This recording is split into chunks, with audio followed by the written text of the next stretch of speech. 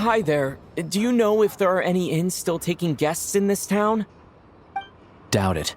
They're probably all closed. No one has enough 𝗪𝗔𝗔 to heat their own homes, let alone a business. What a bummer. I clocked you a while back. You adventurers or something? We don't get many tourists in inland Snezhnaya these days. Why is that? Because of the snowstorm? In part.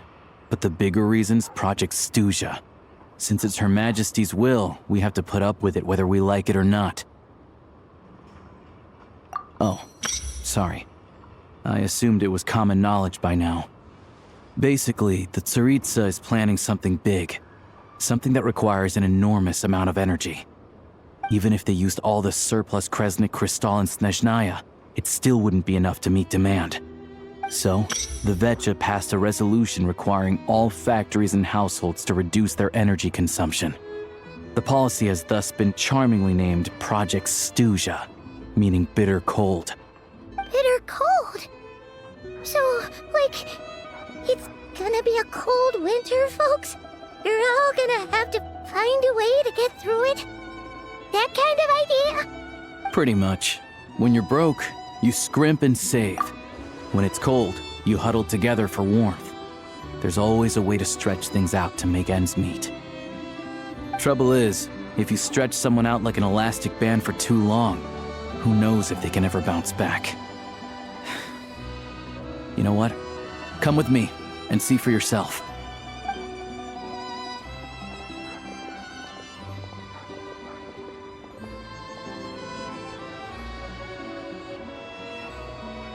Can you please explain to me why the price of 𝗪𝗔𝗔 has gone up by 1/3 again? Even as our purchase quota has gone down. You only come here twice a month. This won't even last us a week. The supply and pricing of 𝗪𝗔𝗔 are based on current production volumes and price data. We 𝗪𝗏𝗏 are only responsible for delivery and security. I'm not in a position to explain to you how the figures are calculated, but I assure you, they are as fair and reasonable as possible. Oh, so our lives mean nothing to you? How can you expect anyone to survive a single night in this weather without heating?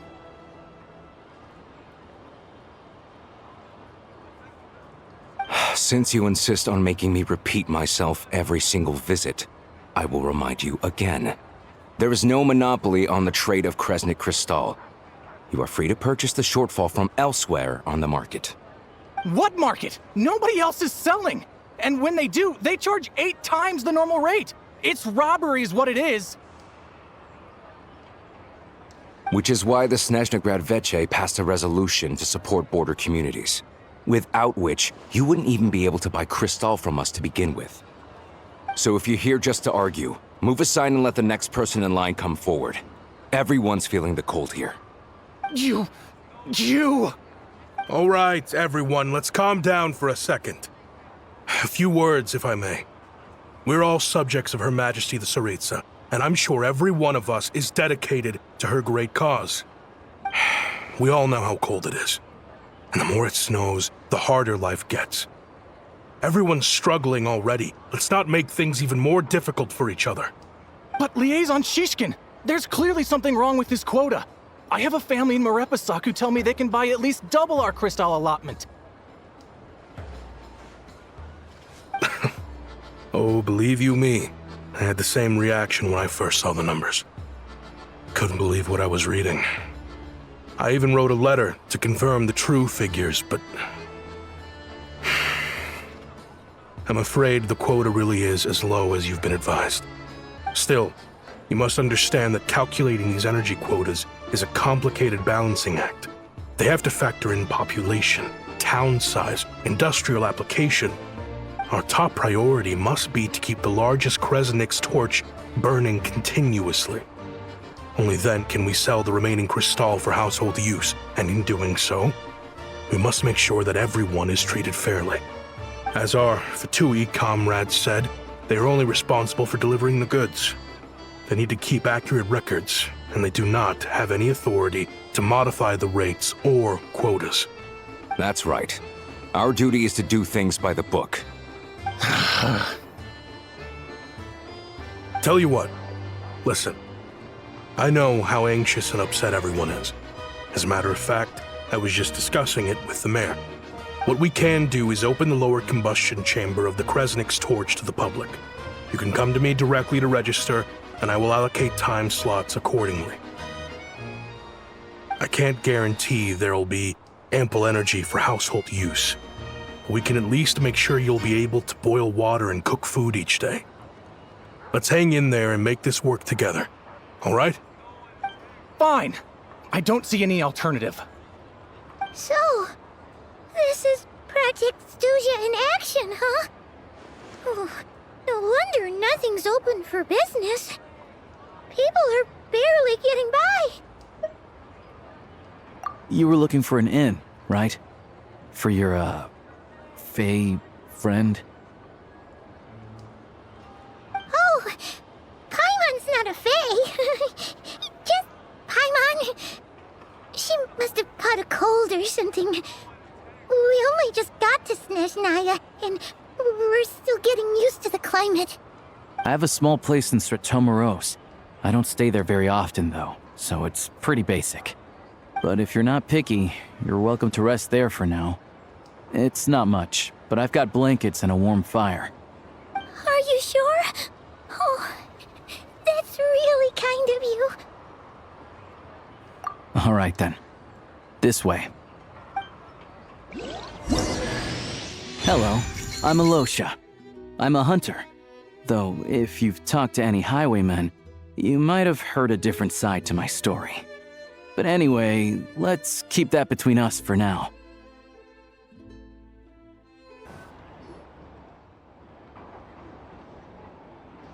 Oh, so cozy and warm.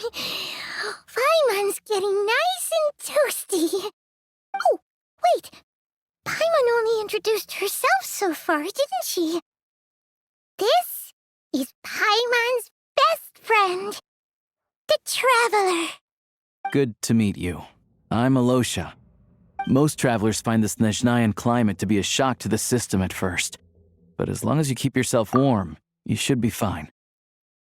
Still, you should keep an eye on your condition. When people are too quick to dismiss a cold, it can easily end up turning into something more serious. Don't say that. Paimon's too young for chronic health issues. They aren't in town right now, and they won't be back anytime soon. The train station has been closed ever since these power shortages began. I do a lot of hunting, so I spend most of my time exposed to the elements. But even the animals wouldn't survive long in a storm like this, let alone a hunter.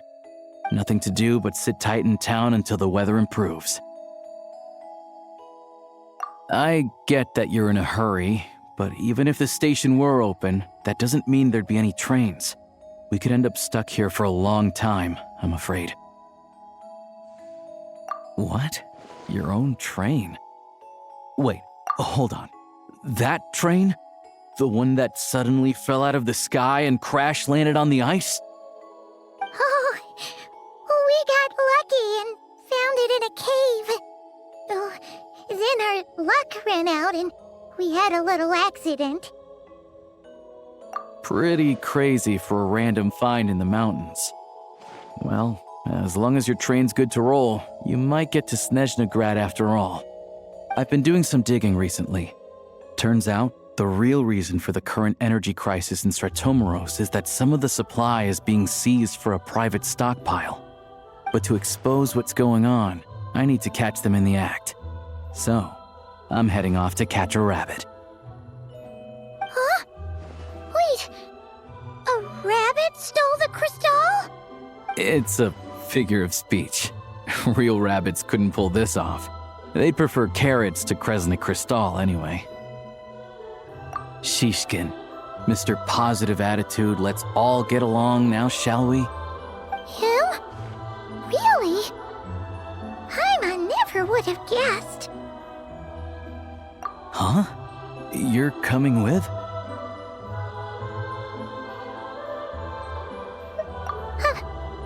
Oh, okay then. Just give Paimon a second to get ready. All right. Guess there's no point pushing myself. Paimon will stay here and hold the fort then. Be careful, you two. Oh yeah, there's one more introduction to do. Gagarin, get in here. Oh, a doggy. Oh,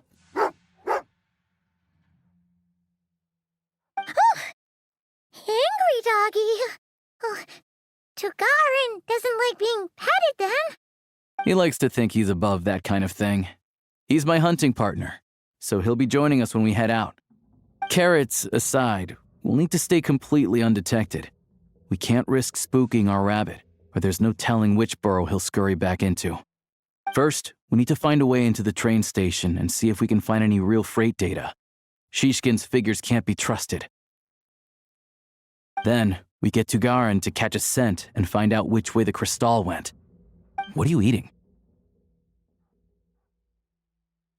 Oh, check it out! When you're all out of carrots, try jerky!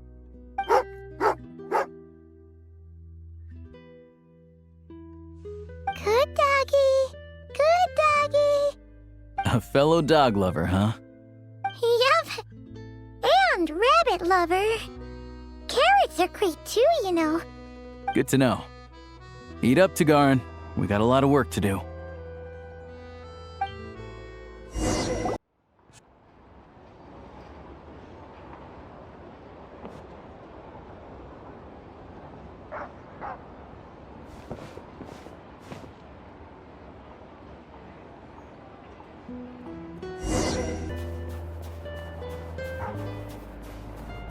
Wait.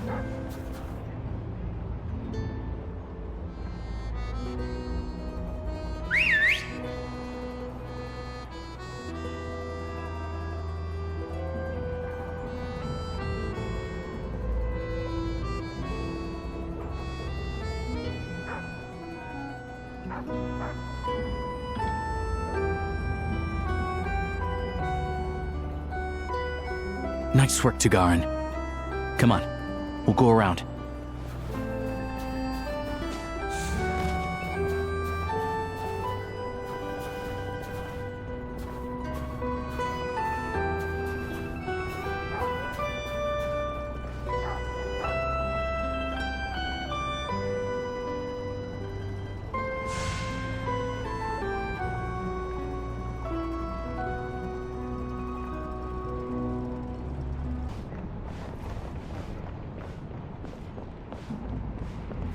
This way. We'll enter from the upper floor.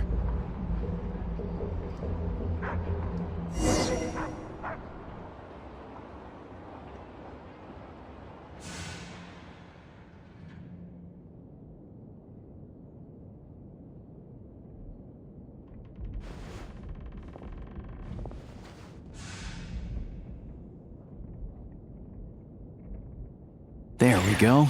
A freight list. Straight from the Fatui. So Shishkin won't have had the chance to doctor the figures. Looks as new as the day it was printed. I guess no one bothers reading these unless they have ulterior motives. Yeah, this is all we need. Come on, let's get out of here, then go track down the crystal. Gagarin's a keen hunter, and catching rabbits is his specialty.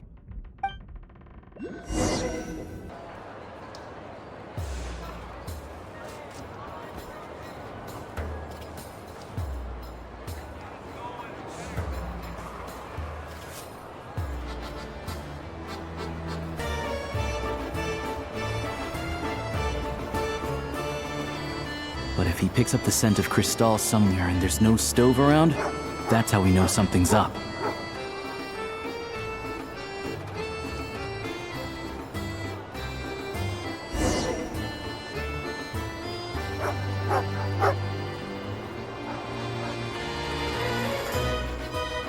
This must be the rabbit's warren. Good job, boy. Sure enough, there's a tunnel. You stay here and keep watch. I'm gonna take a look inside.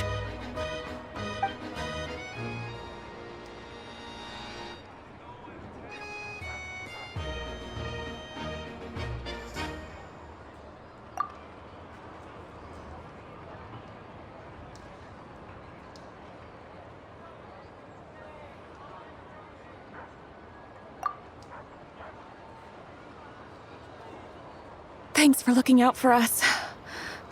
Things are getting tougher by the day. No need to thank me. It's my pleasure. Sure as Her Majesty the 𝗧𝗏 watching over us, every sacrifice will be worthwhile. Let's grit our teeth until the blizzard passes. These days of hardship will be over soon. Maybe for everyone else, Liaison Shishkin, but for you, the hard times have only just begun.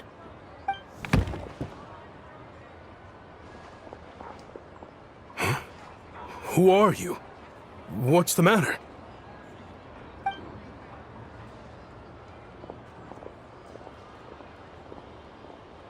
I just had a question for you.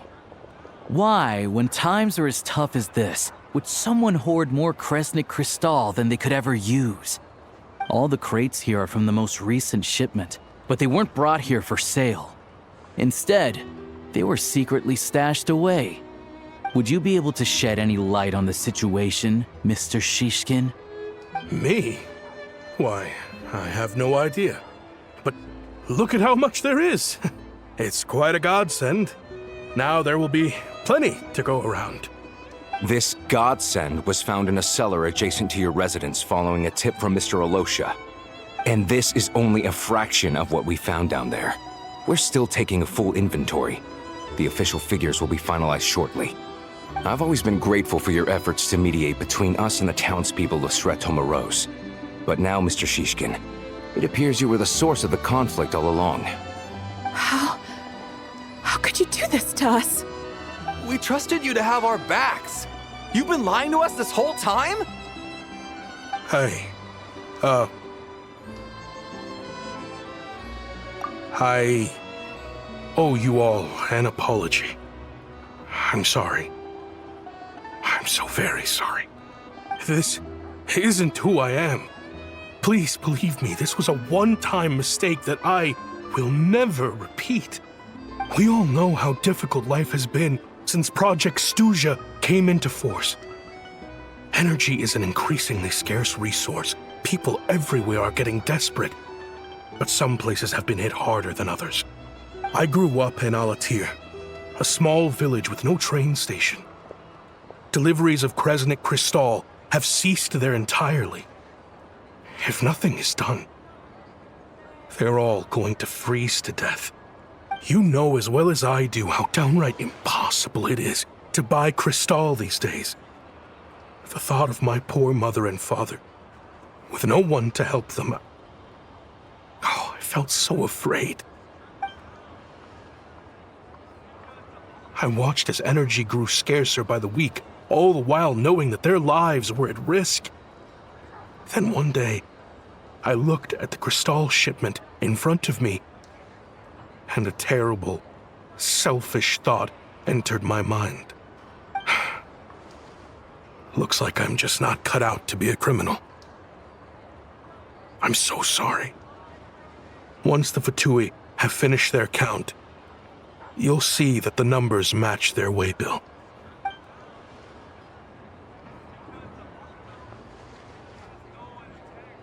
I have the official Snezhnayan quotas here. Anyone who has already purchased energy, please make your way over here to correct your transactions. I'll make a batch purchase of crystal worth 3 months' salary for you all to use free of charge. As for Alyother, I'll think of something else. You don't have to go that far. Yeah, owning up to your mistake is enough for me. You've done plenty of good for the community in the past. I'm not looking for a handout. Drop the act. You claim this was a one-time mistake, but the real reason there's only 1 shipment's worth of stolen crystal in your basement is that you have an accomplice. Reporting in, sir. We've conducted a full search of the mayor's house. As expected, we found many crates full of crystal, half of which were still in their original shipping containers. This wasn't your first time at all. You've been colluding with the mayor of 𝗧𝗏𝗄𝗏 for a long time now. The train station's currently out of service, but it does open for a short window every time there's an energy delivery. And every time a train pulls in, you're there on site to take inventory and oversee the workers unloading the cargo. The mayor handpicks said workers. Per his instructions, they transport the crystal by tunnel at night to the mayor's house, and he sells it out of town. But since he can't get the goods out of town by train, he had to arrange an alternative method of transportation. This meant slower sales, which gave me plenty of opportunity to catch him in the act. Wait, the mayor's involved in this too? Preposterous. What proof do you have of any of this? Basic math. I've spent a lot of time lately counting carriages as the snowstorm rages. Counting carriages? What? The energy consumed by a train depends on its total weight. And since energy is a limited resource right now, it's fair to assume that every carriage is packed full. So, if we take the energy required for the Kresnik's torch, add the sales figures you provided, then compare that figure to the train's theoretical cargo capacity, guess what? The numbers never match. It's always off by 1 or 2 carriages worth. This time, you set a new record. 3 carriages missing. You mean to tell me that you sat around outside, counting carriages, in this weather?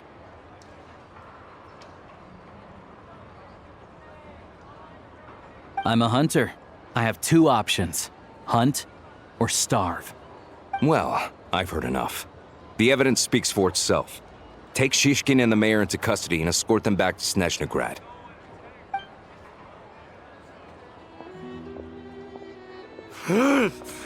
You cocky little brat! Ruining my business! Just you wait.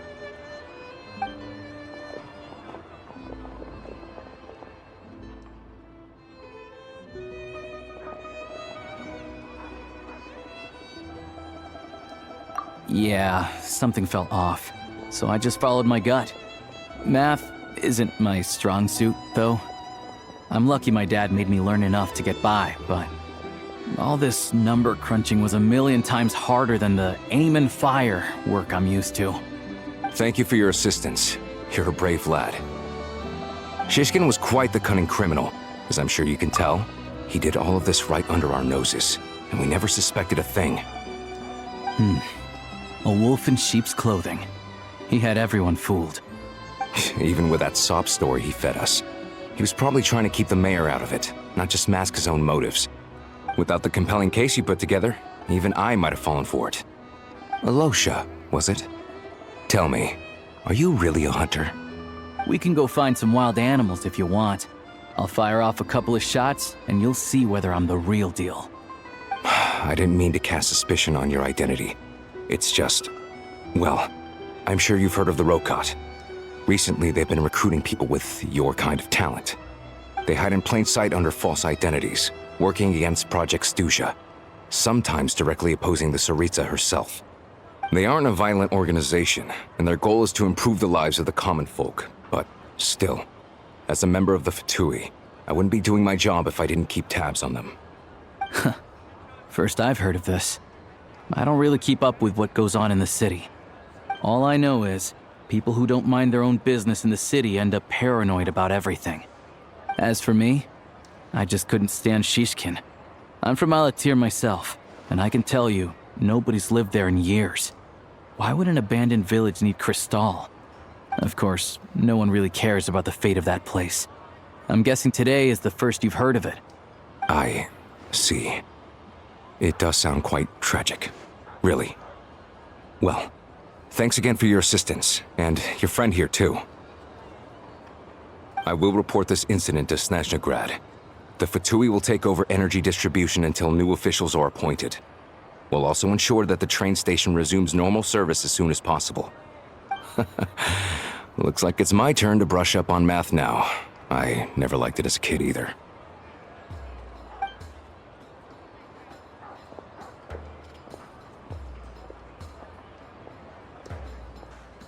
Don't mention it.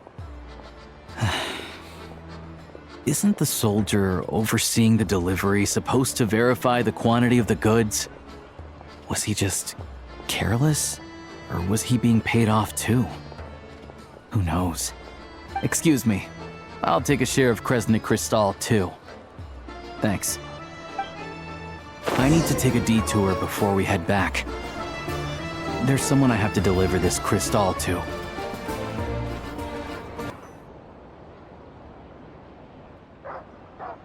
Hang tight for a moment. This old lady, she doesn't really know who's who anymore.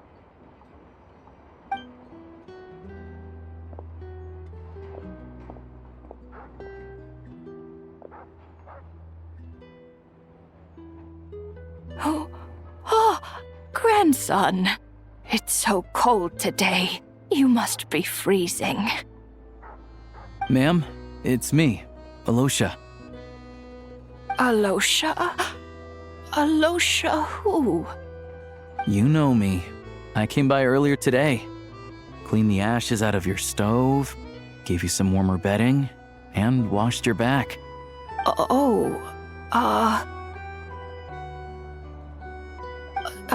I'm sorry, I don't remember.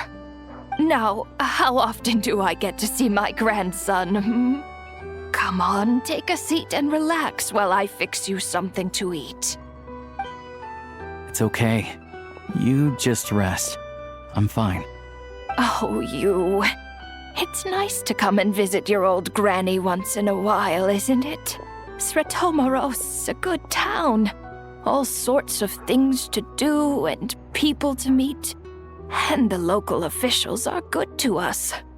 Sit down, come on, take a seat. I still have some fruit left. Let me get it for you. Please, don't get up on my account. You need to rest. Where's the fruit? Right under the basket by the door. Or maybe it was on the bedside cabinet.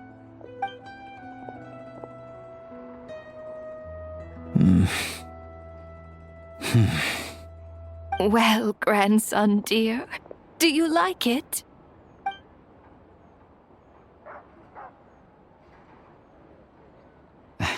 Very much, ma'am. It's delicious. Good, good. Wonderful.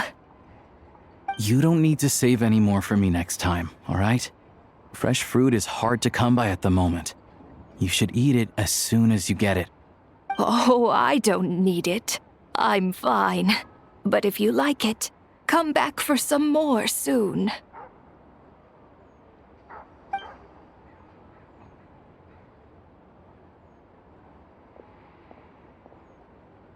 Some kind soul must have given these to her.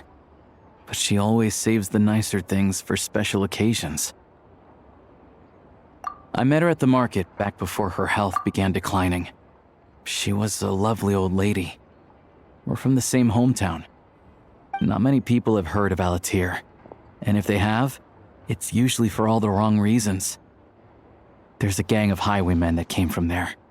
Now that it's an abandoned village, it's rare to find anyone who shares fond memories of our hometown.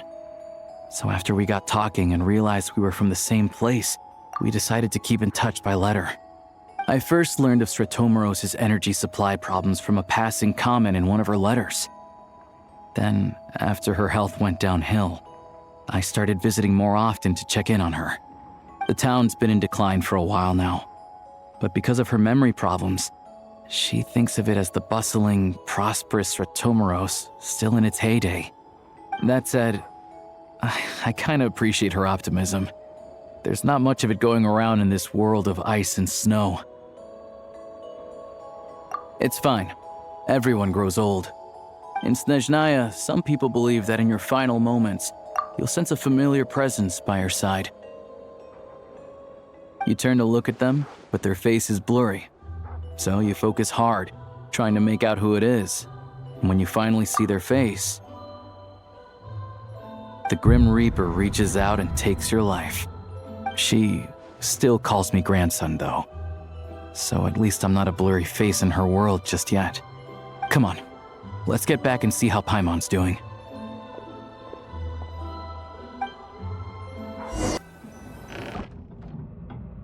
Paimon, we're back. Are you feeling any better? Yep. Paimon's not cold anymore. But she's still a little dizzy. Flying probably isn't a good idea right now. Paimon might lose her balance. But Paimon's sure she'll be fine. It's probably just from getting hit on the head by that pile of snow when we first arrived in Snezhnaya. Her complexion's looking much better. Let's keep an eye on her. Sure, but enough about that. How did everything go on your end? Are you all set? Did you have any trouble? I'll explain. It's a bit of a long story.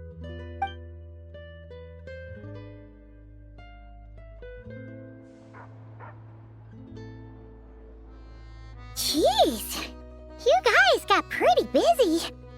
Sounds like the liaison officer and the mayor were running quite an operation.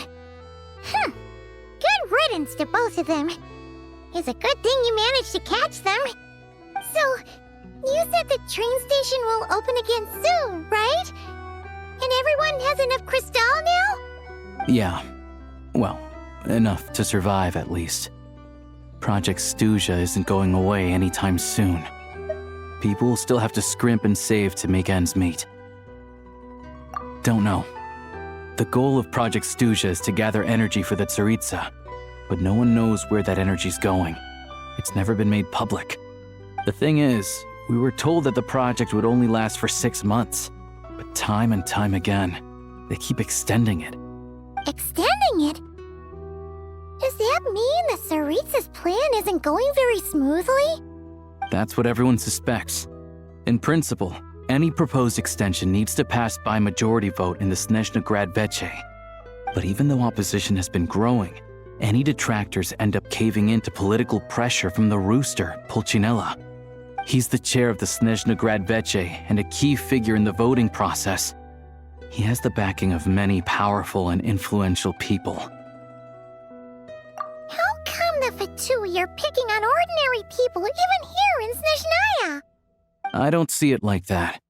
Fundamentally, the Fatui will always think and act in the Tsaritsa's interests. But that doesn't mean they don't care about the plight of the common folk.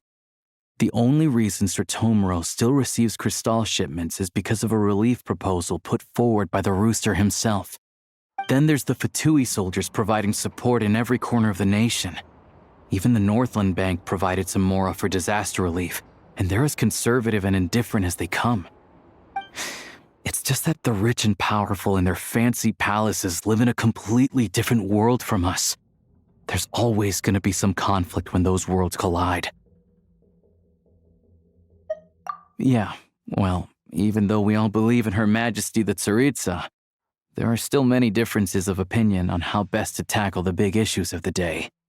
Regular folk don't have an easy way of getting their voices heard in Snezhnaya, while the rich and powerful are either unwilling or afraid to speak out for all sorts of complicated reasons. The 𝗏𝗏 provides the disaffected with false identities and an outlet to vent their frustrations. Of course, an organization like that exists in a gray area. The moment the 𝗏𝗍 think they've crossed a line, there's sure to be a crackdown. But so far, they've been doing their best to help the common folk. Like us, don't you mean? You didn't hesitate to join in. You're not new to this, I can tell. That's because we're adventurers. It's our job to help people out with commissions and get to the bottom of things. Sounds like we're going to get along. So, what's your business in Snezhnaya? Aside from taking your friend to see a doctor, of course. I want to meet the Tsaritsa. It's complicated. I've had run-ins with many of the Harbingers along the way, and I really need to know what the Tsaritsa is up to. Her ultimate goal, what the Gnosis mean in all of this. Since I've made it this far in my journey, I have to find the truth, whatever it takes. Wait, so... no way. Are you who I think you are? Sounds like you've heard of us then.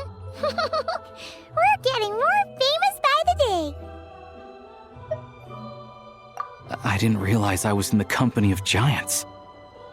Honestly, we're all as curious as you are about what the Tsaritsa's planning, and why it has to involve us freezing to death in the snow. But getting in the same room as her won't be easy. The common folk aren't permitted to meet her at the best of times, and right now, she's probably not even in Snezhnaya. Word is, she's heading east on a campaign to slay a monster. Yeah, so you've heard of it. A wild, unpredictable monster with the power to summon snowstorms. It also absorbs everything around it into its body, so it's growing constantly. Now, it's so big that the Tsaritsa has deemed it the #1 threat. Luckily, as it grew, it became increasingly less mobile, so it doesn't pose an immediate threat to this town or to Snezhnagrad. I'm sure that Tsaritsa and her personal guard, the Druzhna, won't have any trouble defeating the creature between them. It's just a question of how long it'll take. Suffice to say, you won't be seeing her anytime soon. You'll have to wait until she gets back.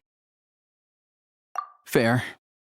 Well, the Fatui will be taking over management of the train station for the time being. Things should be up and running by tomorrow. Once it's open, we can see about getting your train towed to the station. Whoa! That's gotta take a lot of manpower. Are you sure we can talk them into it? The Fatui aren't exactly spotless in this whole mess. Plus, we helped them out. Should be easy enough to negotiate. As far as I know, all the paperwork is dealt with upon manufacture. I've never seen anyone check it, so I wouldn't worry. Having a train makes everything much easier. We'll reach Snezhnagrad in no time. I need to head there myself anyway. Got some game to trade for Mora. I know a good doctor in the city. I'll introduce you when we get there. Oh, thanks so much. Let's get a good night's sleep ahead of our big trip tomorrow.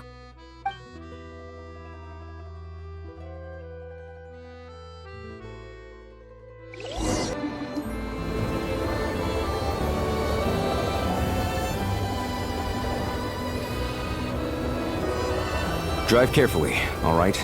You don't want to end up in this situation again. Also, I don't think I've seen a train like this before. Is it a new model or something? Not a fan of small talk, are you? Anyway, take this. It's an up-to-date map of the Snezhnaya rail network. All the track switching is automated, so as long as the train's moving, you don't need to worry about collisions or anything. We'll leave you to examine the train's conditions yourselves. Fingers crossed nothing's broken. I doubt 𝗧𝗏𝗺𝗏 has any engineers with experience working on this model. Shouldn't be a problem. Thanks for everything. All right then. Have a safe journey. And make sure to check everything's working before you set off. Alright. Looks like our destination settings have been applied. Let's give this thing a final once-over and then head out. Goggles, your time to shine! Affirmative. Running vehicle diagnostics. What's this? Engine, green. Wheels, green. Frame, minor damage, but no impact on function. Diagnostics complete. All systems nominal. Neat! Huh. Paimon still can't get over the fact that you just found this tech lying around in a random cave. I've lived in Snezhnaya my whole life, and I've never heard of an interactive, talking train autopilot. Strictly speaking, I wasn't designed purely to drive trains, though I doubt you have any interest in navigating the practically unreadable operator's manual yourself. All configurations are complete. Should you require any further assistance, please call for the 𝐈𝐻𝐻𝐿. Away we go! Nope. Paimon's gonna find a warmer seat.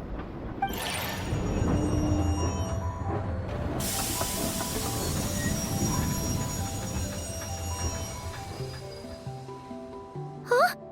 What's going on?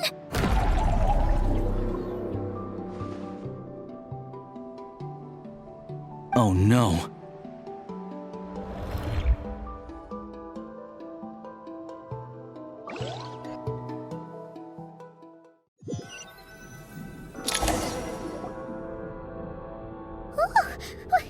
What is this place? Traveler, are you okay? Paimon's still airborne, but it feels like swimming through thick, gloopy water. Ugh, it's horrible! Of all the things that could have gone wrong. Alyosha, you're Snezhnaya, right? Any idea what the heck this place is? It's called the Shadow Realm. A place where no wind blows, no light shines, and no elemental energy flows. Even time itself doesn't exist here. It's a world where everything seems to come to a standstill. I've only seen it a few times before, and this is my first time inside. It's a dangerous place. Most people who get sucked into the Shadow Realm are never seen again. And the few who do make it back, they're never quite the same. Huh? Then, what the heck do we do now? Oh, maybe Goggles knows something. Goggles? Great! Now we're done for! Hold it together. Let's not get ahead of ourselves. I heard a story once about the world of shadows. If it's true, there's a way to escape. We just need to find the exit. Come on, let's explore.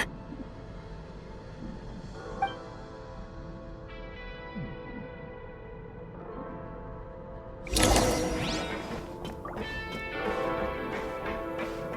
at these Fatui! It's like they've lost their minds! Their shadows have been devoured. They're no longer amongst the living. I can't channel elemental energy here, but I have a few gadgets that still work.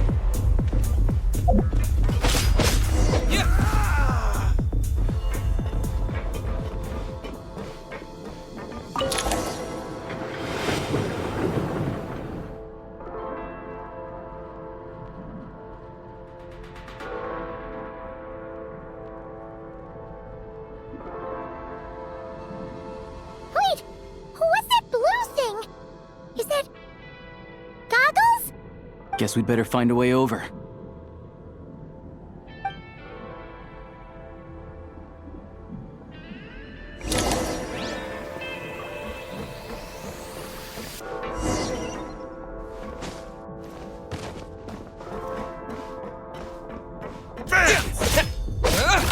This is the last one. What do we do next? Play it by ear.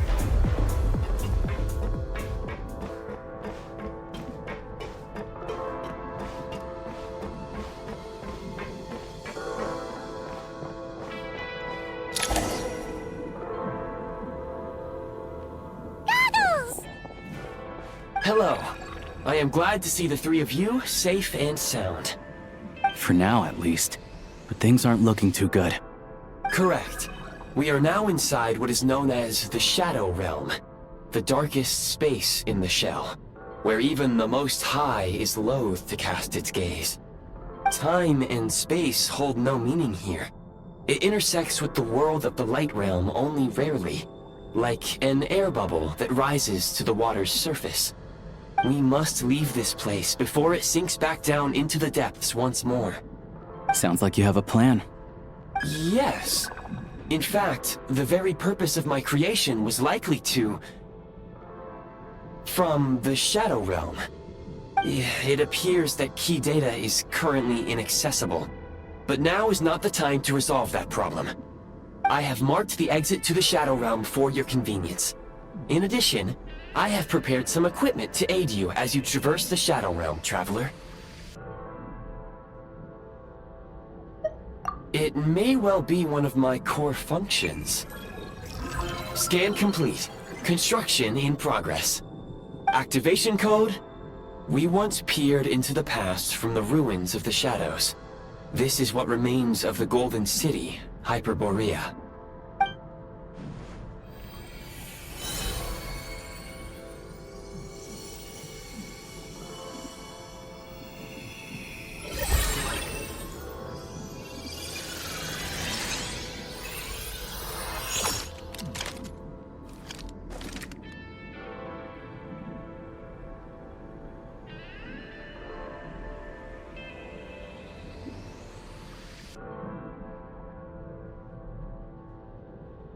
Whoa! Now go. Arm yourselves with weapons of the spirit. Bring down the walls of the stronghold, and extinguish the flaming arrows of the wicked. Is this a gun? In the Shadow Realm, where humans cannot channel the elements, There once was one who, after much research and many attempts, found this to be the most effective means of attack. Let's go. We don't have much time.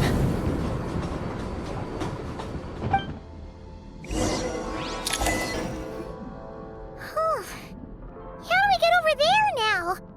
I recommend using this grappling gun. Such devices were originally used to secure structures in the Shadow Realm. If you detach the connected hook, the grappling gun will automatically fire a rope to another nearby hook. Okay. So, we just removed this hook, right?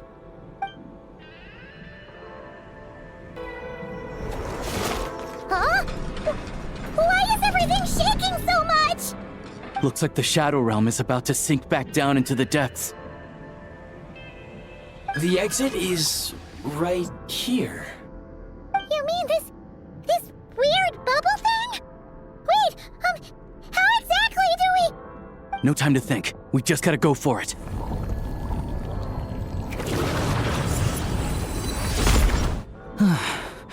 Looks like I was right.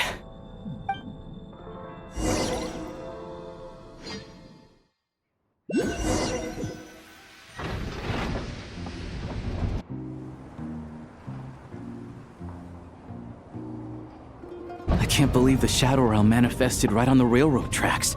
It's almost unheard of. Lucky we made it out. All thanks to you and that awesome gun. Ah, so you have heard of the Golden City before? Yeah, it came up a whole bunch in Nocturne. You're a pretty neat surprise in that sense, aren't you, Goggles? We had no idea they left cool gadgets like you behind.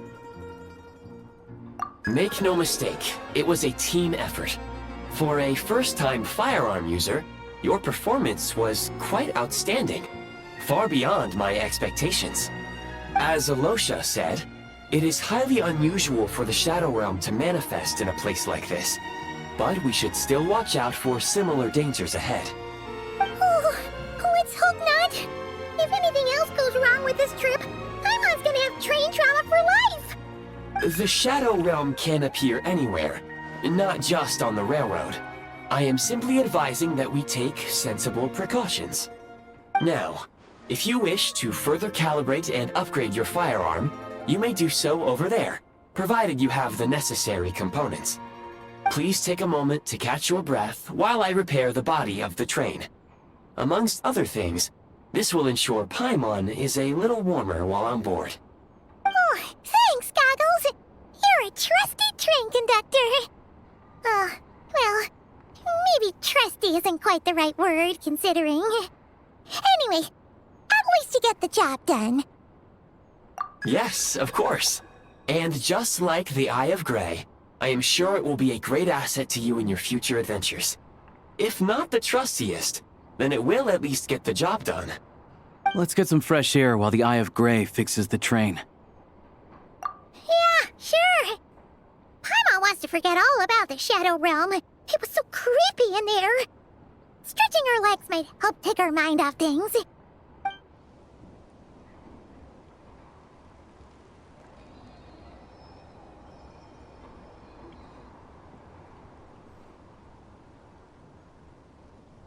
It's so quiet here for a train station. Not a person in sight.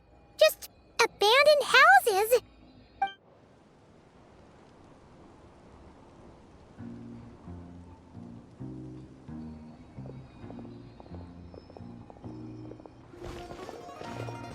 Huh? So much for repair? You've swapped our train out for a whole new model! My plan was to restore the train to its original appearance per my records as quickly as possible. Now that the repairs are complete, the train offers optimized performance and a significantly improved trendiness level. Huh. Didn't know trendiness was a parameter. According to my calculations, parameterization is the most effective way for the 𝗷𝗫𝐸 to understand trendiness. 𝗫𝗄𝐸𝐸, huh? I'm sure I've heard of that in a story somewhere. What an incredible little gadget you are.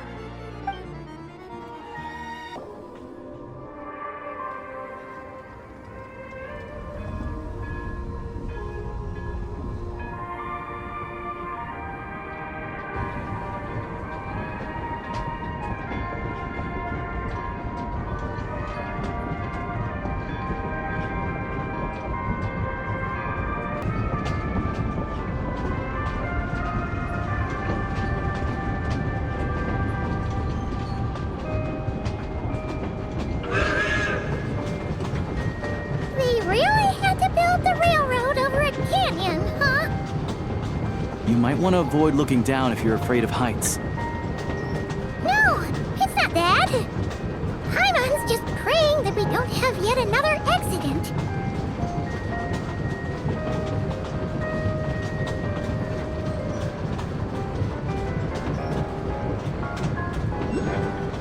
That mountain is breathtaking. Reminds Paimon of Dragonspine. They say this mountain's the domain of a 𝗧𝗏𝗏𝗧 lord. A lot of the 𝗧𝗏𝗏𝗧 retreated there to live in seclusion, so it's a pretty mysterious place. You hear all kinds of stories. Even the residents of the nearby town of 𝗪𝗏𝗏𝗧𝗏 steer clear of the summit, and they make a living off of harvesting prime ice.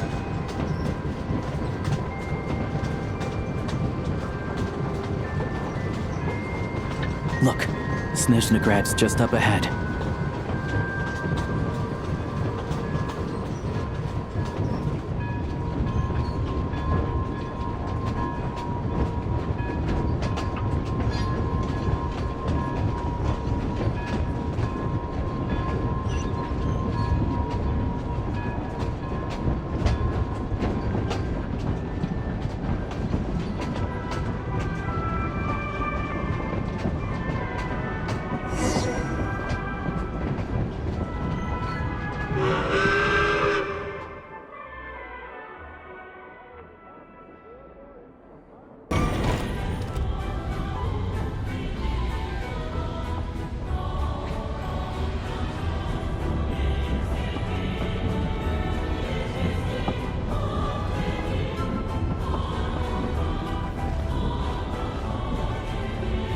Here we are.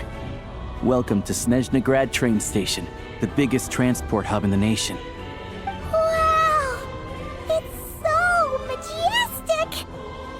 Just flying from one side to the other would probably leave Paimon out of breath! It's built for maximum efficiency, but yes, transferring trains here can be a little tiring.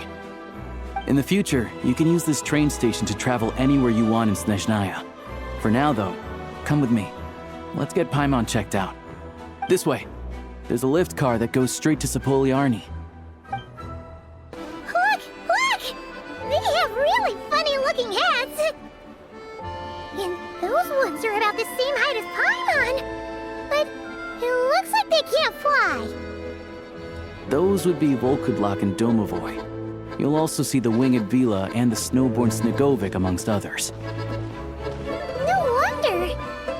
Heard that Snezhnaya used to be the realm of 𝗪𝗏𝗏𝗏. Paimon can really see it now.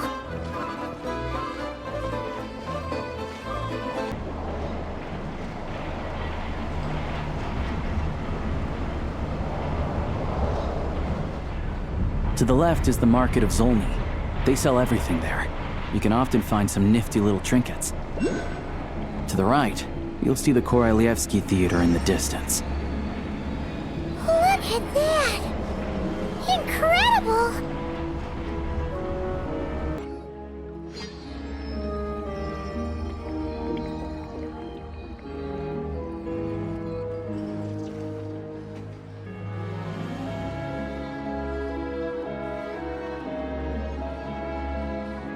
Wow! Snezhnagrad is stunning! Seeing it with our own eyes makes all the trouble we went through to get here worth it! I found it pretty stunning when I first came here too. But I soon found out that stunningly beautiful means stunningly expensive. The prices here are crazy. I'm just a small-time hunter, so Zolny is where I spend most of my time. This way will take us to 𝗺𝗏𝗏𝗧𝗏 restaurant. They offer food and lodging there, so you can get settled in while I fetch the doctor. Is that gonna be stunningly expensive too? Yeah, I mean, there are places to stay in Zolny, but I highly doubt they'd meet your standards.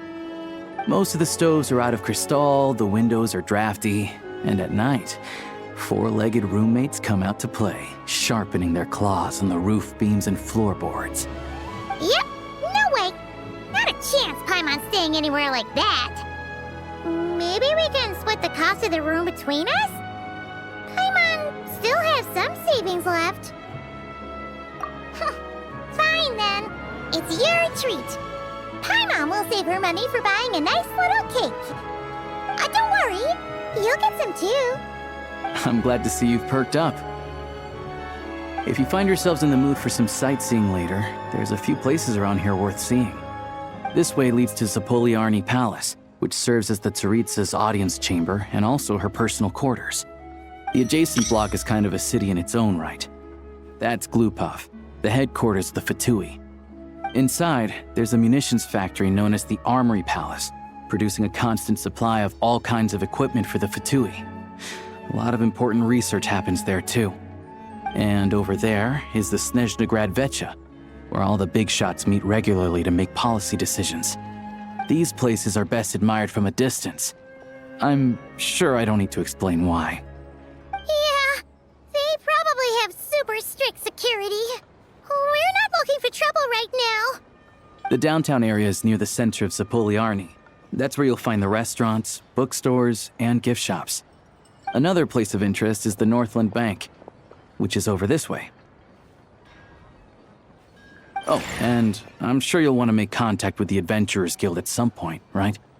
That's right here. Ooh, speaking of adventuring, we use alchemy quite a lot. Do you know where we can find a crafting bench? No one practices alchemy at Snezhnograd, I'm afraid. Apparently there's some historical reason for it. Oh. We'll just have to use the one on the train then. Kinda inconvenient. Wait, how come there's one on the train if that's Snezhnayan too? Yeah, I don't know. Not my area of expertise. Still, I wouldn't say the absence of alchemy makes life here any less convenient. Anyway... Finally, there's Zolny in that direction. It's mostly residential buildings and factories, but there's a few shops too. Worth a look around if you're interested. That's about it. You guys go ahead and get checked in while I track down my doctor friend. Sounds good. Thanks for all the recommendations. It'll be good to get out of the cold wind. Paimon's starting to feel another headache coming on. 𝗏𝗏 restaurant is right this way. Hello. Is there a traveler and Paimon in there? That's Alyosha! Come in! Hello, I'm Dr. 𝗏𝗏. Alyosha mentioned that one of you is feeling a little under the weather. I see. So you're my patient today, yes? And you're, Faye, I presume? Good question. Paimon's not too sure either, but she's definitely not the same kind of Fae as the ones we saw at the train station. Is that gonna be an issue? Not exactly. It's just, I'm used to treating human patients. Fae tend to be far more resilient than even the healthiest and most long-lived of humans. But don't worry, I do have some experience treating Fae. I've even diagnosed plenty of cats and dogs in my time. Safe to say, I have a fairly eclectic range of expertise. It'll be fine. Paimon's basically the same as a human. Right? We're no different when it comes down to it, are we? More like you don't eat enough. The more talking you do, the more you need to eat.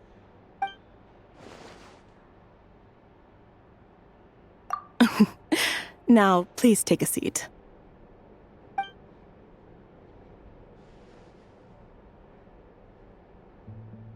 Okay, vital signs are good. Test results are all within normal ranges. I don't think it's anything serious. More than likely, you've just caught a cold. I can give you some medicine to tide you over, but as long as you rest properly for the next couple of days, you should feel better. Make sure to keep an eye on your temperature, though. If you find yourself with a persistent low-grade fever, or if your symptoms don't improve, just contact me again. Sounds like there's no cause for alarm. Thank you, Doctor. You're very welcome. Just doing my job. I'll leave you in peace now. Time to visit my next patients. Take care. You heard the doctor. Best you rest up here for a couple days. No sightseeing for the time being. Alright then. Guess we got no choice. Let's just treat it as a short vacation. I have to get back to it. If you need anything else from the doctor or me, go to the Hunter Trade Station in 𝗏𝗏. The boss there knows how to reach me. Hey, no big deal. You saved my life in the Shadow Realm. This is the least I could do. See you around.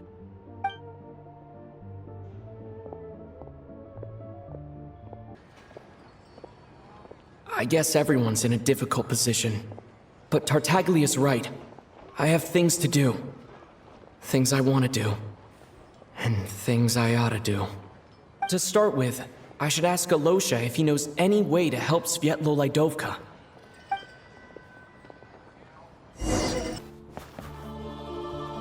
Hello there. How can I help? Ah, sure thing. Give me a second. I'll go fetch him for you.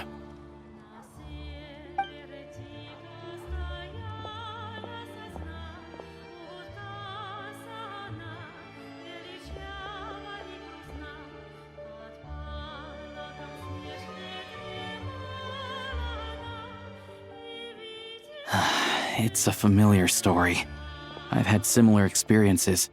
Although Snezhnaya doesn't deliberately delay or withhold relief, those first few days of waiting for help are always the hardest. It's a fundamental contradiction. If emergency relief can't be delivered in time, what's the point in even calling it emergency relief? Not necessarily. I think there's a good chance that Kresnik Krystal from Sratomaros will start flowing into the market. When we resolve Sratomaros' energy issue, it's like we open the floodgates. A huge backlog of crystal is now available to the townspeople. There's no way they can use it up at once. A lot of them will probably stockpile it and slowly work their way through. Probably a good idea, since energy prices are only going to keep rising. But there will always be people who urgently need Mora. Exactly. At the current prices, selling crystal is an easy way for an ordinary person to make a fortune. Hey boss, how much do I have left in my account? 1 second. Let me check. So, you're planning on buying the crystal out of your own pocket? Yeah. I don't know if I have enough, so I'll chip in a little extra and buy as much as I can afford. No, it's fine. You're new to Snezhnaya, and you have your own living expenses to worry about. Besides, you're already providing the train. Here's your Mora. See what you can find at the market. But I doubt there'll be much crystal left. Yeah, well, can't hurt to take a look. Let's see. Huh?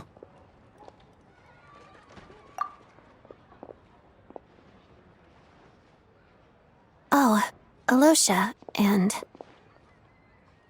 Hello? I didn't realize you two knew each other. Yeah, I take on some odd jobs in the city to supplement my hunting income. Sometimes I work as a cleaner or prop hand at the theater where Odette is one of the big stars, so I've met her a few times. When the weather's as bad as this, it's better for a hunter to adapt than to keep looking for game. Yes, and we sometimes need extra help.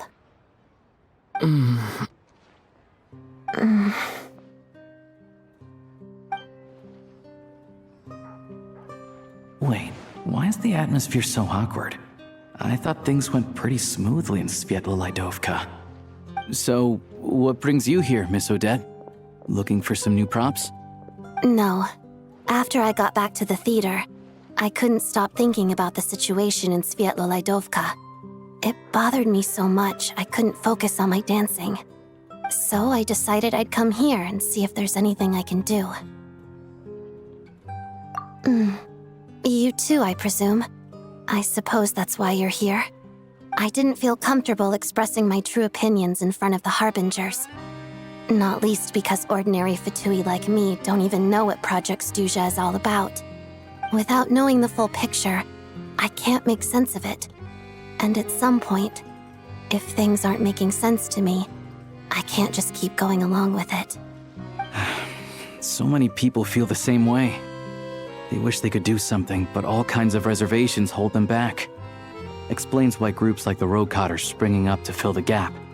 Yes. Well, that's one option. But there are risks to consider with organizations like that.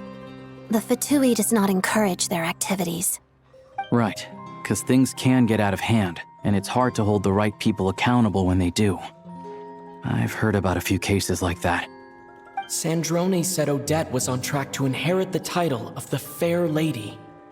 If so, she'll be able to find out what Project 𝗪𝗠𝗔 is really about. Still, it's probably a little soon to ask her about that. There may be more to the story. What's on your mind? I think we can both agree that no matter which side you're on, it can't stop you from doing the right thing. Where there's a will, there's a way.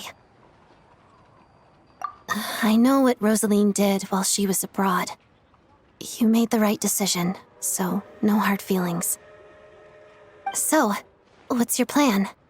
Oh, we were gonna buy some crystal. I heard there's some on the market right now. Funny. I had the same idea. In that case, let me pay. I can claim it back as mission expenses. The real issue here is that government relief is behind schedule.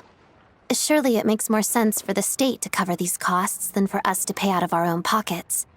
True. It's a huge expense after all.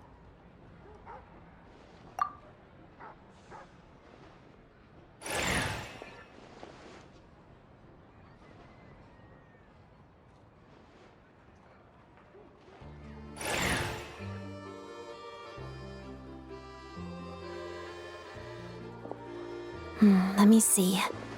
I'll take it all, please. And I'll be needing a receipt. Right. Choose mission budget under the expense category, but be sure to specify emergency rescue operation in the description. Otherwise, the normal reimbursement limit will apply. Let's book this train. Regulations say that if we need to transport Kresnik Kristall during Project 𝗪𝗠𝗔, extra carriages can be added 1 hour before departure.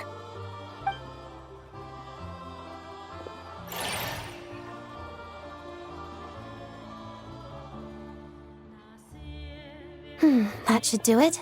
The train will be escorted to its destination by 𝗏𝗏𝗎 guards. This is my first time seeing you handle 𝗏𝗏𝗎 affairs, Miss Odette. It seems you're as skilled an officer as you are a dancer. You flatter me. It's only because I've been doing both my whole life.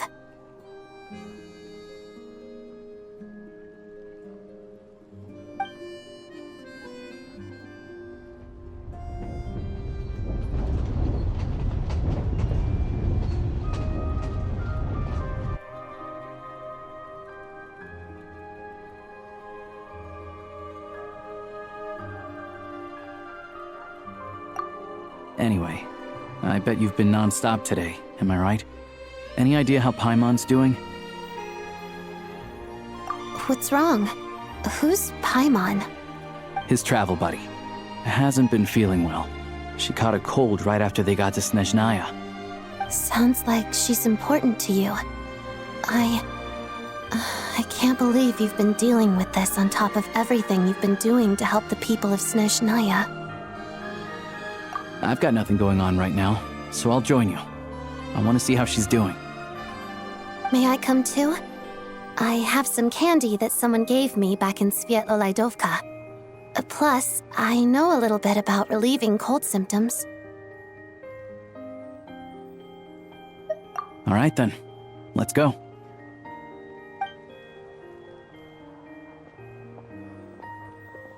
I still don't know what the deal is between these two, but at least the tension seems to have vanished. A good sign, hopefully.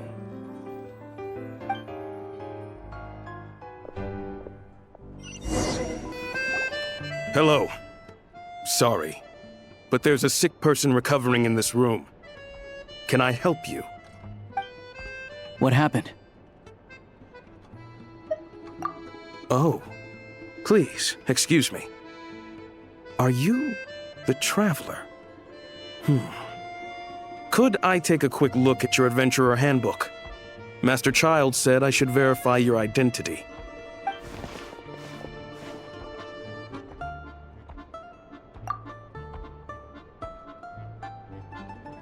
Ah, it's really you. Sorry for the inconvenience.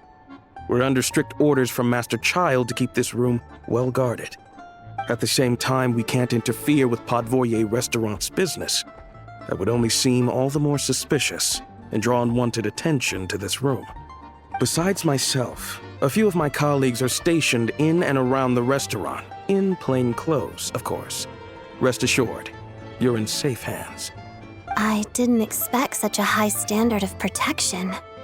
Well, Master Childe handpicked us for this special assignment.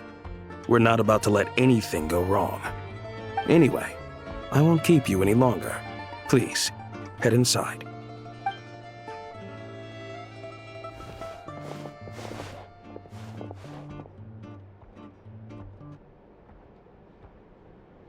Traveler! Alyosha, you're back! Oh, hey! Who's our new friend? Hi, I'm Odette. The Traveler and I crossed paths a few times. Another friend from the 𝗏𝗏𝗏𝗏, huh? You're practically a member yourself by this point. Paimon's definitely on the mend. We should be back to our usual travels in a few days' time. Seems like that doctor was right. It's just... Paimon's limbs are still feeling a little chilly. I have just the thing. Whoa! What's this? Is that a flame inside an ice cube? Wait, is this real ice? How's it not melting? And how does the fire keep on burning? All keen observations. You're right. This is called 𝗏𝗏𝗏𝗏𝗏𝗏𝗏𝗏. Whenever I've caught a cold in the past, I found I recover much more quickly if I place this by my bed. You're welcome to borrow it. Awesome! Wow! It's so nice and warm! Oh, it's like magic. Your name was Odette, right? How did you two meet again? Looks like she's in pretty good spirits. That's a relief. Any progress with your investigation yet? No surprises there, I'm sure. They're not likely to let anything slip. The 𝗏𝗏𝗏𝗏𝗏, huh?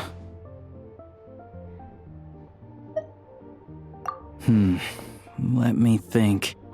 Members of the 𝗏𝗏𝗏𝗏 keep their true identities hidden, but I think there might be someone I can introduce you to. Leave it with me. Meet me at the 𝗏𝗏𝗏𝗏𝗏 tomorrow, and I'll tell you how it goes. Would anyone like a drink? I'm gonna head to the bar. Paimon will have... maybe some hot milk? Yeah. Paimon's in the mood for something warm. Enough with the secret chat, you two. Let's catch up properly in a minute. Paimon wants to know everything that's happened today.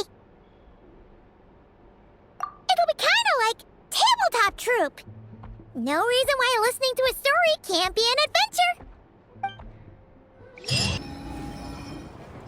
Ah, you made it.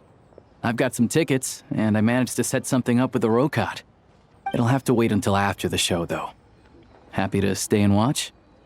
I doubt you've seen the 𝗏𝗏𝗏𝗏𝗏𝗏 troupe on stage before. Pleasure. Here, this is the way in.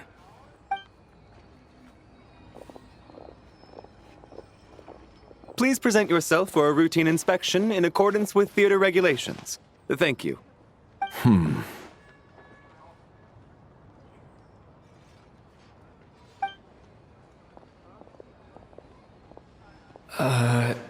Is that guy with the 𝗏𝗏𝗏𝗏𝗏? Looks like he's waiting for something. Okay, all done. Thank you for your cooperation. Please proceed through to the theater.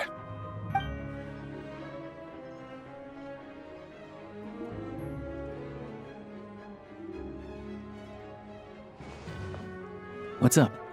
Everything okay? Snezhnaya's business and political leaders are always passing through here, so it makes sense that security's tight. Still, it's a little unusual to see the 𝗏𝗏𝗏𝗏𝗏's armory palace guard here. You saw him, right? The guy right at the back. Strong, silent type. His name's Valeri. He's part of the Special Assignments Battalion, but I only ever see him here for one thing: to look for a guy named Mitya. Supposedly a researcher, though he never seems to put much time in at the office. The theater is one of his favorite places to hang out when he's playing hooky from work. But that's not for us to worry about. Let's go. The show's about to start.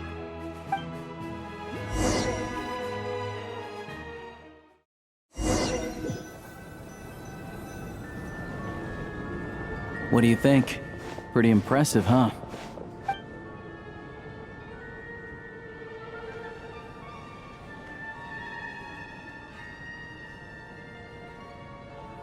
Oh, the one in Fontaine? I hear it's iconic. Never seen it for myself, though. Here we are, just in time. Sorry, coming through.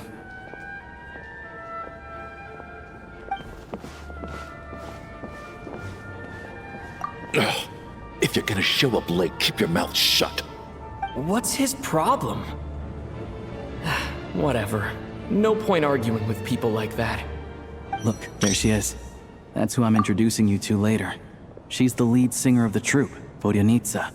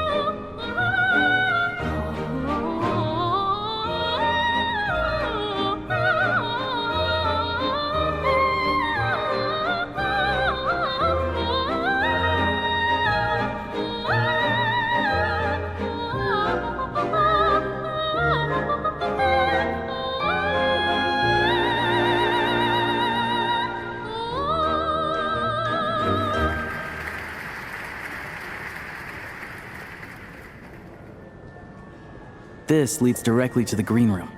They're expecting us. Vodyanitsa will be waiting for us there.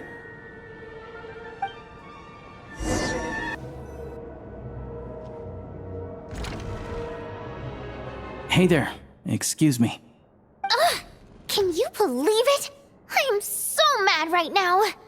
Come in. Oh, it's you two. Huh? You know each other? Oh, wait. Is this who you were telling me about? The one you met yesterday and couldn't stop thinking about? I never said that. Yes, you did. Why are you denying it? It was right before I went on that rant about the moody factory owner.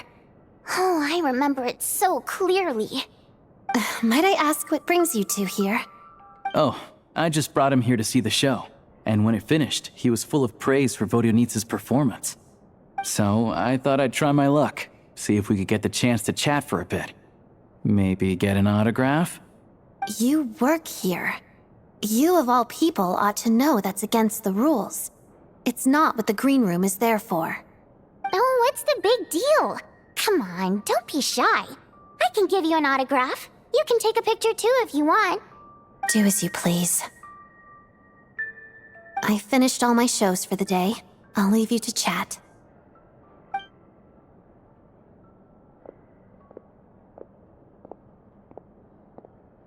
I wasn't making that stuff up, you know. Odette's just too proud to admit it. She thinks very highly of you. And so do I. You did the right thing in Svietloladovka. We're good. Odette's out of earshot. I'll lock the door. Confidentiality, of course. The 𝗏𝗏 is very strict on that. Whoa, Alyosha! Not out loud! Not with an outsider here! Relax, I've taken care of it. Look at this. The President's reply sent this morning. Wait, so he's been approved to join? You told me last night that you wanted to get intel from the 𝗏𝗏. Unfortunately, 𝗏𝗏 intel is only available to members. But ever since you set foot in Snezhnaya, we've been working together. I've seen the way you work, your character, and your motives. Everything about you is perfectly in alignment with what we're trying to achieve in the 𝗏𝗏. So I figured I might as well cut to the chase. I wrote a letter to the president explaining your situation, including just the right amount of detail. His approval came very quickly. Of course, it's still your decision whether you want to join or not. We'll respect your choice. Well, assuming Odette was telling the truth and she didn't misjudge you, I guess we don't need to worry about you blowing our cover. Still, you gave me a real fright. I didn't know that's why you came looking for me. So, that stuff you said about admiring my performance, was that just because Odette was here? Did you actually mean it? Now you're talking. That's what I like to hear. Anyway, let me give you a quick rundown of how things work. Like I said, the 𝗏𝗏 is a covert organization, and we hide our identities.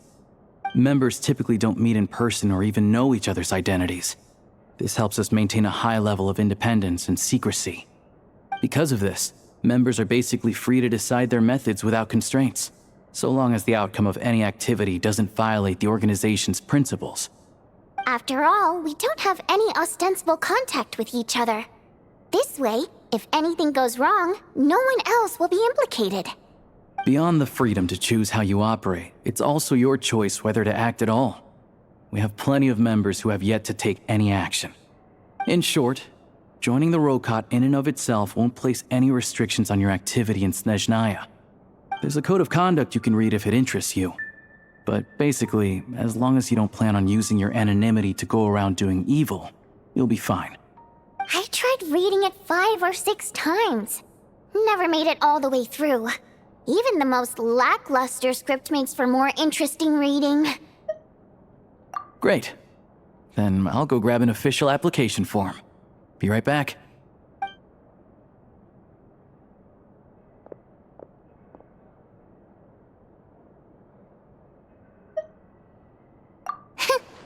Well, Alyosha has this pet dog, you see. His name's 𝗙𝗏𝗆, and this one time, Alyosha brought him backstage. 𝗙𝗏𝗆 took quite a liking to me, so I played with him for a little bit and fed him some treats.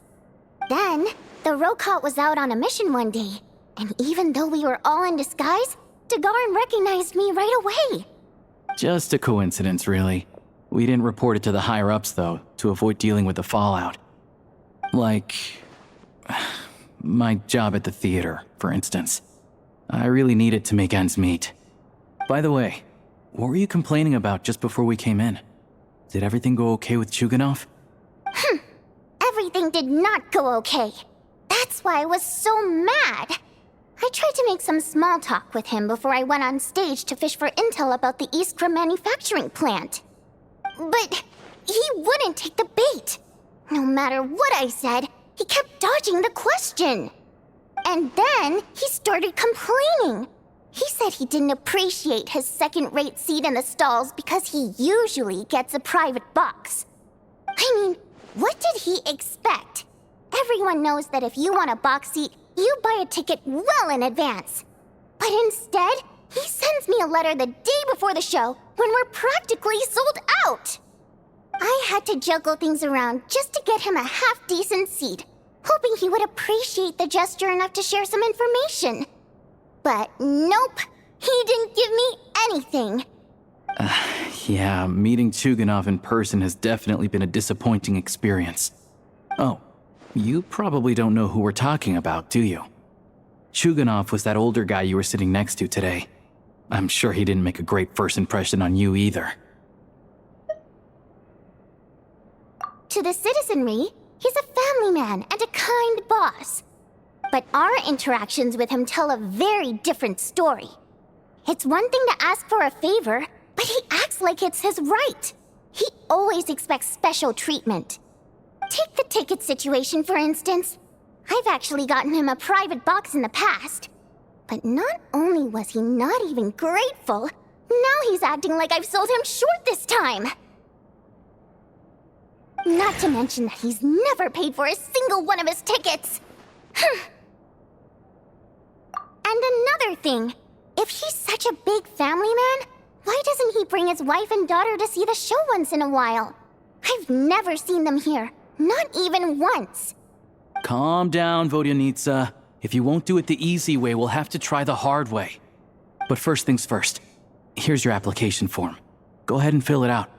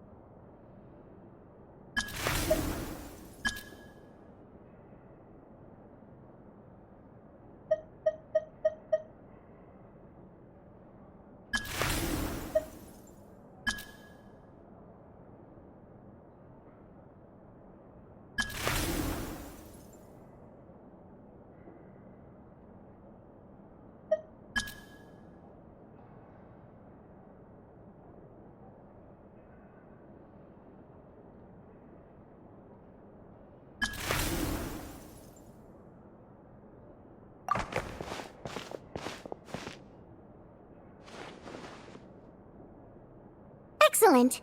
We'll hold on to this for you. All right. Now that we're officially Roughcut comrades, I can tell you. Chukhanov is the target of our current operation. Recently, we've done some recon work at the 𝗔𝗆𝘆 manufacturing plant, which pretty much confirmed that their energy consumption is way beyond the legal limit. All we need now is some direct evidence to present to the 𝗕𝗃, so we can demand that they shut the plant down. That way, the 𝗪𝗔 crystal can be allocated to where it's needed most. I was hoping he might let slip during one of our chats, but he's too tight-lipped. We'll have to find another way. I'm meeting another regular theater-goer tonight, Mitya. But Valeri's here too, and he's probably looking for Mitya, so he may end up being a no-show. Don't you worry. He must know how to dodge Valeri, or he wouldn't be showing up on time for every performance. Mitya is a renowned energy expert. Although we can't get any direct evidence of the excessive energy consumption at the plant, we can accidentally let the information slip to him. The authorities should take someone like him seriously. So if he starts raising questions about energy use at the 𝗔𝗆𝘆 manufacturing plant, there will be a proper investigation. Also, we're not allowed on site, but he has clearance. So all we need is his cooperation. Yeah, so that's the other thing we're trying to figure out. Though I think we're far less likely to make any progress on that front. Still, I hear that Mitya is a bit of a chatterbox. So, who knows? Maybe if we catch him in the right mood, he'll let something slip. What do you think? Sound like something worth your time? Okay, in that case, you guys find a seat somewhere nearby. Pretend you're a couple of buddies there to eat, and keep your ears peeled for useful information. He's a huge fan, so I doubt he'll have his guard up around me. But you two need to be convincing. If he suspects anything at all, he might stop talking. Sure. Don't worry. We'll make a believable pair of buddies. Perfect! You've sold me already. Now, help me tidy this room up a bit before we head out. Okay. What needs tidying? Everything!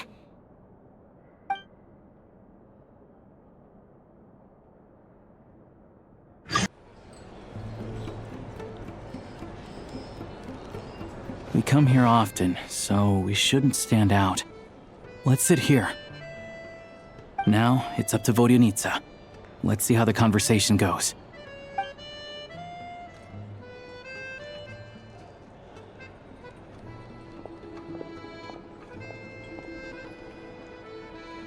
Mr. Mitya! Over here! Over here! Oh, sorry. I got a little held up on my way here. Now we have even less time than we planned. Go ahead and order some snacks and drinks. Whatever you like. Let me see. According to my schedule, we still have 25 minutes left. You're really pressed for time today, huh? I was imagining this would be a leisurely chat. If you'd prefer, we can always reschedule for another afternoon when you have more time. No need. Getting to meet the lead singer is a very precious opportunity for me. I'm not about to pass it up.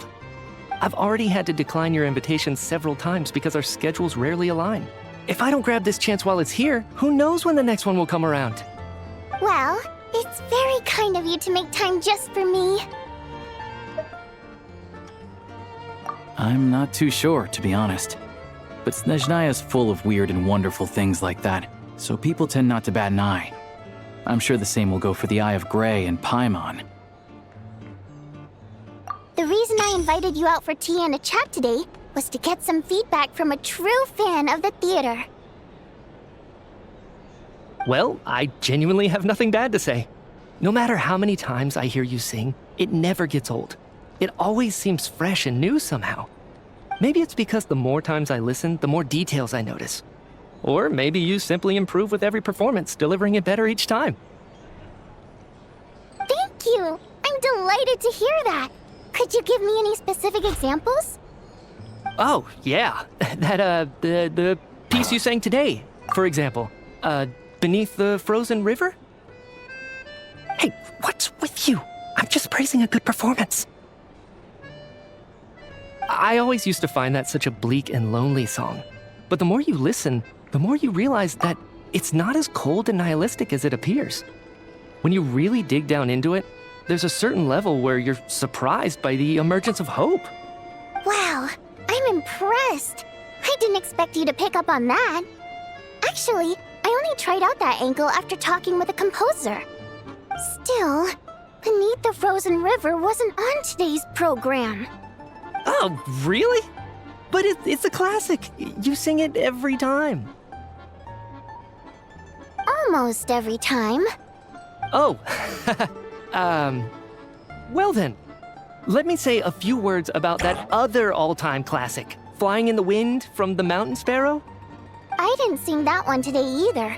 My voice wasn't quite up to it, so I switched it out at the last minute. Oh, but, Sorry, Mr. Mitya, but you were at the theater today, yes? Of course I was. Remember? I said hello to all the troupe members before the show started. You, Odette, and the others. So what did Odette sing today? Elegy of the Snow-Winged Goose, of course. Correct. I see. I see. You find my singing boring, don't you? That's why you don't remember a single song. Looks like I'll need to cut a few from the program next time. No, that's not it. I swear. All right. I'll be straight with you. I'm sorry. My mind was wandering as you took the stage today. I enjoy watching your shows because the exquisite performances stimulate the mind. It always sparks some inspiration for my research. So, whenever I get stuck at work, I come to the theater for a change of pace. Odette's dance during the Elegy of the Snow-Winged Goose today was simply incredible. It got me wondering what she's been going through recently. That look of sheer defiance in the face of utter tragedy? It was so inspiring. I started scribbling in my notebook right away. Not that I made a ton of progress in the grand scheme of things, but I still think it was productive. By the time I snapped out of it, the entire show had finished. So what you're saying is, you didn't listen to my singing at all? Unfortunately not. I'm sorry. I don't know which is more disrespectful. The fact that I don't always come for the show itself, or the fact that I missed your performance. Seems like things are getting a little awkward. Mitya just stepped into a conversational minefield. If there's one thing Vodyanitsa doesn't like, it's people who show disrespect for her performance. This meeting was so hard to set up. Don't tell me it's already falling apart.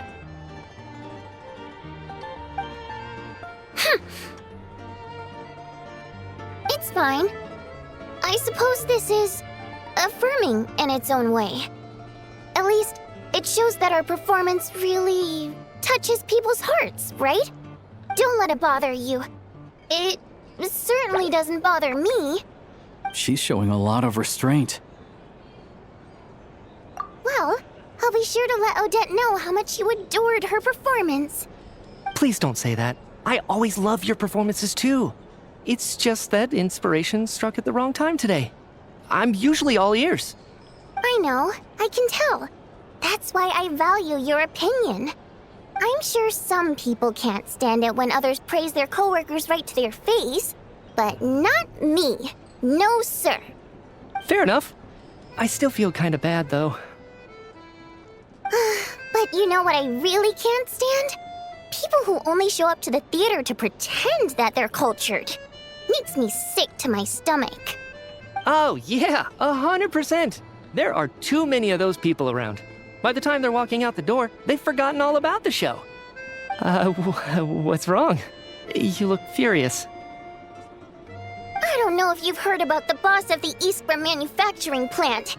He isn't even a theater investor, but he always demands the same privileges as actual investors. Box tickets only, premium drinks, even the right to request specific songs. Well played, Vodyanitsa. Seems like she's harnessing her rage to steer the conversation back on track. Now that you mention it, I've interacted with that guy before. I gotta say, everyone holds him up as an example of a benevolent businessman, but I don't know. I don't see it. Yeah, he couldn't care less about what's happening on stage. He's just there to flaunt his social status. I hate that I have to prepare programs for guys like that. What's the big deal with that factory he runs anyway? I asked around a bit and heard some pretty shocking stories. Sounds like he's just another greedy capitalist. Oh, really? Yep, the things people are saying are pretty damning. Low wages, insanely long working hours, equipment running around the clock. And as if that's not bad enough, he also strictly forbids his employees from giving any kind of interview. Project 𝗪𝗪 has now been extended so many times, we're at the point where crystal rations for the common folk are barely enough to survive on. Yet he even wants to get his greedy hands on them just to boost his own profits. If the rumors are true, he's in serious violation of the law. Interesting. So you've heard about it too. What? So it's really true? Who knows? I've only heard the same rumors you have. But there's no smoke without fire. The rooster's been coming down on us hard lately, demanding that we track and trace every single batch of crystal. My coworkers in the Department of Energy have been tearing their hair out over it. The rooster? I didn't realize he cared that much. Yeah. Even though there are no restrictions on crystal trading, the poor will wind up freezing to death if we let the rich buy as much as they want. That's clearly unfair. Looks like we'll need to arrange an investigation into the 𝗃𝗏𝗏 manufacturing plant as soon as possible. I never knew you kept up with current affairs beyond the theater, Miss Vodyanitsa. You really have a heart for the common person. Most Fae in your position have long been indifferent to the plight of humans. Well, those of us who choose to live in human cities are naturally going to pay attention to any significant upheaval. Isn't the rooster a Fae himself? I'm just surprised to learn that even someone with as much experience as him is getting so stressed out over Project 𝗪𝗪. What is the end goal of this project anyway? This is it. We're finally going there. I'm sure Mitya can sense on some level that she's fishing for information. But since their conversation is so relaxed, he might just let something slip. It's stressing me out too. If I'd only made better progress with my research, things wouldn't have dragged on this long. Oh, so your work is related to Project 𝗪𝗠𝗔𝗔? That's right. The 𝗪𝗶𝗱 needs a brand new energy source, not the power of the light realm and not elemental energy. Right now, the only thing that meets the requirements is the power contained within stellar linchpins. But harnessing that power is costly. Each step of the process requires enormous amounts of Kresnik crystal, from extraction to quantification to attempts at conversion. Progress has been painfully slow, and the team is getting burned out as time goes by. Sometimes, I see people staring into space as if in a trance. Could it be that this new energy source has side effects? No, it doesn't affect us, because the energy is used for... Okay, I got it. Stop choking me. Sorry, I can't talk about that. I think we're all just exhausted. We've been working ourselves to the bone for so long with so little progress to show for it. It's no wonder people are struggling to stay motivated. Seems like I owe you an apology. I shouldn't have gotten so mad at you for not paying attention during the show. Don't worry about it. I count myself lucky, to be honest. I don't envy the people who work closely with the 𝗪𝗔𝗔 herself. I'd much rather be in my current position. At least I don't have to shoulder any major responsibilities. So they're trying to develop a completely new kind of energy.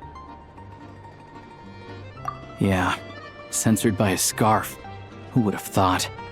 Oh, dear. It looks like my time is up. I'm afraid I have to leave. I'm so sorry. We ended up barely talking about the theater. That's okay. It was a pleasure chatting with you, really. Let's make up for it next time. Yeah, hopefully once the work pressure eases up a little, I'll be able to focus more on the performance, and then we'll have more to discuss. We touched on some confidential issues today. I'd be grateful if you could keep it between us. That could have gone worse. Nice job. Why was Mitya in such a hurry to leave, though? Sorry, routine inspection.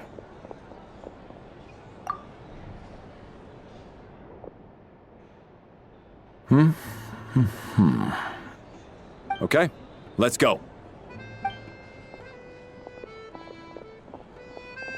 So he wasn't rushing to get back to work. He must have calculated that Valeri would find him here in exactly 25 minutes. That's frighteningly accurate. One of the main duties of the Special Assignments Battalion is to ensure that important figures stick to their schedules. All right, time for us to get going too. Excuse me, check please. We'll settle our check too, then. Oh, hello there. Mr. Mitya paid the check before leaving. He also asked me to pass on a message. He said it was an honor to share his tea break with Miss Vodyanitsa and her two friends. Wait.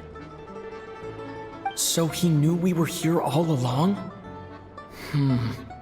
This raises a lot of questions. Did he deliberately mention the new energy source so that we'd overhear it? Maybe his work isn't confidential after all. Maybe the key here is the purpose of this new energy. I guess that's the next thing to look into.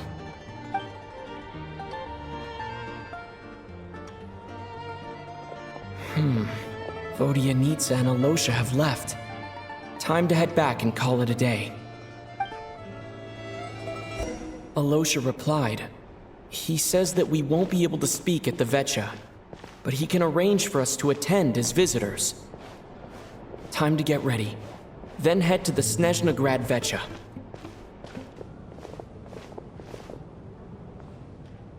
All right, everyone, huddle in a little more. Now, look at the camera. 1, 2, 3.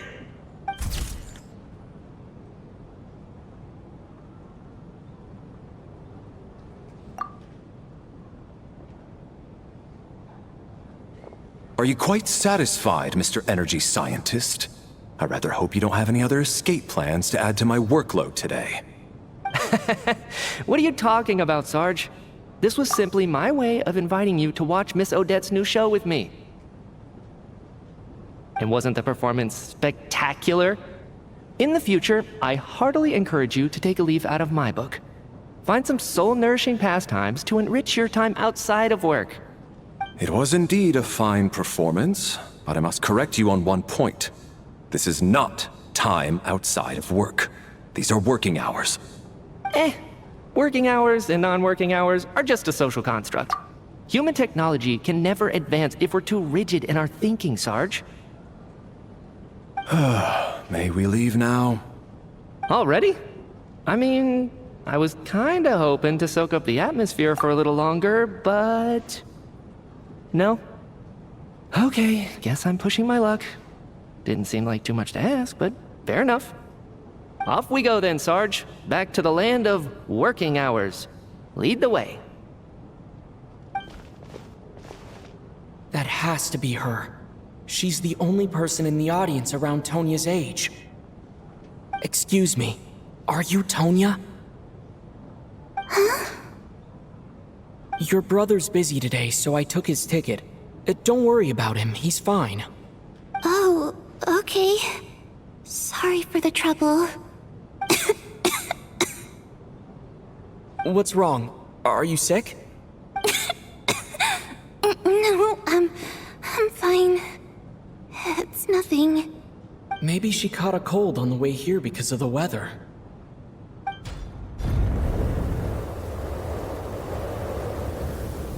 I haven't seen snow like this in a long, long time. It's most unusual. I know. It's completely white out there. You can barely see a thing. I've never seen such heavy snow in my life. Let's wait it out for now. You'd be lucky not to freeze to death in this weather, let alone find your way. Well, look at that. Maybe we shouldn't be in such a rush to get back after all. What do you think? Let's wait and see. Why do you need to take it so seriously? Fate has given us this wonderful chance to take a break. We owe it to ourselves to make the most of it. Come to think of it, there's a small inn not far from here that always keeps plenty of extra blankets on hand for guests. I know the route well. Shall I head over and borrow a few blankets? That way, anyone in a hurry can wrap up warm for the journey back. Just remember to return them next time you're over this way. Sir, there's really no need to go to all that trouble. Hey, it's no trouble at all. Wait here, I'll be right back. What a kind gentleman. Very good. My wife and daughter are waiting for me at home, so I shall be heading back as soon as I get my blanket. So... are you expecting us to go back to the Armory Palace wrapped in blankets too? Don't worry about that. I made arrangements in advance. Should I not return to the Armory Palace within 3.5 hours after Operation Showtime begins, an armed squad will be sent to collect us. They will escort us back. You are one of our key military personnel, so any weather-related risks must be eliminated. Operation Showtime? So, wait. Every single time you drag me back to work when I sneak out, it's a whole official operation? I gotta say, you've really turned this into quite a moral dilemma for me. It's snowing pretty hard out there. I think you should stay here for now. You seem a little under the weather. Sure. My brother might come pick me up in a bit anyway. Time to get to work. I should head backstage and find Odette. I need to look her in the eye and ask her about Lelik. Excuse me, are you looking for someone?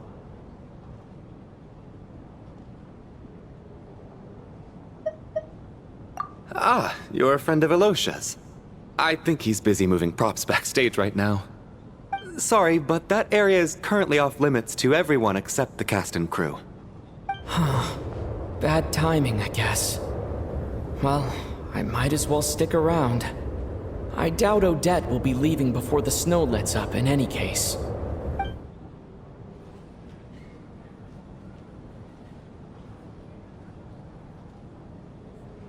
What happened to the gentleman who went to fetch the blankets? How has he still not returned? I was thinking the same thing. It's still snowing very hard. Do you think something might have happened to him? Whatever the reason for his delay, I must say I hate nothing more than people who make empty promises and fail to deliver. Well, I have to treat my employees like that on occasion, but that's different.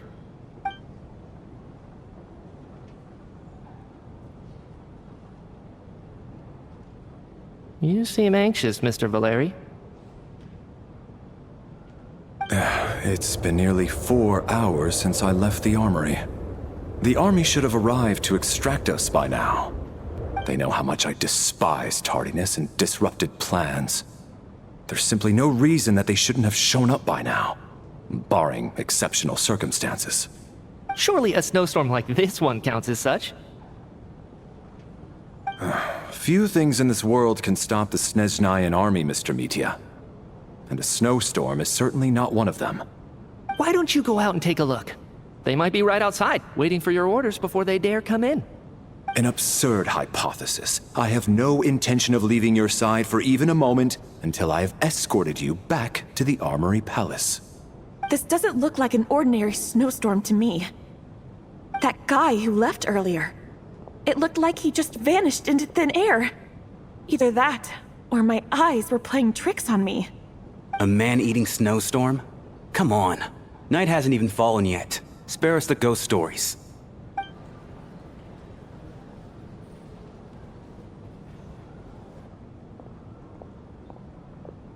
Traveler, didn't know you were coming today. How come you didn't say anything? What is it? Something the matter? Tell me, I can help. Whoa, that's quite a snowstorm out there. I've been working backstage this whole time, so I didn't even notice. No wonder the audience hasn't left yet. Is weather like this rare, even in Snezhnaya? Yeah, snow like this. I'm sure I've seen it out in the wild before, but never in the city. Actually, I take that back. I don't think I've seen snow this bad even in the wild. This is something else. It's not normal. If even Alyosha thinks snow like this isn't normal, could it have anything to do with that monster people have been talking about? We can't stay cooped up here forever. Someone needs to go out and take a look. No need. I have plenty of experience with snowstorms. Besides, I work here while you're an audience member. I should be the one to do it.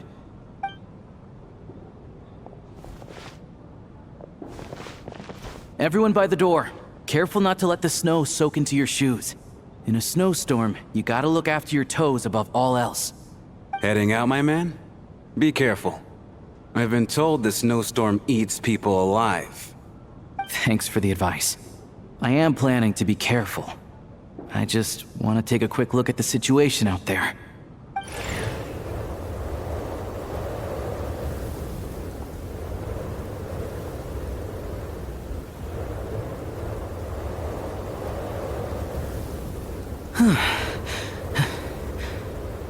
He's back! He's back! How was it? What's going on out there? Did you see any soldiers patrolling the area? Something about this storm isn't right.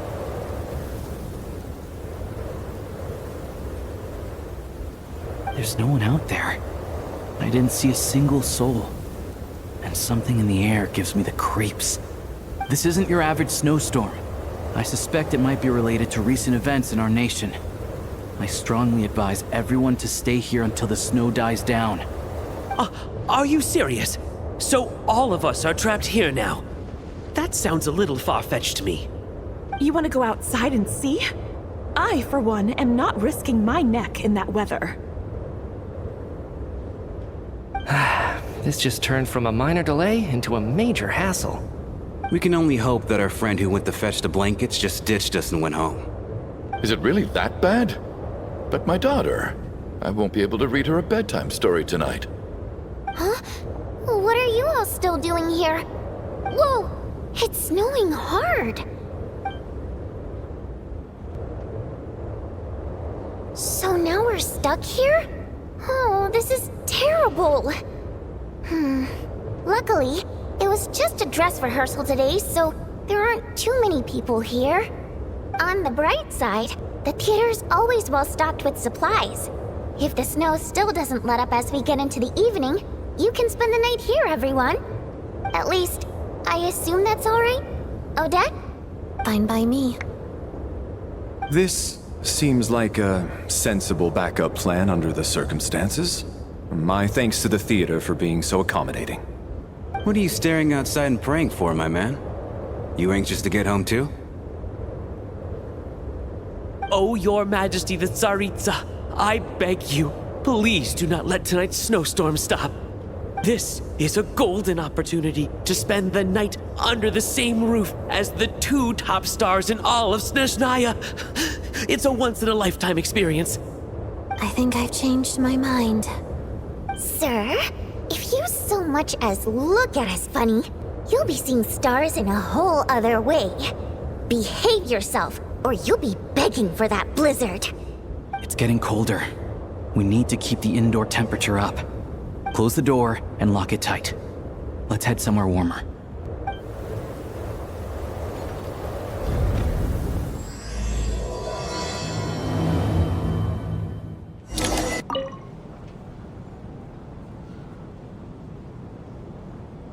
I don't think it's ever been this lively backstage before. I didn't know you were coming today.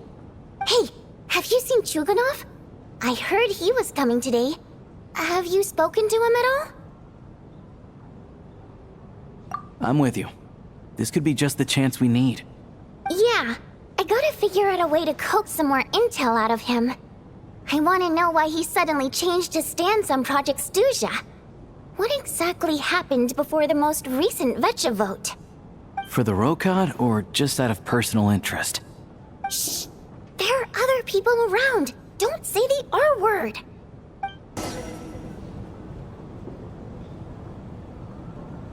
How's it looking, Alyosha? No change from this afternoon. Heavy snow with no sign of slowing down. May I have your attention, please? The storm is unlikely to stop tonight, and it'll be even more dangerous outside at night than it was during the day. We at the theater owe everyone here a duty of care. Therefore, we strongly suggest that you stay on site overnight and avoid going outside unless absolutely necessary. In a few short moments, we'll give you a tour of the theater's various quarters. You can choose to sleep in the VIP room, the office, or backstage. Or on the stage if you'd prefer. We won't mind. I'll pass on sleeping on the stage. What if the snow is stopped by tomorrow morning? The early birds in the audience might think we're part of some experimental new show. A drama about sleeping? That could be fun. Maybe we could come up with a title for the production. What? Gotta admit, I didn't get that one. Anyone who doesn't wish to sleep on the stage, please follow me. I'll show you to the rooms.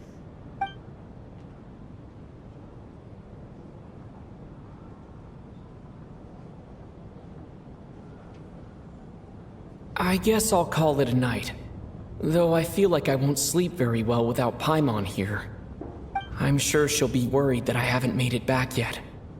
But as long as she looks out the window, she'll probably realize what's holding me up.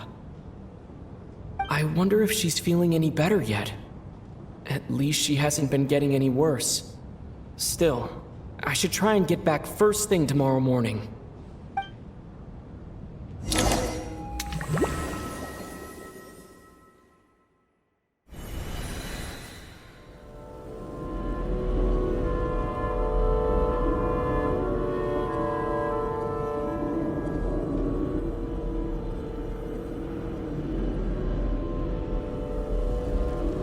Ah, finally. Welcome back to the world of the living, lazy bones. I was about to wake you. The black mist is almost on us. Still waking up, huh? You know, the black mist. It's been chasing us from below ever since we were born. You're just dozy. There's no way you've forgotten. Come on, let's keep heading up. Onwards and upwards is the only way to survive. Don't listen to a word those black mist cultists say. Here we go again. The endless march toward survival. What's going on? That black mist down there is creeping me out. And it's rising. Guess I should head upwards and get away from it. The Black Mist cultists believe that being swallowed by the Black Mist leads to everlasting peace. But if you ask me, they're just lying to themselves. We're the only heretics left, the only ones who refuse to give in. We have to keep going. But how do you actually know that they're wrong? Dangerous question there, 𝗺𝗏. The moment your faith wavers, you start a chain reaction that ends in the collapse of your will. Put the question out of your mind. Stay strong and believe that the Black Mist means certain death. Okay, but it's not my mind that's the problem. My body's about to give up on me. It's already starting to falter. I can't do this anymore. I've had enough of being forever on the run. What's the point of it all? All this will pass eventually, I promise. Keep fighting. It will be worth it. You accuse the Black Mist cultists of being liars. But you're lying too.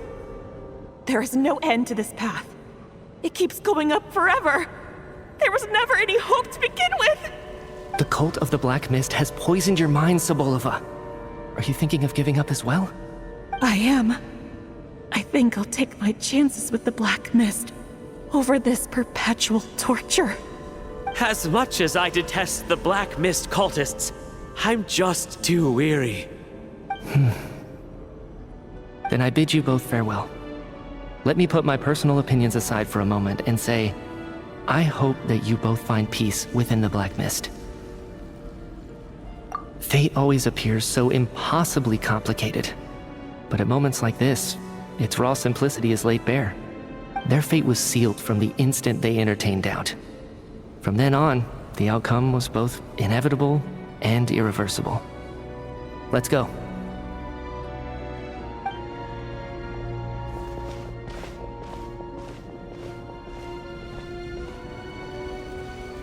𝗺𝗏 and 𝗔𝗆𝘆𝐴 are gone. I never thought the day would come when even they would be swallowed by the Black Mist. It's just you and me now.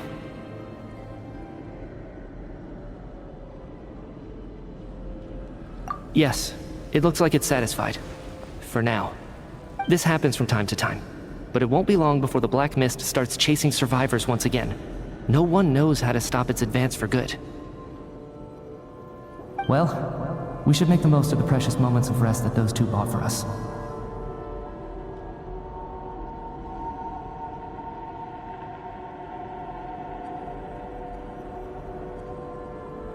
Huh? Are you really that sleepy, traveler?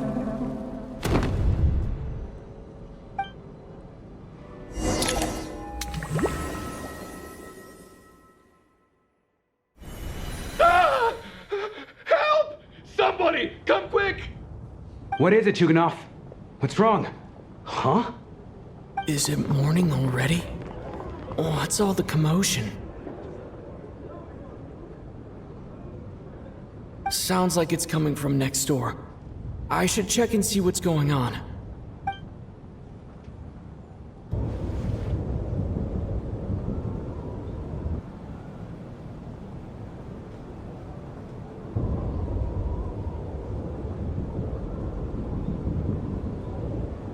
Don't look, Miss Tonya.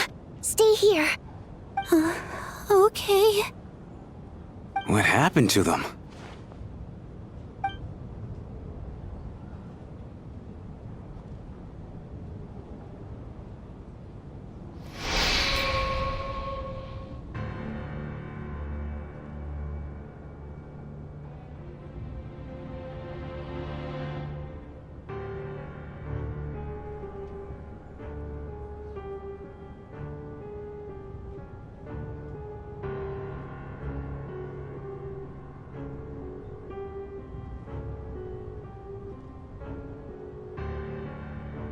These two people have passed away.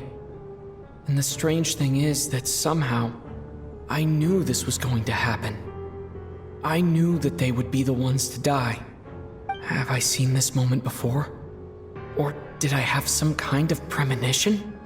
I can't remember what it was. Let me take a look.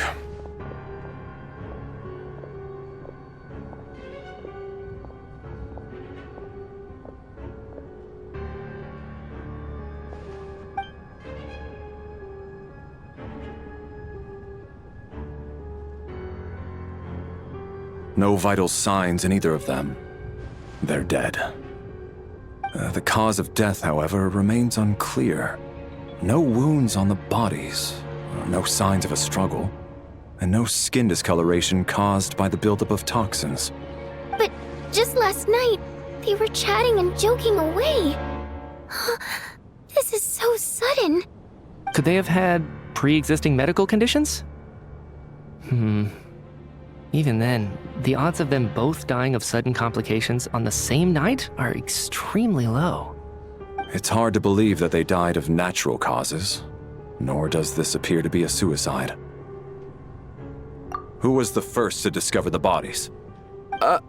It was me. But these deaths have nothing to do with me, officer. I got up early because I wanted to see if the snow had stopped. Then I noticed that the door to this room was open, and it looked like there was a man and woman inside. I just went over to see what was going on. I had no idea they were... I can corroborate this.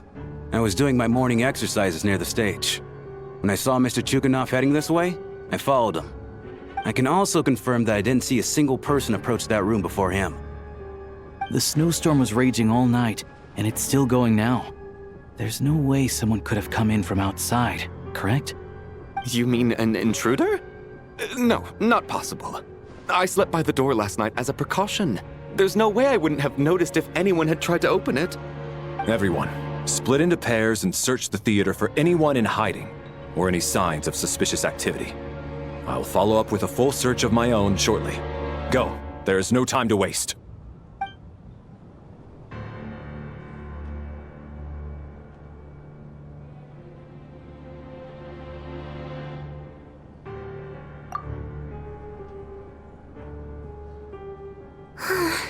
Nothing on your end either? Backstage is clear. No signs of suspicious activity. We checked the basement. Also clear. I don't think there's anywhere here that a living person could hide. Are we certain that the theater doesn't have a back door? Or any tunnel or passageway wide enough for a person to fit through? No, there's nothing like that. If people were sneaking in through some secret tunnel to avoid buying a ticket, we'd have sealed it off ages ago. I also checked the windows. All of them are locked from the inside, and there's no sign of anyone entering or leaving. It sounds like we can safely rule out the intruder theory. If anyone came in during the night in this weather, there'd be no way for them to avoid leaving footprints or water stains. This can only mean one thing. It's like one of those murder mysteries you see in novels and plays, isn't it? The ones where the killer is one of us. We can't quite jump to that conclusion just yet. Could he be right? It's hard to imagine something like that happening in real life. Set in a theater during a snowstorm, a murder takes place, and the killer is among us. It's such a classic trope that it seems unbelievable. Looking at who the killer targeted, and the clean entry and exit, it all adds up. I know what this is. It's obvious now that I think about it. What is? What have you figured out? Both victims were wealthy, well-known local merchants. And the door was deliberately left open so I would discover the bodies and witness the crime scene first thing in the morning. Such ruthless methods. This was your doing, wasn't it, 𝗨𝗃? 𝗨𝗃? You mean 𝗨𝗃 is among us? And he's the killer? 𝗨𝗃. I know this code name. Member of the 𝗨𝗏, anti-Project Snezhnaya. Always works alone. I've read the case files at the Armory Palace. Walk me through your reasoning, Mr. Chukhanov. What do you know about 𝗨𝗃?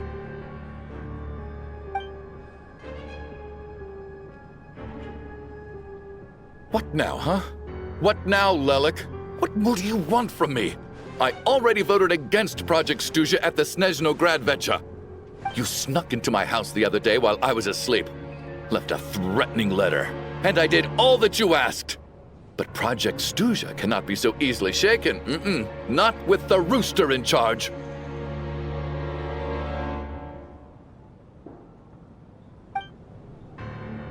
So he really was threatened by 𝗨𝗪𝗪. That makes sense. And now you're resorting to murder to threaten me. Isn't that right? I knew it. The 𝗁𝗏 despises the rich. The lives of the wealthy are but refuse in your eyes.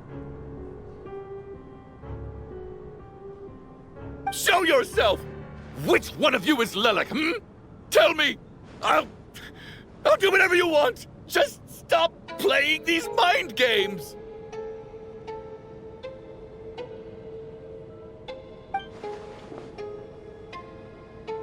Was this really 𝗨𝗪𝗪's doing? Would Odette really do something like this?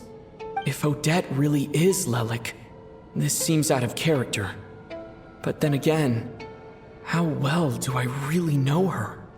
I'm probably the only one here with a compelling theory about 𝗨𝗪𝗪's true identity.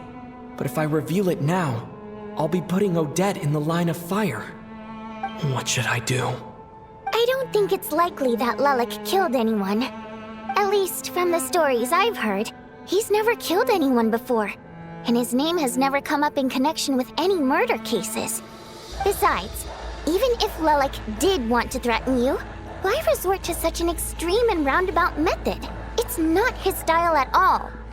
Vodyanitsa doesn't know that 𝗨𝗪𝗪 might be Odette, but her assessment is pretty much identical to mine. Miss Vodyanitsa, why do you suddenly feel the need to speak in 𝗨𝗪𝗪's defense? Defense? Oh, no, it's just... I'm worried that we're jumping to conclusions here, so I wanted to share my point of view. Also, I don't think the 𝗁𝗏 is as bad as you're making it out to be. Well, if you think I'm so wrong, what's your theory then, Why don't you tell us who the killer is? The case is still evolving, Mr. 𝗪𝗏. Please do not prevent others from expressing their opinions so early on in the discussion. Even so, there's no denying that the recent threat received by Mr. 𝗪𝗏 may well be an important clue. So there's still a good chance that 𝗨𝗪𝗪𝗪 is right here among us. I can't do this anymore. I don't care if it's still snowing outside. I have to get out of here.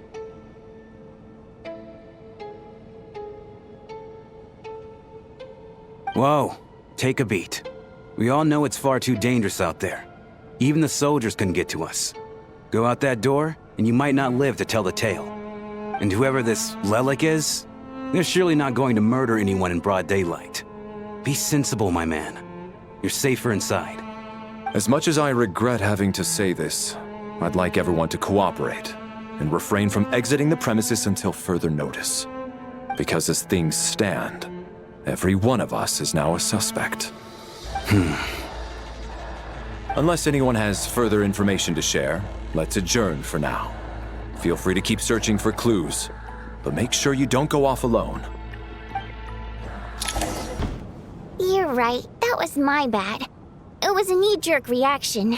I didn't think it through. Luckily, no one suspected my identity.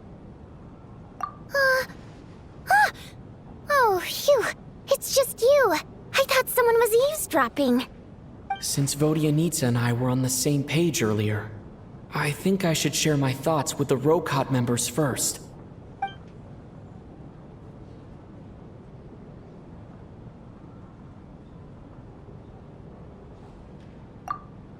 Whoa. Are you serious?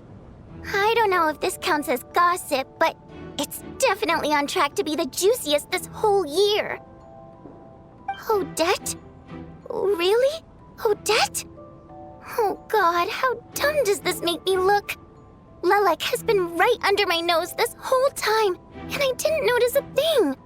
Actually, it's exactly what you'd expect. Sometimes, hiding in plain sight is the best strategy. And now that you mention it, the more I think about it, the more sense it seems to make. It all adds up. What are we up to now? 1, 2, 3, 4... Odette's identities. She's my coworker, specifically a ballerina, and also a Fatus, a member of the 𝗏𝗏𝗏. Now, 𝗨𝗏𝗏. It must be so exhausting. I just want to give her a hug. I guess since I've always known her as a member of the Fatui, it never even crossed my mind that she could be involved with the 𝗏𝗏𝗏, let alone be 𝗨𝗏𝗏. I don't understand. If she's with the Fatui, what reason could she have for being so opposed to Project Stusha? Probably best if you ask her that in person. Well, since you waited until now to bring this up instead of announcing it to everyone earlier, does that mean we're all on the same page here? Yeah. 𝗨𝗏𝗏 may not follow orders from the 𝗏𝗏𝗏 leadership, but as far as I'm concerned, she's never crossed the line. If anything, her actions benefit the poor.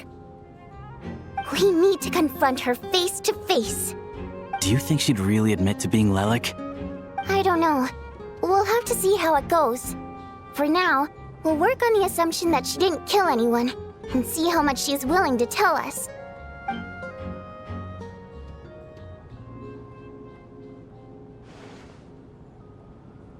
Now's her chance. Odette's alone. Let's go. Hey, Odette. What is it, you guys? Shh. Keep your voice down. We need to talk. So, you're 𝗨𝗏𝗏𝗏, aren't you? Alright, fine.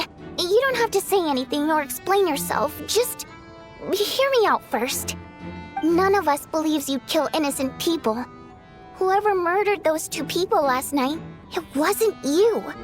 The Traveler was the first to figure out your identity, but he kept quiet during the discussion just now. Still, it's clear where the group consensus is heading. Everyone believes 𝗨𝗏𝗏𝗏 is the culprit. If your identity is exposed, you'll be in a really bad spot. We're your colleagues, and we know what kind of person you are. I don't want anything bad to happen to you. So, can you clue us in? Tell us everything. The more we know, the more easily we'll be able to cover for you. Alright.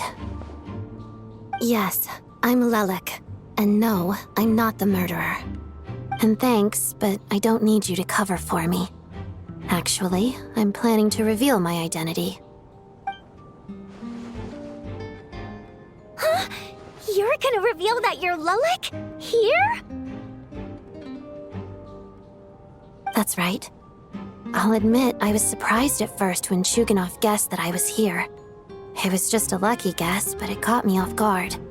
But after taking some time to assess the situation and confirm where everyone stands, I don't believe I have anything to worry about. Are you sure you don't need a second opinion? Given the circumstances.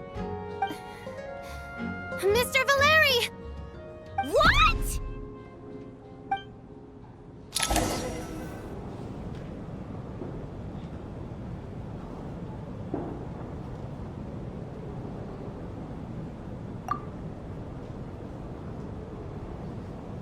So, Odette is 𝗨𝗏𝗏𝗏?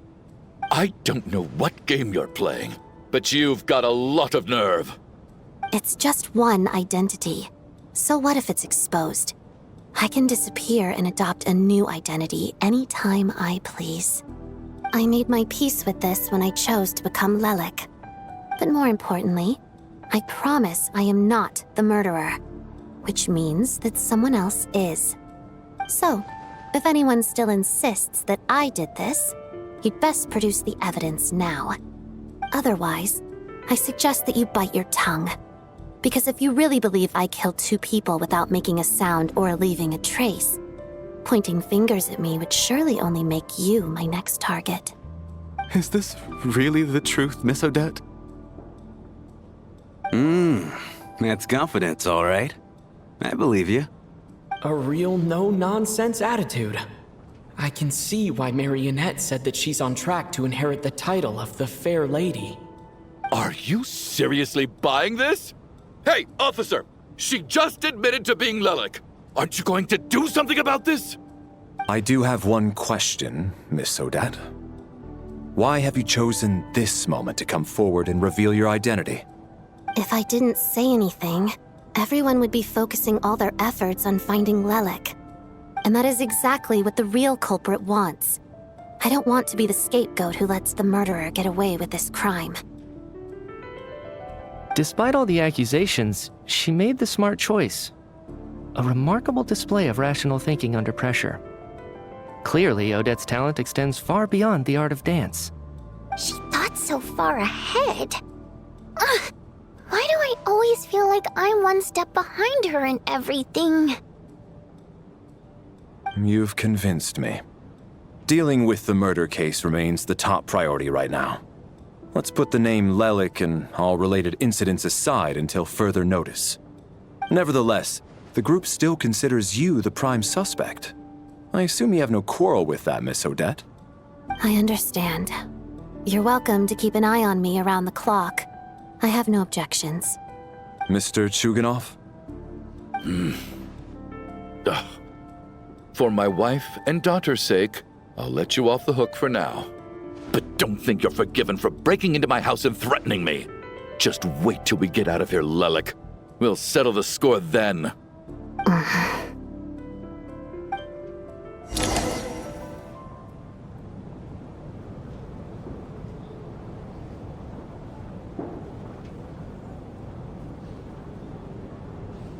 Good work, Lilac Guard Team. And Lilac, too. Here, have some hot water. Turns out Valeri knew about my exploits. So now I've been told I have to guard Lilac with him. Shouldn't you be facing my way if you're guarding me? At the moment, it looks more like you're my bodyguards. If the true culprit is indeed still at large, as you have claimed, we must keep our guard up against them also. Don't worry, Tonya. We'll get through this.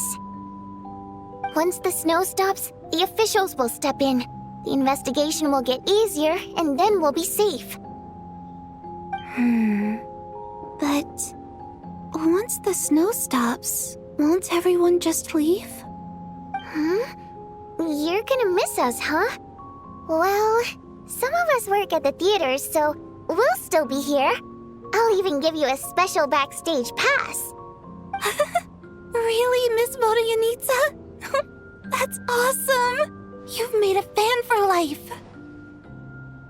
Aw, you're so cute, Tonya. All right, let's swear to it. I promise to give you the pass, and you promise to never change your mind about being my fan. Promise. Don't indulge her, Tonya. You don't have to swear an oath over things like that. You really do get carried away sometimes, don't you, Miss Vodyanitsa? Hey! Mind your own business!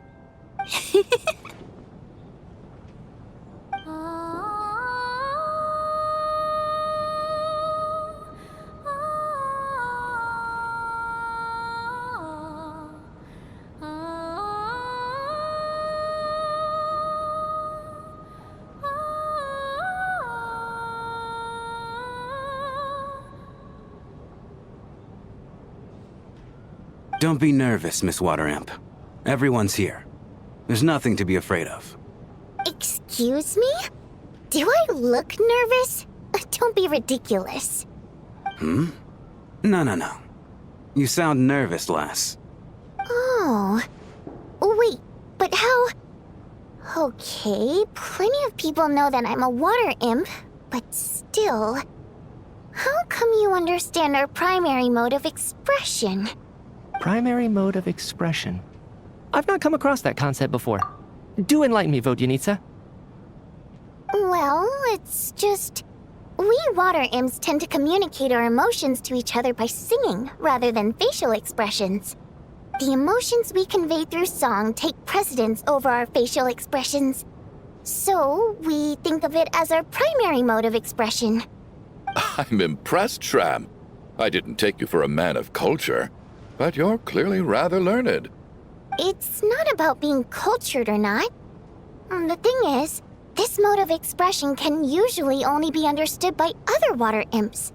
It's not a simple case of a song sounding happy or sad. And yet, you're clearly human, Mr. Shram. It's really not the big deal you're making it out to be. I think I just have a knack for it. Plus, I have a very close friend who's a water imp. A delightful lady. But keep that a secret. Anyway, we spent so much time together that before I knew it, I noticed I could understand her expressions. Oh, I guess that makes sense. Still, the fact that you have a water imp friend is even more surprising. I'd better watch what I'm singing when I'm around you from now on. Hey, what are you implying? You're not secretly insulting the audience in your songs, are you? Heavens, why would I do a thing like that? It's getting late. We should discuss our sleeping arrangements for tonight. To guard against the killer, someone needs to keep watch. I suggest that we don't sleep in separate quarters tonight. It will be safer if we all stay together. As long as someone keeps an eye on 𝗏𝗏𝗏, I'm quite sure we won't have any trouble. Are you saying that you wish to bet your life on Miss Odette being the killer? Nonsense. Of course not. Then I propose the following arrangement for tonight. The Traveler, Odette, and I will form the Night Watch.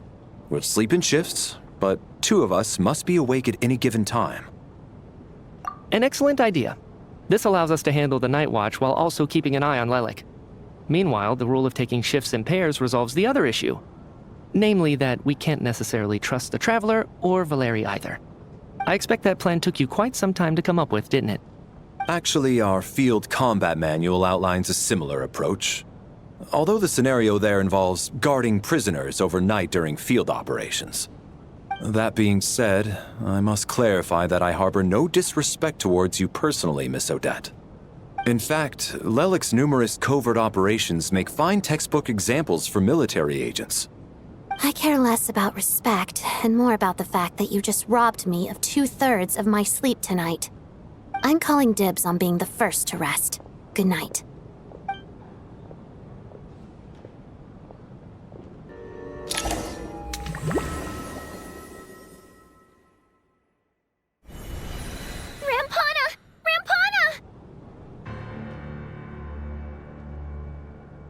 Is that Vodyanitsa's voice? What happened? Coolish, wake up! Please wake up!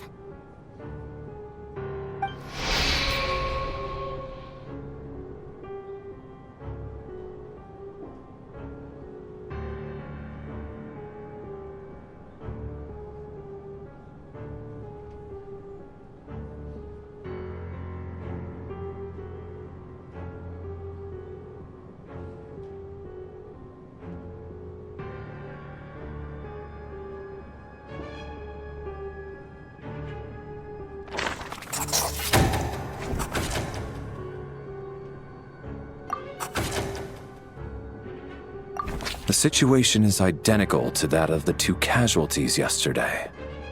We cannot ascertain the cause of death. At least there are some elements that we can rule out this time. They slept on the stage with everyone else. So I suppose the surrounding environment can't be a relevant variable. Rampana. Coolish. Weren't some of us keeping watch last night? 3 of us, in fact. How could you not notice something was wrong? I'm as confused as you are. Certainly nothing unusual happened on my watch. Likewise, and from what I've observed so far, both Miss Odette and the Traveler can be trusted. To be honest, I didn't get a wink of sleep last night. I couldn't help but think I was the target, so I just laid there with my eyes closed. I heard the Traveler and 𝗏𝗏𝗏𝗏 chatting, but otherwise I don't recall hearing any commotion during the night. Me too. I didn't want to wake everyone up, so I was concentrating hard, trying not to cough. I hardly slept at all. If anything had happened, I'm sure I would have noticed. Then, what could possibly be causing this? One once was bad enough. I can't believe it happened again. I worked closely with Rampana and 𝗏𝗏𝐿𝐴 for so long. I never imagined that one day they'd... And on the stage of all places... Vodyanitsa. 4 victims in just 2 days, and we still don't have a single lead. I need to get to the bottom of this as soon as possible. And above all, keep Tonya safe.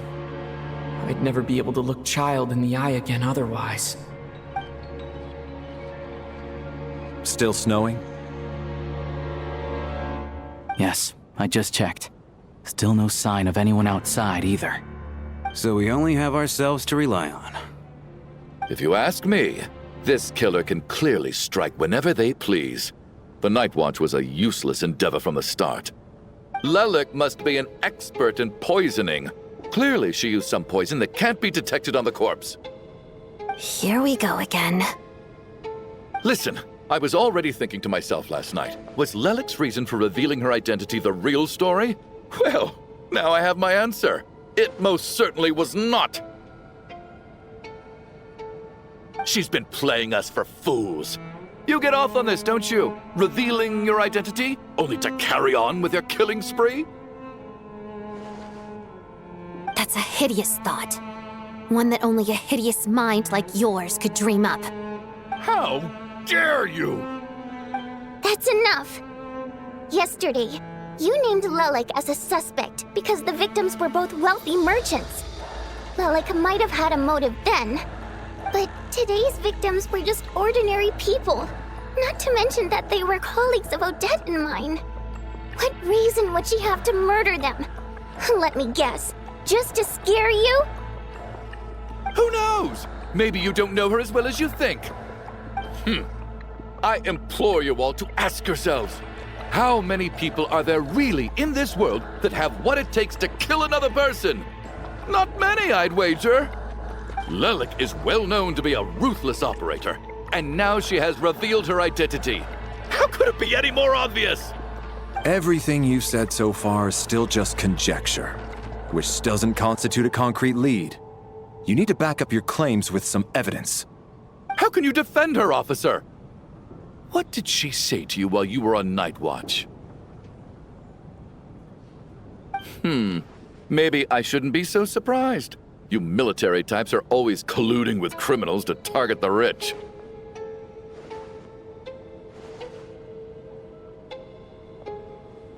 All so you can get your grubby paws on our hard-earned fortunes, then tell us to fall in line. The 𝗏𝗏𝗏, the 𝗔𝗹𝘆𝘆, and the 𝗏𝗏𝗏. Thugs, the lot of you!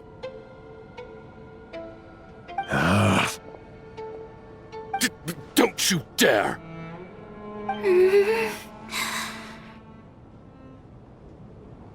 Sir, but... You were the one who told us not to stop other people from expressing their opinions yesterday. 4 people have already died. Only yesterday I was chatting with Mr. 𝗏𝗏𝗏. Then we woke up in the morning and he's... Turning against one another is the last thing we should be doing right now. Little girl. Even if Mr. 𝗔𝗶𝗆𝗆 is a puffed-up, pig-headed windbag who doesn't have a clue what he's talking about, he's still one of the victims here, isn't he?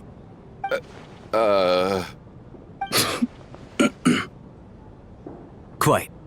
I had no intention of resorting to violence. But you're right, Miss Tonya. I ought not prevent him from speaking his mind. In any case, I believe Mr. 𝗔𝗶𝗆𝗆 has calmed down a little now. We may resume our discussion. I don't think there's any need for that.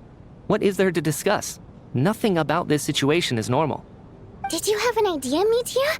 You're the brainiac here, right? Come on, clue us in.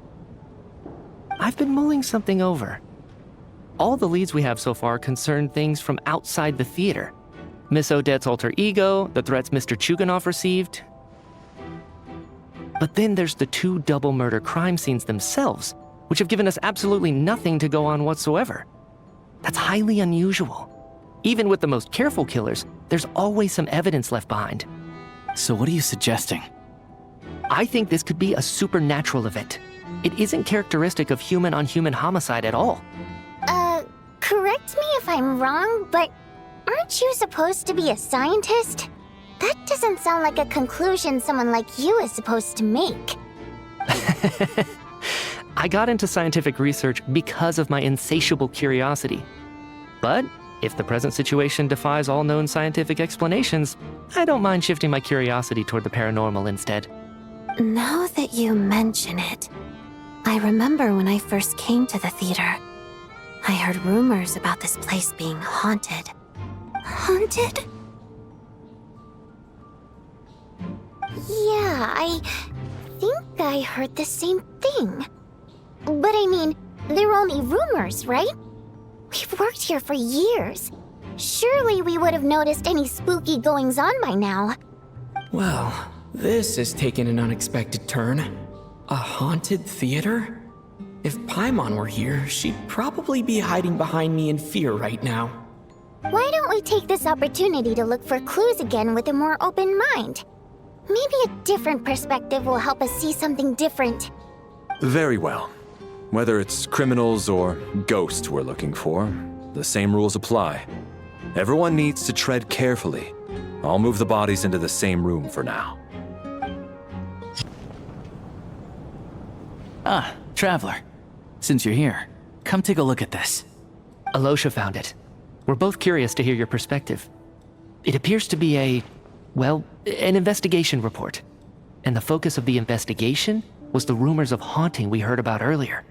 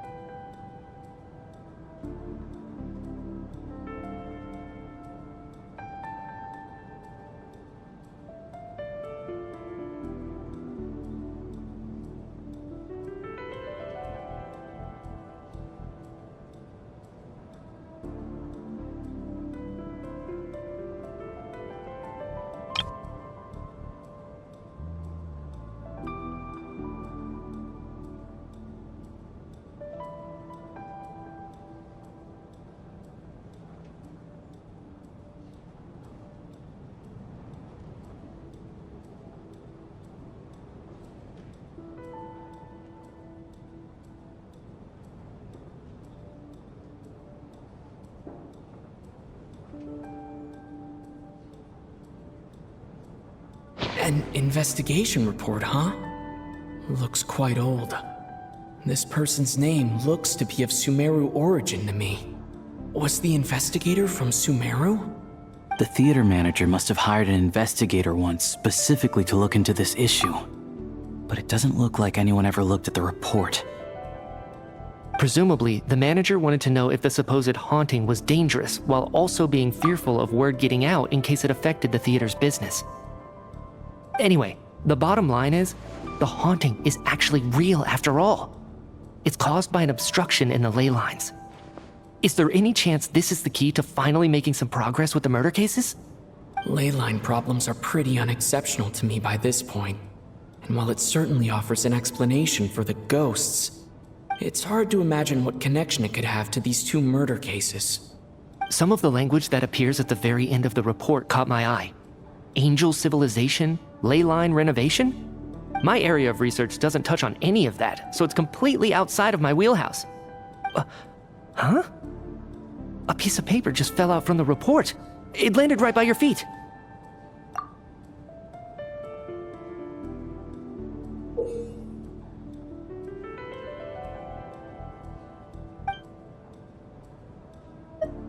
How unnerving.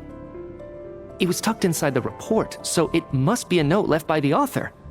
Death is near. Is that supposed to be what's going on here? With us in the theater? But if so, how did the author foresee it? Could he predict the future somehow? Maybe things are more complicated than we thought. No, wait a second. If we take the report and the note at face value, they completely contradict one another. The report definitively concludes that the hauntings in the theater are harmless and cannot affect the real world. But the note seems to be warning of potential danger. The question is, what exactly does the note mean by death?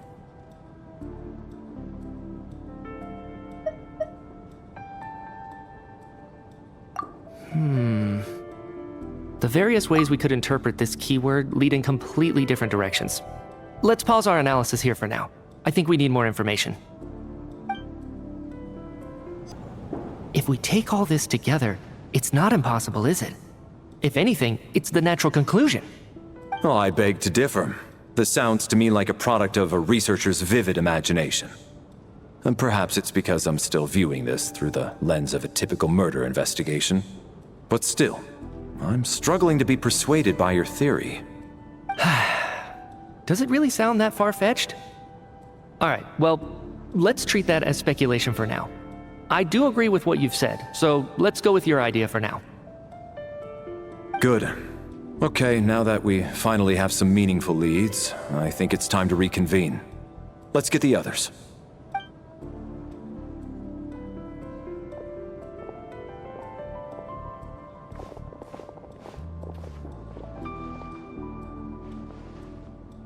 So, that's about everything we've discovered so far. I'll share my theory first. Based on what we've learned from the logbook, I believe the extra person among us is most likely the killer. If the killer had simply bought a ticket, it would have greatly increased the risk of their identity being exposed.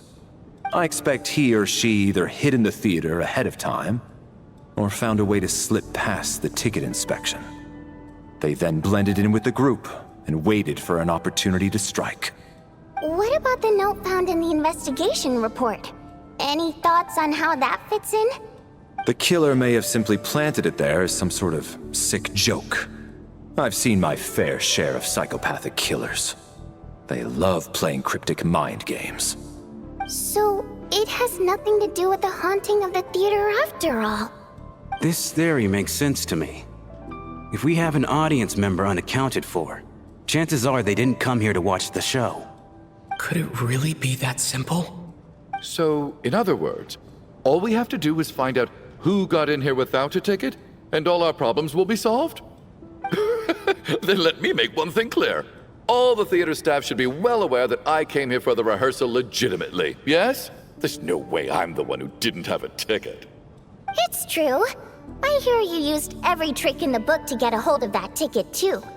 Everything short of throwing a temper tantrum and rolling around on the floor at the entrance. I most certainly did not degrade myself in such a way.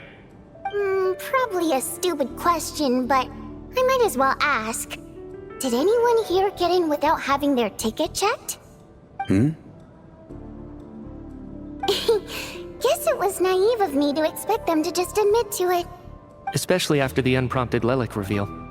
Once was already a miracle. Twice would be unfathomable.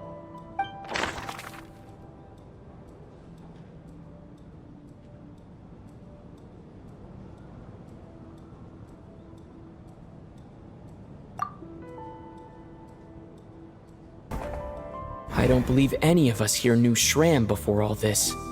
If no one can verify 𝗪𝗏's identity... Mr. 𝗪𝗏, did you really go through the ticket inspection to get in here? Huh? Me?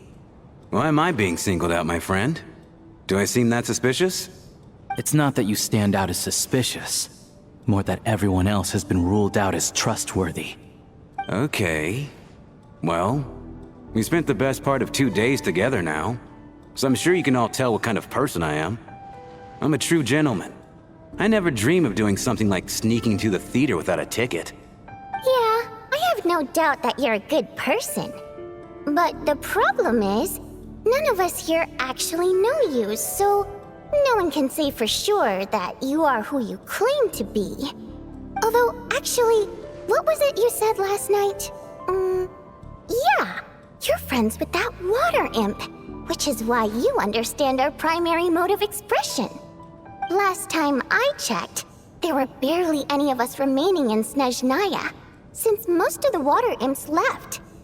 Could you tell me a little bit more about your friend?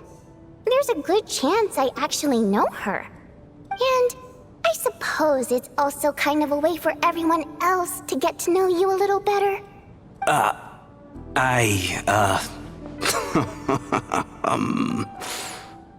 Good grief. Are you blushing? Pull yourself together, man. Stop giggling like a teenage boy. It's revolting. Hey, revolting is a little strong. All right, fine. I'll admit it. That water imp friend of mine, the truth is, we're dating. I was just the bodyguard hired by our family. But the stars must have aligned, because sparks began to fly between me and their daughter. Never in my wildest dreams did I think I'd get so lucky. We don't need details. Just get to the point. Okay. I'm just a little hesitant to reveal her name, that's all. You know how it is. These are delicate times. Even with me to protect her. If word gets out that she's dating a human, both the Fae and human factions will give her a hard time. Really? Wait, no. That can't be. Huh? Shram, what the devil are you talking about? Why is everyone looking at me like that? Surely you can understand where I'm coming from. Delicate times? Factions? Yes? You know, the Civil War? Last time I checked, the Fae and the humans were still at each other's throats. If I'm not mistaken, the last significant civil war in Snezhnayan history was over 400 years ago, when Her Majesty the Tsaritsa had just taken the throne and was consolidating her reign. What do you mean, 400 years ago? What's going on here? Is 𝗪𝗏 from the past? All right, Mr. Mitya, you win this round. As far-fetched as it is, it appears that your theory may be correct. I'm just as amazed as you are. I didn't even believe it myself, to be honest. Is someone going to explain what's going on here? From the look on your face, you figured it out too, haven't you, Traveler?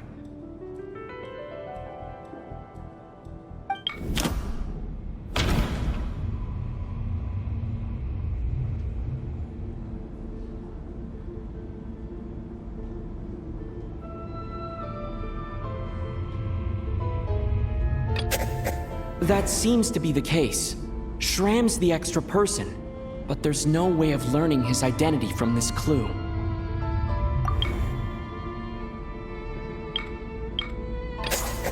The theater's ley lines have been modified to block souls within its grounds from returning to them.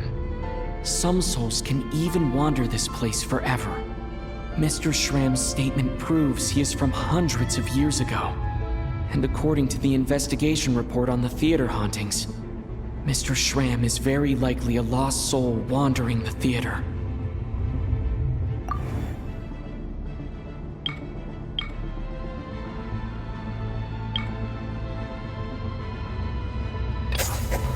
For some unknown reason, the soul that has been wandering the theater due to the ley line issues has joined our group and blended in.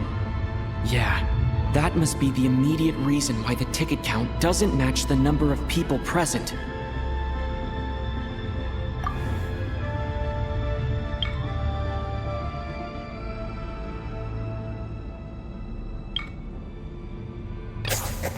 The contents of the investigation report have been verified.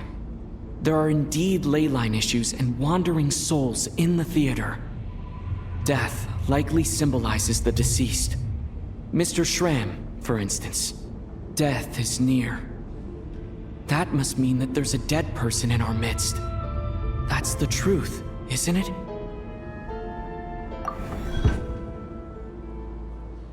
Yeah, the logic is clear now.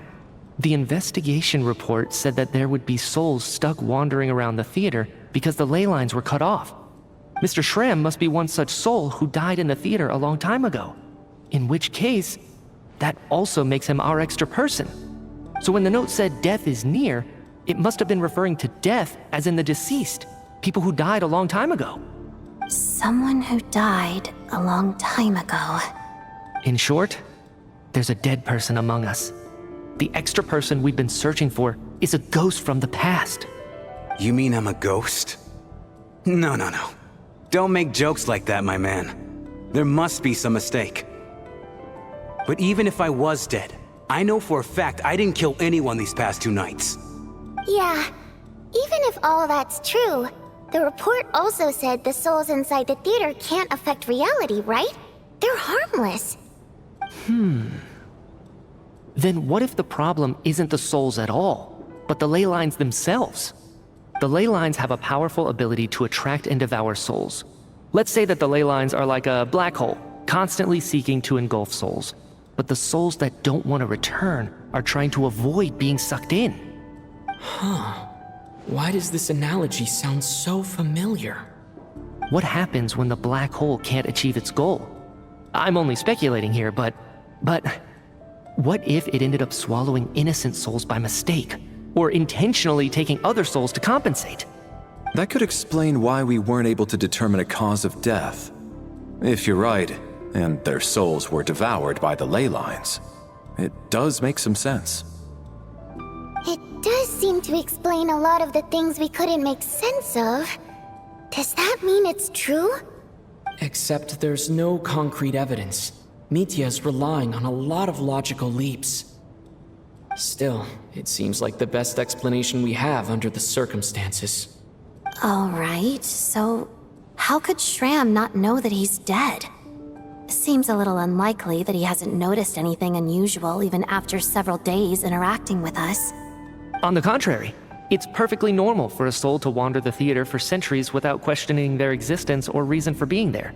It's simply what's natural for them.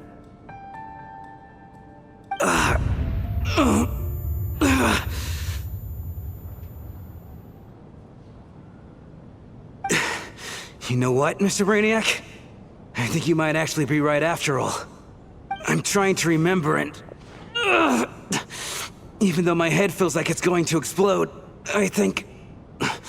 it's all coming back to me.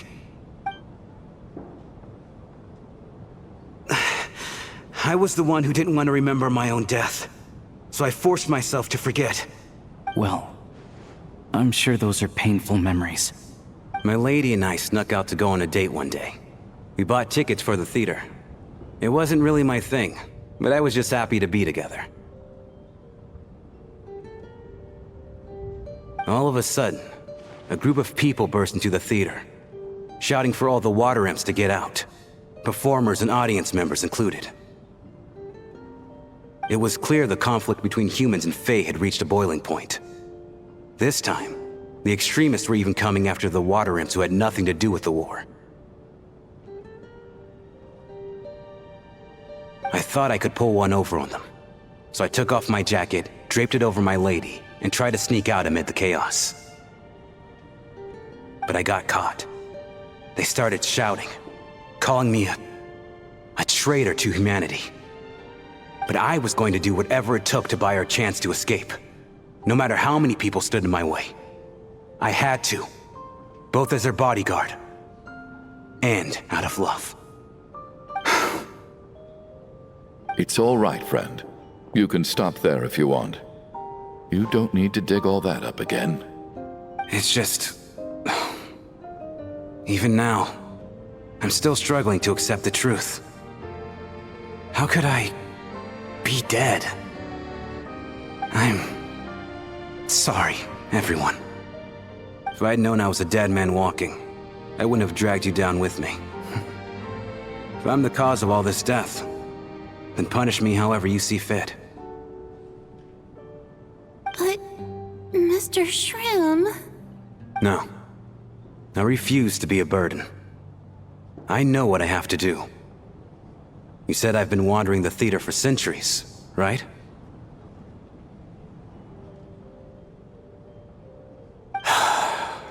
I guess it's high time I got a breath of fresh air. Out there, I mean.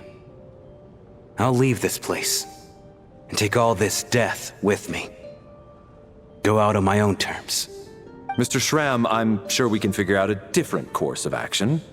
My good sir, we both know I'm not supposed to be here. I should have accepted my death long ago. One way or another, this has to end. Unless you're saying this goes against another one of your military principles somehow. No, I'm speaking on a personal level this time. Let it go, man.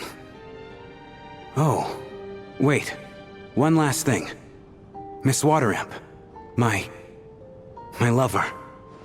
Her name was Mitya. Mitya Ozarova. Do you know what happened to her? Ozarova.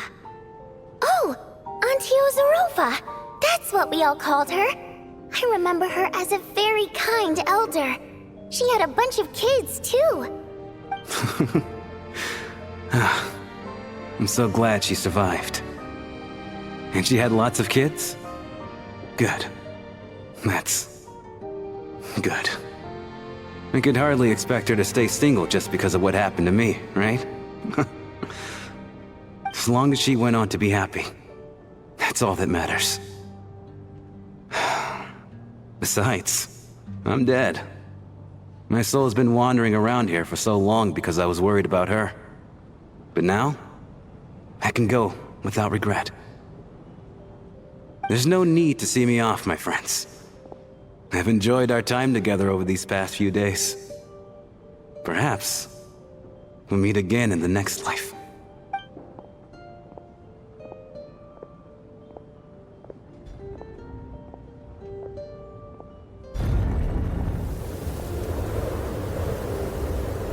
Take care, my man. I knew Mr. 𝗔𝗆𝗆 was already dead, but I still feel so sad. Death is cruel, no matter how we might try to make sense of it. So, was the conflict between Fae and humans really that bad back then? I was only little, so I don't remember much. It's terrible to think that so many innocent people had their lives turned upside down. Even the historical records about that time period don't say much about it. All people know is that the 𝗧𝗏𝗔𝗔 founded the 𝗪𝗏𝗔, drove out most of the Fae aristocracy without explanation, then used her terrifying power to suppress the humans. It seems to me like the 𝗧𝗏𝗔𝗔 chose to make herself the enemy. She downplayed the conflict, directing whatever animosity both sides had for each other at herself instead. That's also why, despite how brutal the conflict was at the time, there hasn't been much lingering tension between humans and Fae since. Things have been fairly harmonious for the past few centuries. So, the 𝗪𝗏𝗔 banished the Fae to protect the Fae living in the city? She offered herself up to be hated in exchange for peace. Maybe it's not quite as bad as it sounds. I don't think Her Majesty is too concerned if mortals hate her or not. And besides, there are very few who truly do. All this time, I had no idea.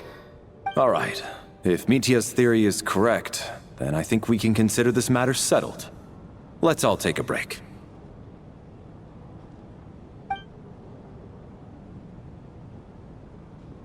Ugh, if only this blasted storm wasn't still raging on. At least the lingering regret that kept him here has been put to rest. That's not necessarily a bad thing.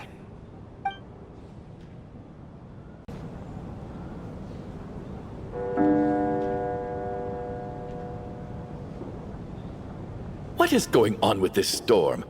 Could it be connected to that monster that just arrived in Snezhnaya? I almost hope it is. Her Majesty the 𝗧𝗏𝗔𝗆𝗆 left to vanquish that beast herself. We just need to wait for her triumphant return. Do you think people still feel the cold after they die. I'm wondering about Shram. Oh, maybe we should have given him a coat before he went out there. Death itself is cold, isn't it? I'm sure the storm will embrace him. Well, I hope he has a safe journey. I'm going to miss him, I think. It's not like we can blame him for Rampana and Kulish's deaths. Thinking back on it, we barely made it out alive ourselves. Once we get out of here, how are we going to explain what happened to their families?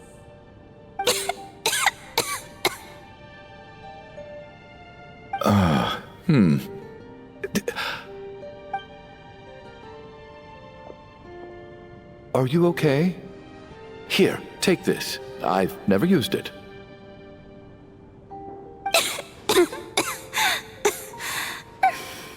Thanks. Look who's Mr. Nice Guy all of a sudden. Is it because Tonya stood up for you this morning? At least you know how to return a favor. Yeah, without Tonya, who knows how badly he would have been hurt. I told you already, I never intended to resort to violence. Duh, bunch of rascals. Little girl? I was rather surprised when you spoke up for me this morning. I didn't think I had many admirers here, so, thank you. Oh, no need to thank me. I said some bad stuff about you too. I've been, too embarrassed to admit it, but, you remind me a lot of my daughter. So kind to everyone, but never lets her old man off the hook. Unless my wife and I are having a fight, then she's always on my side. Especially when she was little. Every time I took her out...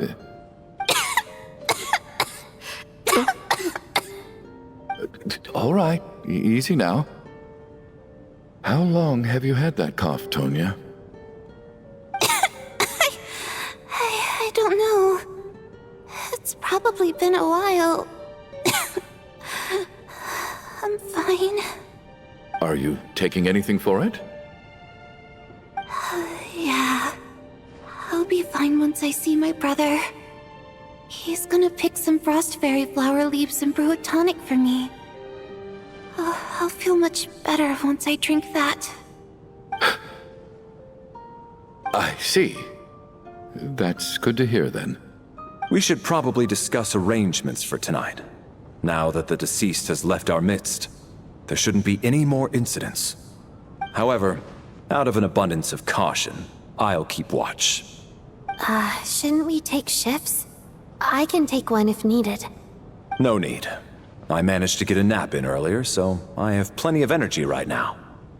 After all the tension of the past few days, everyone else should just focus on getting a good night's sleep.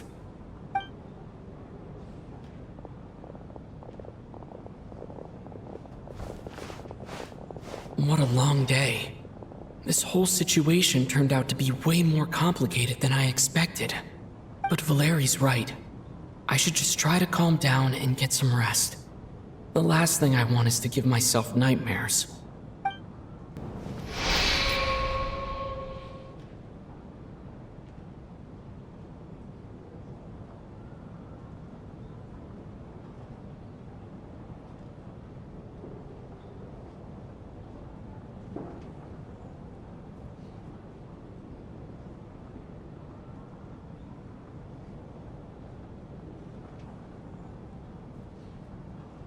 Wake up! Everyone needs to wake up!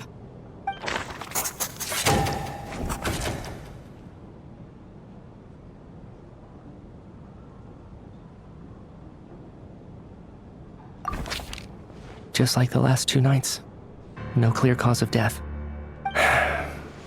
I've been a real thorn in your side, haven't I, Mr. Valeri? Now you can rest in peace. But for me, life will be all the duller for not having to run away from you, my friend. How's Tonya? Is she okay? I just checked on her, and it doesn't seem like anything serious. She's just exhausted from the past couple of days, and she's still recovering from her illness. we should let her sleep a bit longer. That means Valeri was the only one who died last night. If Valeri was awake and keeping watch, it would have been impossible to kill him without waking everyone else up. That much is certain. This is so frustrating. Why has nothing changed since yesterday? I thought we already dealt with the dead person causing all this. Actually, one thing has changed. There's only one victim this time, not two. Does that mean...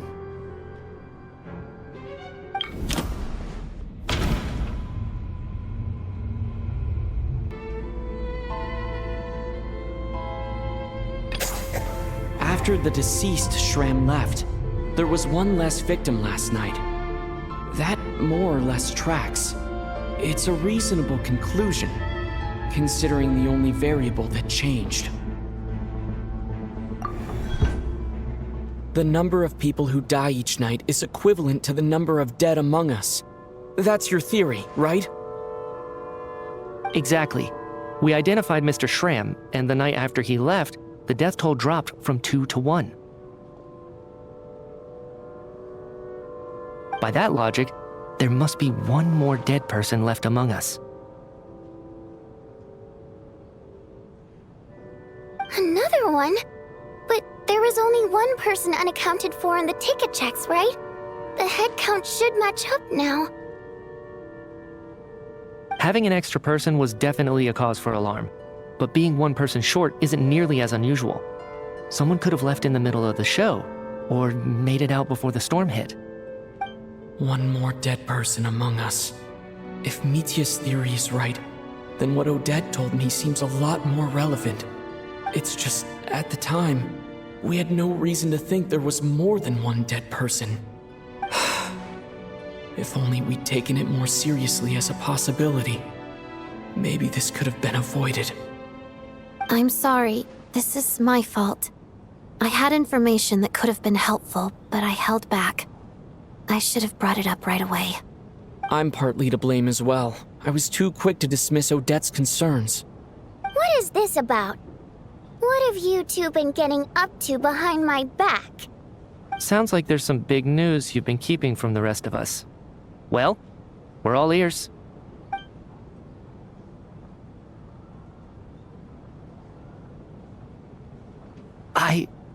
I'm the dead person? Wow, that's certainly news to me. Odette and I talked about it yesterday, but we thought it just wasn't possible, so we left it at that. Yeah, I don't blame you. If I'd been there, I probably would have reached the same conclusion. It just sounds too unbelievable. Let me just try and verify this. I just scoured my memories trying to think back to the afternoon Miss Odette mentioned. But I honestly have no recollection of dying. That's where I'm different than Mr. 𝗪𝗏. Having seen Mr. Mitya a few days ago myself, I also find it hard to believe he could be the other dead person among us. Well, if it isn't Mitya, then who? Do we vote on it? If you don't mind me asking, Traveler, I believe you mentioned that you know Tonya's brother. Had you ever met her before all this? No, never. Wait, are you saying... Now just 1 minute. I know where this is going. You can't just randomly point a finger at anyone you want. You're in the hot seat, and all of a sudden you want to divert our suspicions onto somebody else? Trying to pick a fight, Mr. Childe? Whenever you open your mouth, all you do is attack people, and I've had enough of it. If you don't want to engage in a civil discussion, you can shut up. You little brat! Did Mitya ask about Tonya because he suspects her? I suppose I only identified her by age, and nothing else. Could that mean... I'm just saying, you're going around casting suspicion on people for no reason. How could Tonya be dead? I can vouch for her, if nothing else. I've seen her before. She's the sister of that 𝗪𝗏𝗪, isn't she? The one called Childe. Oh, really? You're telling the truth? Since being here, I don't think I ever mentioned she was Childe's sister specifically. Does 𝗔𝗶𝗆 actually know her? If 𝗔𝗶𝗆 can vouch for her, then it can't be Tonya either. In which case, it seems unlikely that there's another dead person among us at all. Miss Odette, could you go over that afternoon with me one more time, when you found me dead? No problem.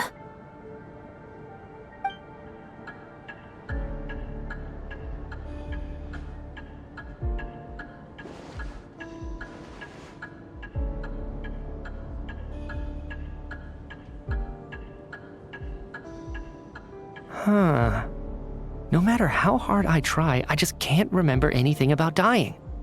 But I do remember something else.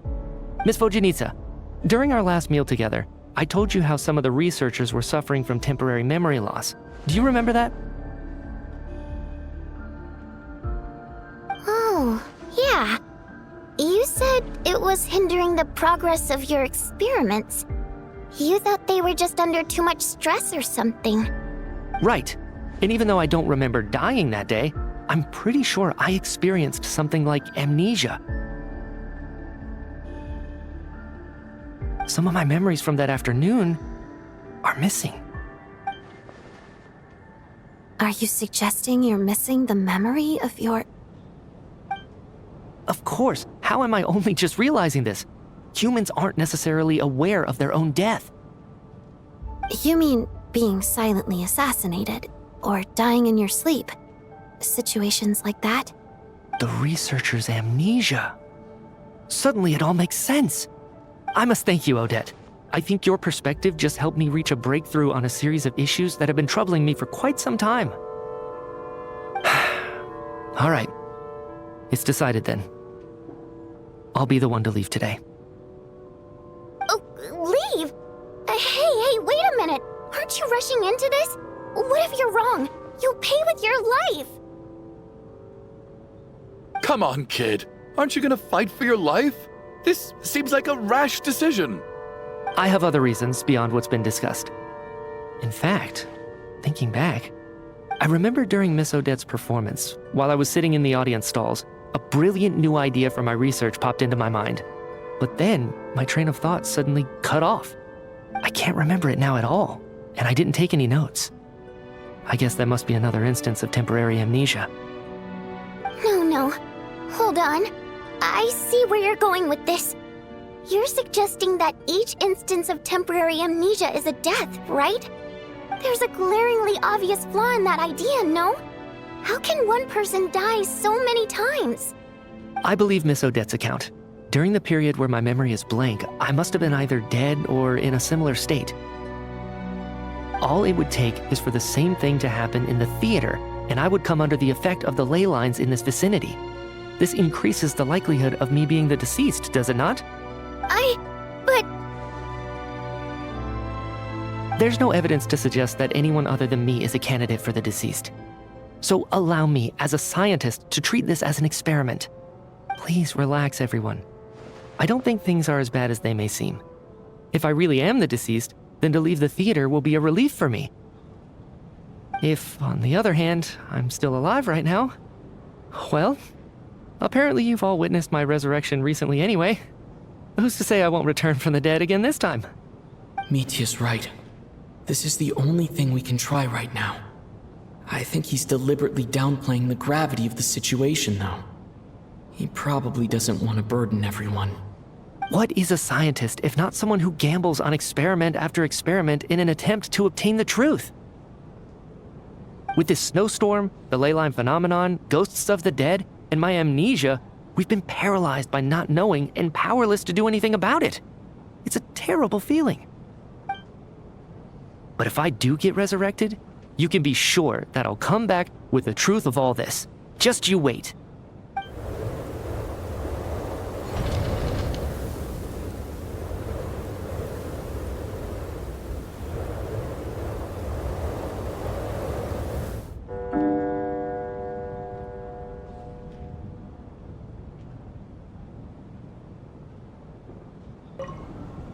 What's on your mind, Odette?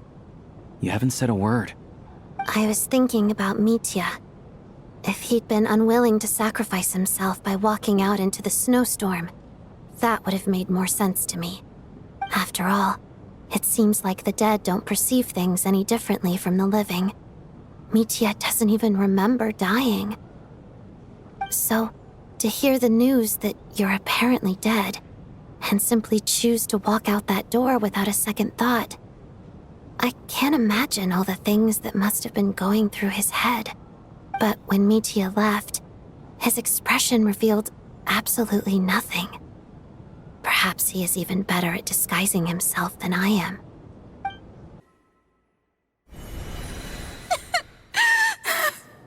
Vodyanitsa! How could this happen? Vodyanitsa!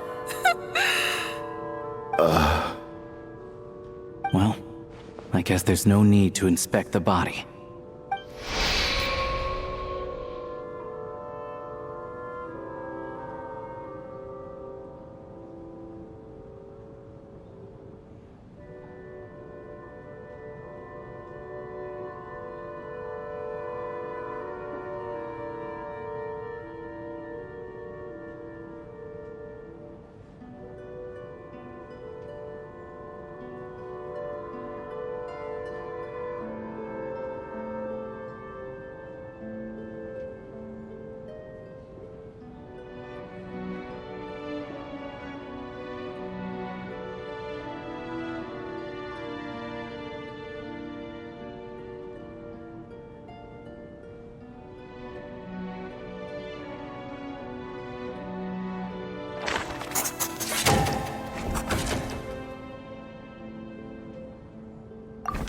Wasn't supposed to happen.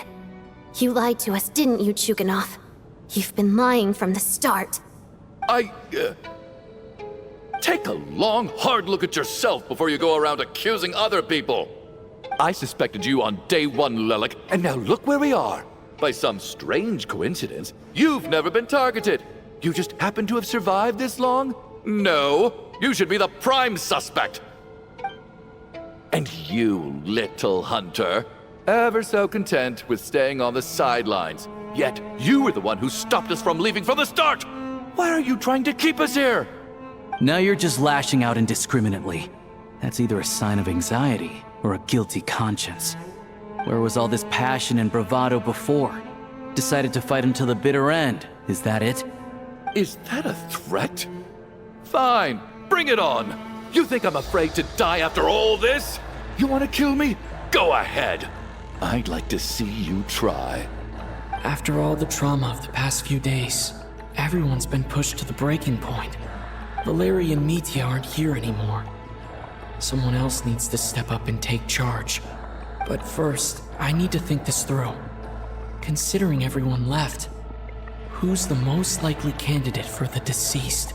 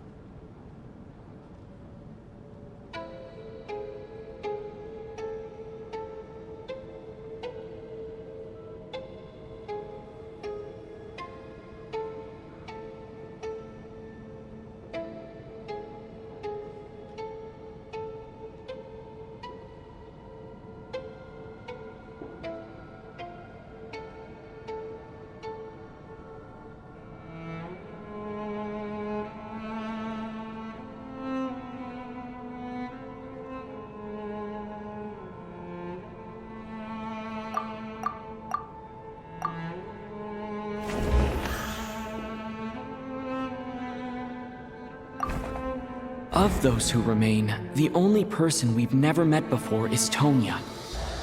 There is room to doubt her true identity. People are easily misled by first impressions. Now that I think about it, Child's sister was in fact a label I imposed on her due to my own assumptions. But Mr. 𝗔𝗵𝐺 vouched for Tonya's identity yesterday, with basically no other possibilities left. Could it be?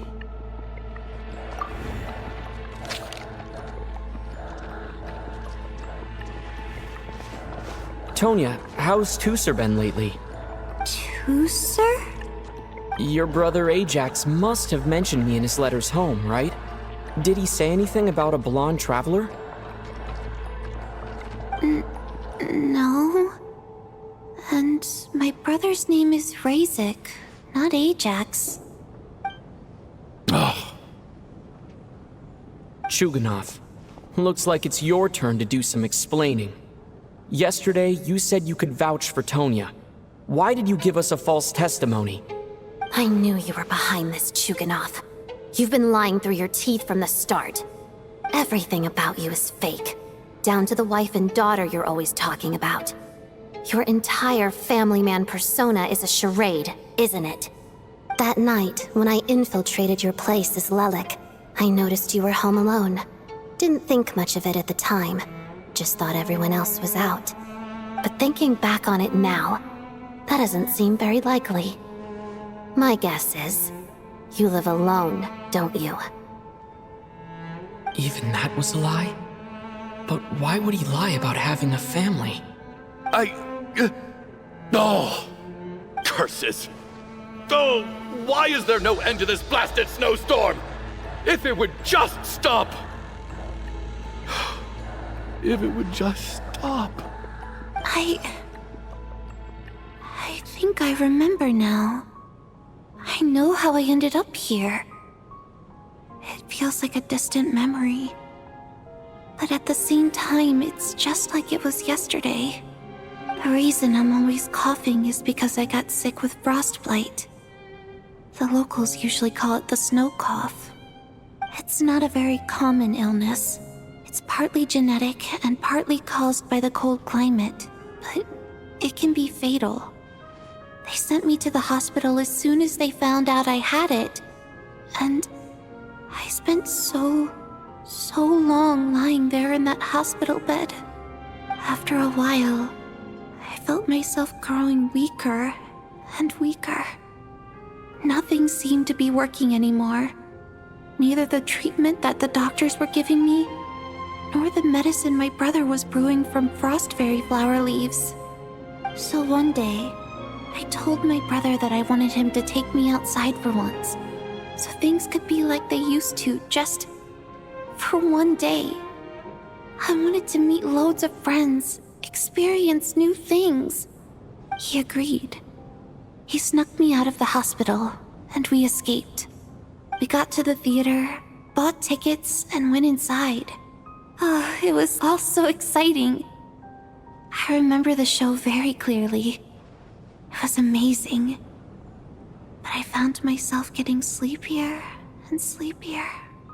Oh, Tonya. When I woke up, I couldn't find my brother anywhere, so I guessed he'd already left. But there's no way he'd leave me behind. So I decided to stay here and wait for him. At the time, I figured he'd probably gone to brew some more medicine for me. I was planning to chew him out for abandoning me when he got back. Tonya, it sounds like by then you'd already... Yeah, I know. I understand now. Dead, aren't I? This cough and the feeling weak, it's probably just my body's memory. After all of that, it turns out I can't blame my brother after all. I was the one who abandoned him. I'm sorry, everyone. I realized this much too late. It seems like death skewed my perception. And now I've dragged you all into this mess. Your name probably isn't even Tonya, is it? Didn't that ever strike you as odd over the last few days? Well, when I was little, my brother and I read a storybook, and Tonya is the name of one of the characters. When we escaped from the hospital, our family and the hospital security were looking everywhere for us. So when you first approached me and said my brother had sent you, and called me Tonya, I thought he must have chosen a fake name that only the two of us would know. Because he was afraid of getting caught. No. It seems like that was just wishful thinking. At least your memory of death isn't painful. That is a small comfort. Now it's your turn, 𝗔𝗵𝐺. Talk to us. I believe no lie is ever told without a reason. You're right. I was lying. I happened to know that the Harbinger child and his sister Tonya managed to get tickets, so I lied to you and pretended I knew them. And yes, I was lying about my family too. The truth of the matter is, I lost them a long time ago. I just refused to accept reality. And now I've spent the second half of my life living a lie. I'm a joke. My daughter's name was Iskra. And before you ask, yes, Iskra, as in Iskra manufacturing plant. She also died from the snow cough. She was just 6 years old. If she were still alive today, she'd be around the same age as little Tonya here. After Iskra passed, my wife couldn't bear to face those memories either. So she chose to start a new life without me. One day when I came home from work and saw the empty room, I felt like I couldn't breathe. Subconsciously, I started to imagine that they were still there. I soon discovered that this was the only thing that made me feel any better, so I just embraced the delusion. Nothing more than a pathetic means of escapism, I know. But at least it's not a crime. So explain your false testimony then. The night before last, when I was chatting with Tonya, she mentioned that her brother would brew medicine for her from frost fairy flower leaves. Combined with her various symptoms, I suddenly understood everything, including the fact that she was deceased. The snow cough used to be an incurable illness. I would pick frost fairy flower leaves to brew medicine for Iskra too. It took hours and hours on the stove. But the year after my daughter passed away, the jester of the Fatui announced that a cure for frost blight, also known as the snow cough, had finally been developed. It turned out that all previous treatments were completely ineffective. No better than random concoctions. That was the final straw for me. I just couldn't take it anymore. Just one more year. One more year, and everything would have been okay. So, more than anyone, I know full well that in this day and age, no one in their right mind would still be using frost flower leaves to brew medicine for the snow cough. Poor Miss Tonya, therefore, had to have been from an era when snow cough was still a terminal illness. So, you projected your daughter onto her? Even though you knew she was one of the dead? That doesn't make any sense. You knew she was already dead. What did you hope to achieve by protecting her? I just don't believe in your crackpot theories, nor do I approve of your actions. How can you just declare a living person dead and throw them out into that snowstorm? Mitya's gone. My good buddy Shram's gone. And now it's Tonya's turn, isn't it? The others I can make my peace with, but little Miss Tonya, here she is, standing right in front of us, alive and breathing, and fighting her own battles. Yet you're quite happy to say she's dead? I just want her to live. Once this snowstorm is over, the very moment it stops, I'm going to march out that door and find someone who can fetch the very best medicine for her snow cough. I'll be damned if I'm gonna let you cast her out into the snowstorm before I have the chance to cure her. Not again! Not this time! Not when the cure is right within our grasp! I'd never be able to forgive myself. Mr. 𝗔𝗵𝐺, stop. can't let you do this. Tonya. By the sounds of it, you've known I was dead since the night before last, right? I really liked Mr. Valeri, Mr. Mitya, and Miss Vodyanitsa. And now they're all dead because of me. I'm not happy about that. The reality is, you've been trying to fight your own demons through me. But all you've really done is trap me inside your delusion along with you. No! Listen to me. I want to save you. I do! Well, at this point, I'm quite sure that I'm dead. I don't need to be saved. The time I got to spend with all of you is more than enough for me. Despite all the bad things that kept happening, I got to meet so many interesting people and spend so many days and nights by your side. Since the day I escaped that hospital until now, this has been an adventure I never even dared to dream of. I'm very fond of you all. If it were only possible, I'd trade my soul to bring back the ones who died. If it meant things didn't have to end like this. And that's why I'm not fond of you at all, Mr. Childe. I'm sorry. It's them that you owe an apology to, sir. Not me. Well then, I suppose this is it. It's time for my adventure to end. I've caused enough trouble. You're leaving already? It's still early. Don't you want to stay a little longer? No thank you. Oh, and by the way, my name is 𝗵𝗺𝘅. It was nice meeting you all. Feels strange that we're only being properly introduced now that it's time to say goodbye. 𝗵𝗺.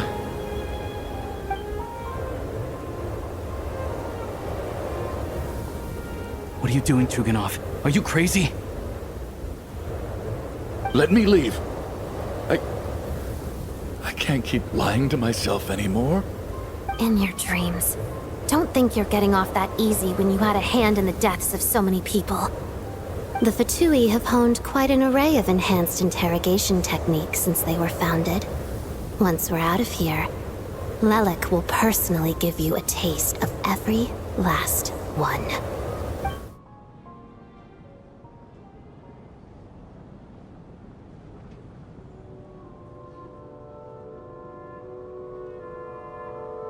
I think we should leave. I doubt this snowstorm is ever going to stop. For all we know, this storm might have destroyed all of Snezhnaya by now. Maybe even the whole world. Wait, we finally solved the mystery of the haunted theater today. Maybe let's at least try to enjoy tonight? Fair enough. I don't particularly feel like dying in 𝗪𝗼𝐺's company anyway. And yet you won't let me die first. Hey, 𝗪𝗼𝐺, on a serious note, if we do make it out of here, you should close down that factory of yours. A lot of people are freezing thanks to you. Is this really the time to be discussing my factory? All right, fine. I'll shut it down. Doesn't matter to me anymore.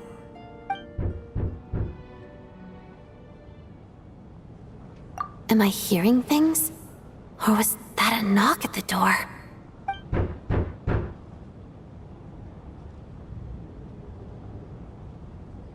There it is again. But I don't understand.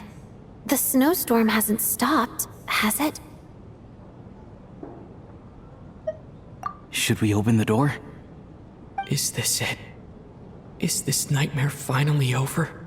If the last few days are anything to go by, I probably shouldn't be getting my hopes up. Whatever lies beyond that door at this moment, it could be something even more terrifying than everything we've been through so far.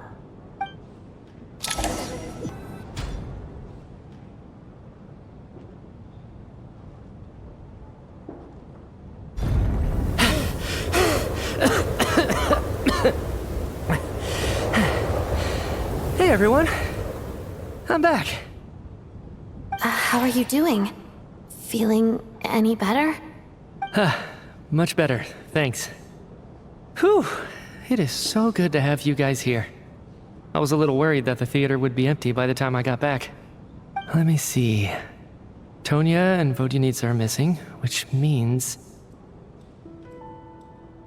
Vodyanitsa died last night. And then you discovered that Tonya was the other dead person. Am I right? Not Tonya. 𝗏𝗏. First, tell us how you made it back here. Given the conditions outside, no one should be able to return alive. You're right. The thing that got me back safely was a song. I heard someone singing. After walking into the snowstorm, my mind grew hazy. I don't know how long I walked through the storm before my mind completely slipped away. Then, suddenly, I heard the sound of singing. The voice instantly brought me back to my senses, and I regained consciousness. So I followed the voice, searching for the source of the singing. I searched and searched, until finally, just a few moments ago, there was the entrance to the theater, right in front of me. I've actually never performed this song in the theater before, because it has more of a ceremonial purpose for our people. It's not meant for the stage. It means something like, "May those we have lost watch over us, and follow this song back home in the night, so that we might be reunited once more." That must have been Vodyanitsa's Requiem. Who knew it actually worked? That song is meant to guide the souls of the dead. Mitya, that must mean that you... Huh. No kidding. Seemed like I guessed right then. This is what I've been so desperate to tell you about. When I first stepped out of the theater, I was still quite lucid. My memory of it is still pretty intact. I remember the outside world being completely different than what I'd expected. It was like this was a world where only the snowstorm existed. There wasn't a trace of any humans or buildings ever having been there. I don't know how else to describe it, except to say that it just didn't seem like the real world. And as for the Requiem, if I was guided here by Vodyanitsa's song, it can only mean that I must already be dead. And this is my soul, not my body. But I didn't experience a clear moment of death while I was out there. Nor do I feel any different now than before I walked into the snowstorm. You don't seem any different to me either. In fact, this is something I've been wondering about for a while now. If souls aren't physical, shouldn't they lack tangible form? Both 𝗍𝗏 and 𝗏𝗏 were clearly deceased, and yet their souls didn't look or feel like ghosts at all. They were visible, tangible, no different than you or me. This raises a truly terrible thought. Is that really what Mitya is suggesting?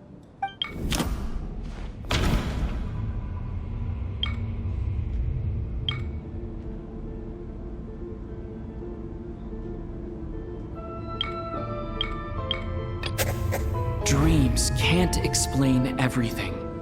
And this isn't the Sub-Zero's festival. Mitya's soul was summoned back by the Requiem, confirming that he is indeed already dead. And yet, he looks no different from us. Of course, if even the long-deceased like Mr. 𝗍𝗏 can blend in with us undetected, then maybe we've all been dead from the very start. And all of us are now souls wandering the theater.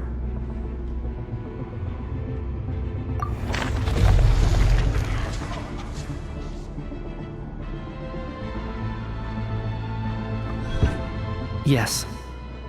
I think that this is probably the afterlife. What did you say?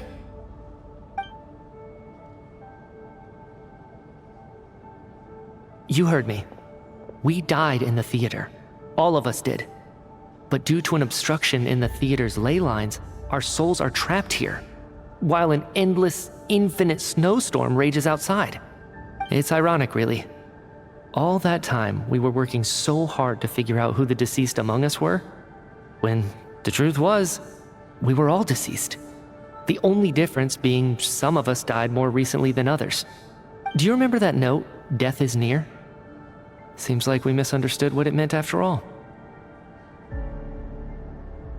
Death was nearer than we wanted to think all along. The note simply meant that all of us were already dead. So all our attempts to survive, our search for the deceased, it was all for nothing? Hard to say. At the very least, we helped 2 lost souls find clarity and go to where they belong. The presence of those 2 is probably what caused our souls to be drawn in by the ley lines. In which case, the deaths we've awoken to over the past few days were just souls returning to the ley lines for good. If what you're saying is true, doesn't that make us the lost souls now? Huh, no wonder.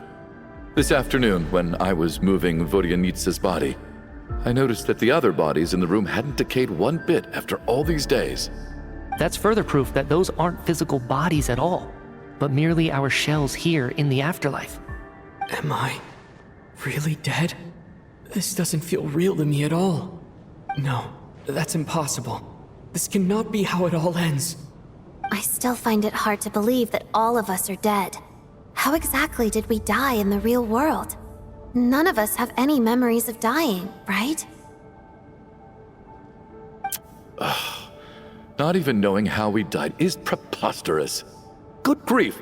Surely there has to be some reason. Exactly. It's hard to rest in peace when you don't even know how you died. It gave me lots to think about as I strode out into the snowstorm.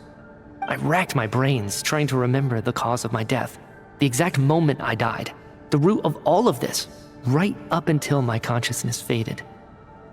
Wait. Hold on.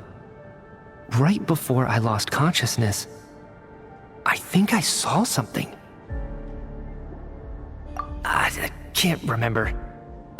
And I think I lost my notebook and pen. Mitya, your hand. Is that blood on your fingers? Huh?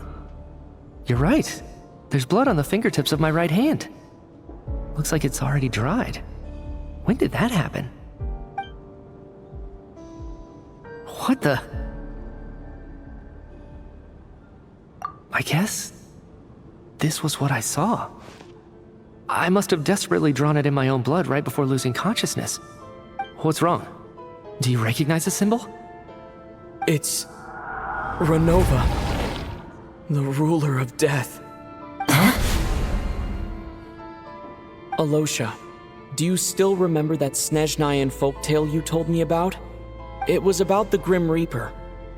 When someone's about to die, he appears as an incarnation of someone familiar to guide their soul into the afterlife. And as soon as you recognize his face, your life is over. I heard a similar tale when I was little. You think the Grim Reaper in this story refers to the ruler of death you mentioned? That's right, in which case, death is near could also mean that the Grim Reaper is here disguised in a familiar form. Death, the deceased, and the Grim Reaper? So it's a triple entendre. When I first saw this note, I thought it contradicted the investigation report. But now it seems like that was the whole intention. So the Grim Reaper deliberately misled us. Then, we started suspecting each other and searched for the deceased while they hid in plain sight.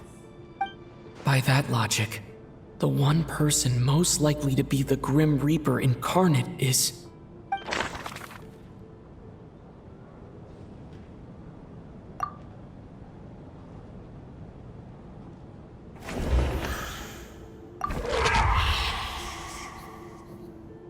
No doubt about it. It's Alyosha.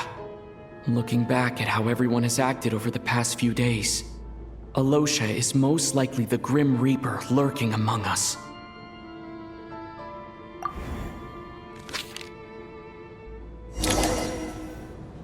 Is it you, Alyosha? You were the first to discover the investigation report, and you had plenty of time to slip the note inside to mislead us. So? Surely you can't suspect me based on that alone. What if someone else found the investigation report first, slipped the note inside, and then put it back without telling anyone? There's no denying it. The note could easily have been slipped in much earlier than it was discovered. That's not all. I've also noticed that although on the surface, Valeri, Mitya, and sometimes I were the ones taking charge of the situation, looking back now, even though you didn't say much, you were always subtly guiding everyone from the sidelines. What do you mean? You were the one who emphasized how dangerous it was outside and insisted we all stay here. It was also you who suggested that we all sleep in the same place. And earlier today, you tried to convince 𝗵𝗍𝐺 to stay. I don't understand why, but it was out of character. So, you didn't understand my intentions, and now you're assuming the worst. Seems pretty unreasonable if you ask me. He still won't admit it. Fine. Let's see how he responds to the most damning evidence of all. The biggest question I have right now is, if the Grim Reaper is impersonating Alyosha, then where's the real Alyosha? When did they switch?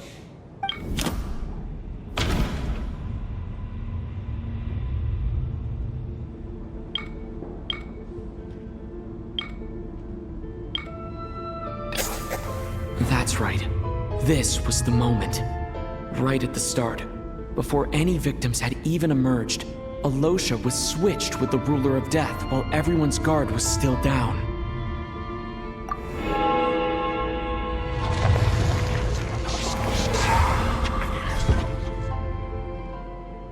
When all this began, right after the performance ended and the snowstorm began to pick up, no one suspected anything unusual. We just assumed we were snowed in. It wasn't until we discovered the bodies the morning after that we realized something out of the ordinary was going on. But it's clear now that the oddities actually started earlier than that, when 𝗔𝗍𝘆 walked into the snowstorm and never came back. Right. So Mr. 𝗔𝗍𝘆 was the first victim, not 𝗔𝗍𝘆𝘆 and 𝗺𝗏𝘏. And if we pinpoint that moment as the beginning of this incident, then one thing becomes clear. Alyosha, you are the only person who walked into the snowstorm and came back without the help of Vodyanitsa's requiem. More precisely, Alyosha never came back at all. The one who came back was the Grim Reaper. Not bad. Well, since you've backed me into a corner, I suppose there's no point in keeping up the act anymore. Alyosha? You're the Grim Reaper? I am no such tired cliché. Mortals should address me as the Ruler of Death.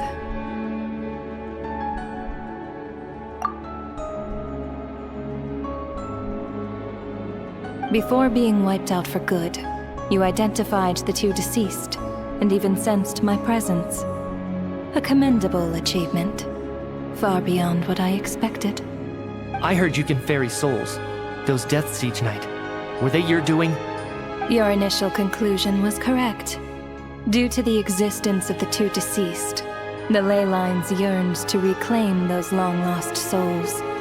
Every night they devoured an equal number of souls to fill the void. This required no intervention from me. Though, of course, ferrying souls is indeed my authority. Here, take a look.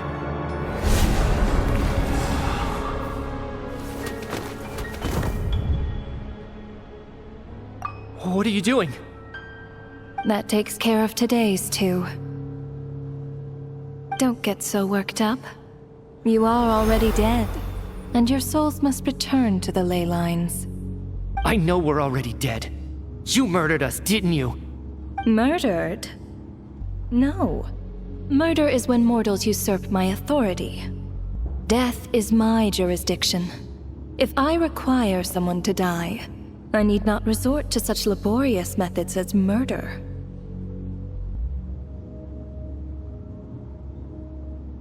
You simply met the criteria to trigger my curse of death.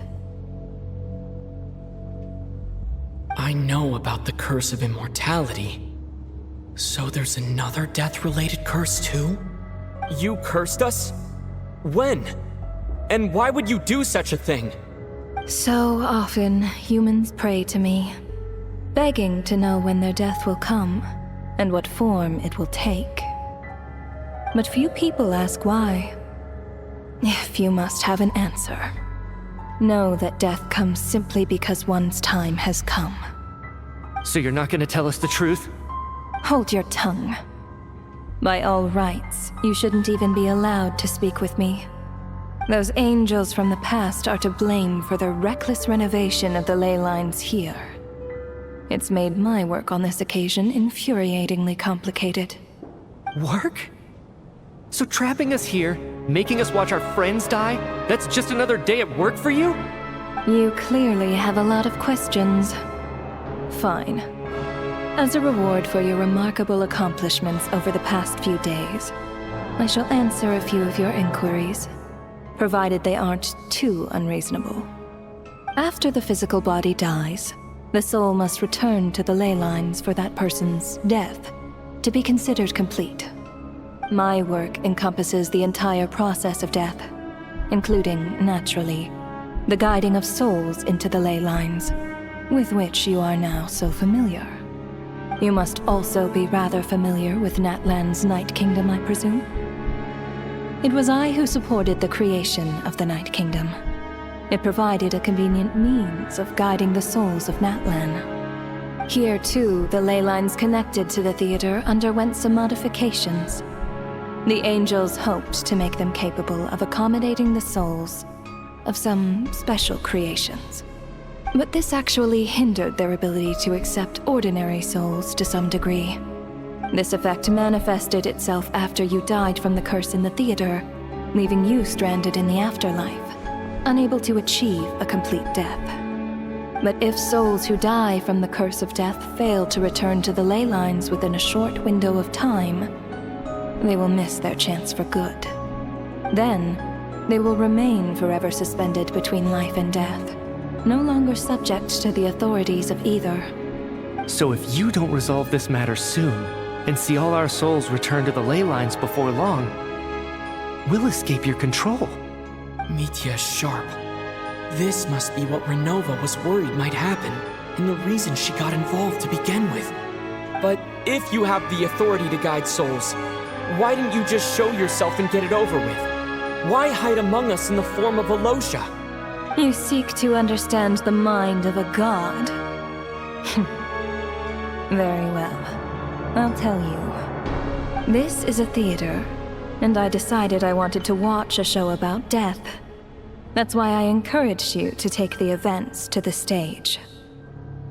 I found myself getting quite immersed.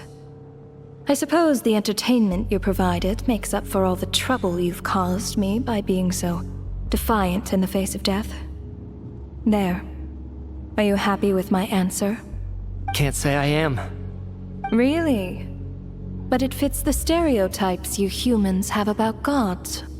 Just moments ago, you were complaining about how infuriatingly complicated your work here has been. Work is work, I get it. There are times when it's a huge pain, but you just have to get it done, right? That's a rather unique perspective for a human. You are in fact correct. There is a pain point in this case. Due to the obstruction in the theater's ley lines, there is a hard limit on the number of souls they can receive each day, making it impossible for me to ferry all your souls at once. Revealing my identity too soon would inevitably have led to futile resistance, and there was a risk that any souls who chose to run would disappear. Then there was the issue of the 2 lost souls you called the deceased. The way you resolved that quandary was all part of my design. That's what I don't understand. If all of us were souls of the dead, what made their presence among us special? For centuries, they have refused to return to the ley lines, exploiting the issues created by the angel civilization to resist being drawn in. Centuries of obsession accumulated during this process. You may think of this obsession as the resentment of the dead, and in this quantity, It was a bomb that could have detonated at any moment. It reached the point where I could not afford to leave it unchecked. But the only way to fix it was to help them acknowledge their own deaths, make peace with their regrets, and willingly walk into the snowstorm. Only then, with my guidance, could they finally return to the ley lines. Otherwise, you would not like to know what the consequences would have been. I vaguely remember seeing Vatashka, but in the most terrifying form. Was that in a dream? Is that what would have become of her if she hadn't returned to the ley lines? I see your dreams brought you many revelations. So you see, death in fact grants wisdom to mortals. Souls connect to all things in the world and see the chain of cause and effect between them. It's nothing unusual. Anyway, giving psychological counseling to lost souls is not my strong suit. That is more of an angel's role. It was something I could not resolve directly using my authority, so I decided it was easier to leave the bomb defusal to you. Meanwhile, of course, their presence caused the souls of other members of your party to return to the ley lines each night. From where I stand, that was killing two birds with one stone. As both issues slowly resolved one another without me having to lift a finger, all I had to do was stay close by and keep the situation under control. Then use my authority to wrap things up at the end.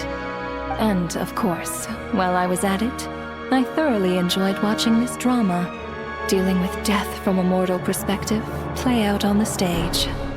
Sounds like you had it all figured out, Grim Reaper. I just did the math. You said there's a hard limit to the number of souls the ley lines here can receive each day. It's 2, isn't it? That much is obvious, even to a fool. It's time to review this whole affair. If the ley lines can only take in 2 people per day, I need to go over the deaths from these past few days again.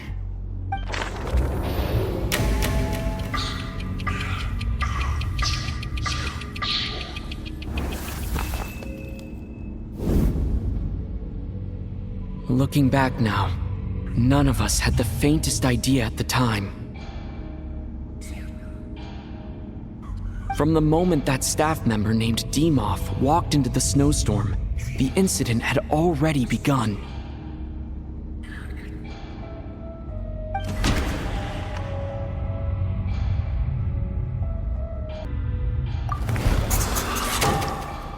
Alyosha was the second to walk into the snowstorm after 𝗵𝗆𝘆 to investigate. During this process, the ruler of death assumed his identity, making him one of the victims.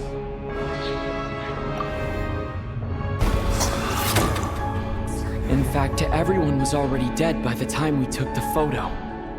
And in the days since, we've experienced many more partings in the afterlife. Now, only Mitya and I remain. And the true culprit behind everything still stands before us. In Mitya's eyes, I see the same anger and frustration that I feel.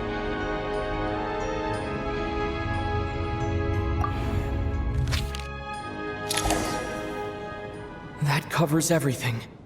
It's all clear now. Your work isn't finished here yet, is it? The Traveler and I are still standing here, safe and sound. The water imp's song threw things off a little, but it is of no consequence. The ley lines have already anchored your soul, and the first ray of light tomorrow morning will take you back. I, meanwhile, need to review my attitude towards the water imp race. So the reunion in the night that Vodyanitsa mentioned, I suppose that was never meant to be a permanent reunion. That just leaves you, Traveler. My power only allows me to temporarily separate your soul from your body. The ley lines of 𝗙𝗏𝗏 would not accept you, and your soul is firmly anchored to your body by your will. For a descender like you, who is not bound by 𝗙𝗏𝗏's rules, your death can only be brought through the most violent of means, such as directly destroying either your body or soul.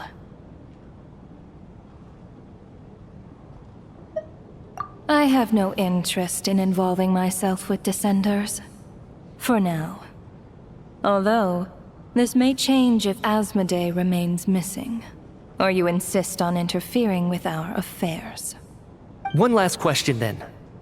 All our struggles and sacrifices here, they were meaningless from the very beginning, weren't they? Death abides no reason. Besides, what you call sacrifice is merely a concept created by humanity. To me, it is nothing more than a self-indulgent charade in the face of death.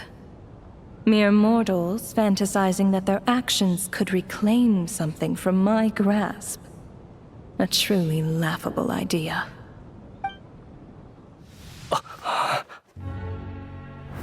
Grim Reaper, you really know how to get on my nerves. I'm not here to ingratiate myself with you. I kill merely because your deaths are necessary. Oh, you've made that quite clear. But humans don't take well to being scorned. Not even by the gods.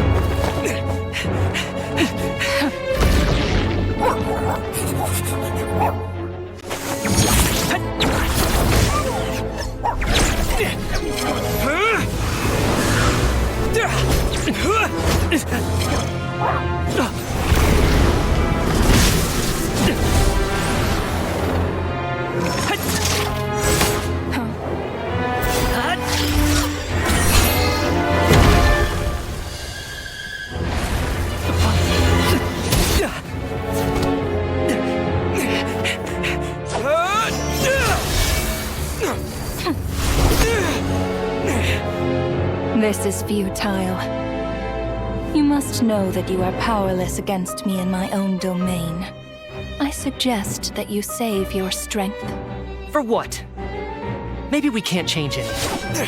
But if nothing else, we can at least teach you to have some respect for the dead. Audacious.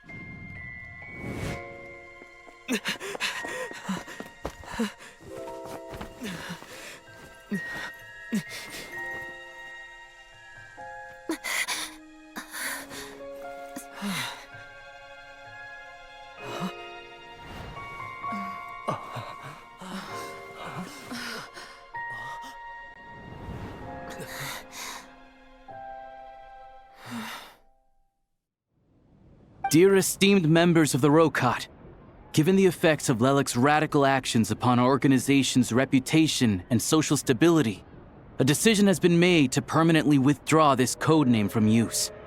Considering that Lelic did what they did for the benefit of the people, the 𝗏𝗏 has nevertheless negotiated with the authorities, ultimately securing a waiver for all penalties due to them. Lelic will be suspended for a period of time. Depending on their future performance, they may be allowed to adopt a new codename and continue acting as part of the 𝗏𝗏. The purpose of this notice is to remind everyone once again that motives and methods are equally important when one operates in the shadows. Even with Project 𝗪𝗔𝐺's suspension and our interim operational victory, we must guard against complacency and rashness and work to consolidate the progress we have made so far. We act only for the greater glory and solidarity of our nation. May the aurora shine ever on, and the tundra always stand firm. We act only for the greater glory and solidarity of our nation. May the aurora shine ever on, and the tundra always stand firm. Looks like it's finally over. You mean for us? Just thinking out loud. I've never seen the Snezhnaya Preview so lively before.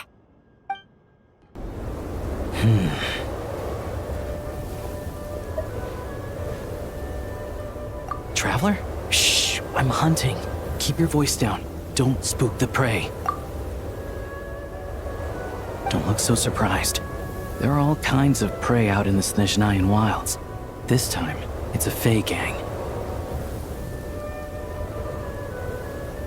Well, all you need to know is that these aren't Fae you want to mess with. They aren't legitimate organizations like the Fatui, but their roots run just as deep. Here in Snezhnaya, most things considered prey are dangerous to get involved with, but a hunter has to make a living. Rumor has it that some of these gangland folks have connections at the Energy Commission, and they've got a real hoard of 𝗪 crystal. All for smuggling, of course. It won't appear on Project 𝗪𝗆's ledger, so no officials will investigate, even if it gets stolen. Don't worry. Like I said, Fae gangs aren't legitimate organizations. Once the crystal has been distributed to freezing villagers, do you really think they'd dare go door to door to take it right back under the Druzhna's nose? And as for me, they can't trace this back to me.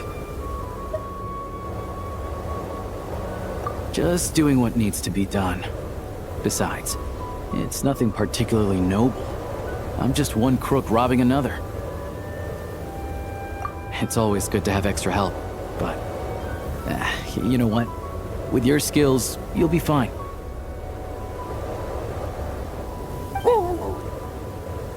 Good boy. Sit. Are there horns inside? And how about claws?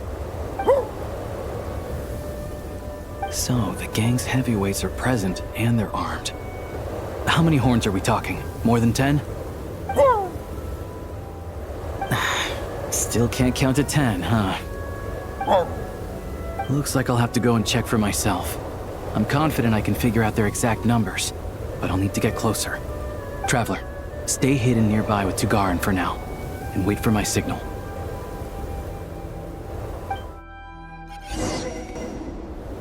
Excuse me. I wasn't aware that someone lived here. Where'd you come from, kid? What do you want? I'm just a hunter. I've been hunting nearby and used up all my fire water, so I need to find somewhere to warm up. Save it, kid. You better scram, or there'll be trouble. All right. 2 outside the door, 3 inside. No need to worry about runners after all. The heck do you mean by that? Like I said, I'm hunting. There's the gunshot. It's go time! Let's search the place and see where they hid the crystal.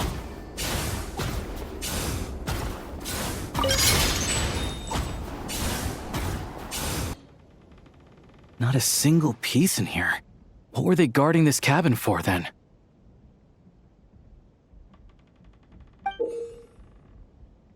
A key and a card? What do you think they're for? Hold on to the card for now. As for the key, it's probably for that door over there. Makes sense if you think about it. Hoarding crystal is dicey business right now, so they'd want to keep their stash well hidden. Sure. Assuming this key unlocks the door.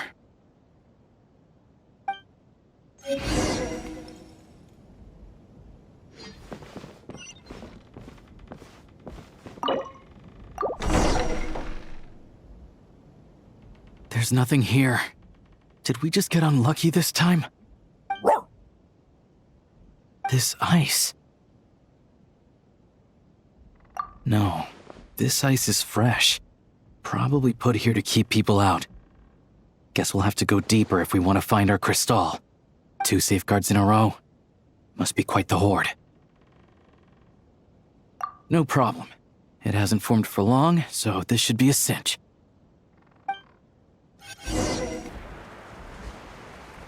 On reflection, that was a risky move I made back there. Diving headfirst into a suspicious cave isn't how an experienced hunter should operate. But it had to be done. Too many people need this crystal. Stay back! Wait, what? How are their gang members here too? Not just yet. Not until we know what's going on. Looks like there are 2 groups over there. I'll need to use my scope to see clearly. I said stay back! All of you! I've got the detonator in my hand! Hey, cool it! I told you. Turn around and walk away now, and we won't cause you any trouble. Not a chance! Anyone who finds treasure out in the wild gets a share of it. Old Sire's rules. The 𝗏𝗏 family will get their fair share for Old Sire's sake, but the rest, we've earned it! You think you could just show up here and expect us to walk away empty-handed? That's not what the rules say! They're arguing over how to split the loot? Oh, you think you've hit the jackpot, huh? All you've managed to do is block the way in. Bet you tried to get in, but failed, didn't you? You ain't getting nothing! So what? We found this place first. There's gotta be a finder's fee for that, at least. Old Sire! Old Sire is dead. Or were you hoping Ẓmi would pick up where he left off? Huh? You didn't think so. Now beat it! What about Lady Voronina? You saying you're not scared of her either? Oh, you! Look, the only reason any of us are able to get by in this ash heap they call Snezhnaya is because of Old Sire. He put the rules in place for a reason, and no one gets to break them. Times have been tough for everyone. I get that. But if you break the rules, you can bet your life that Lady Voronina will be hearing about it. All right, so we're doing this the hard way.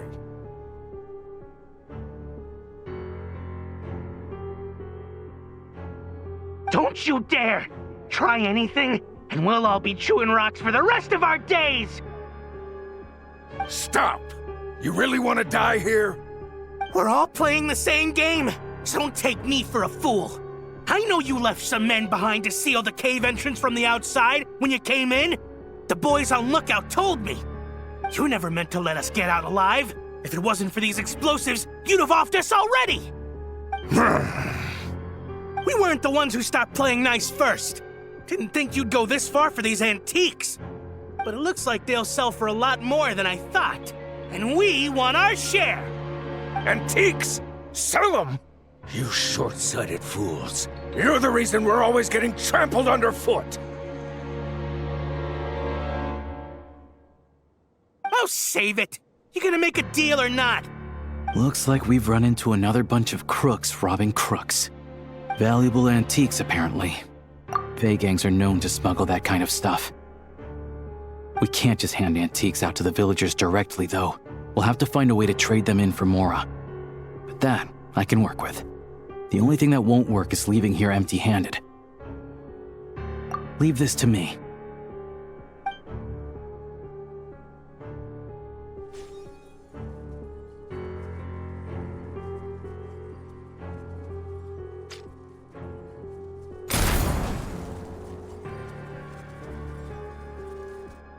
Go, Tagarin! Now show me what you've got. What? Is that company?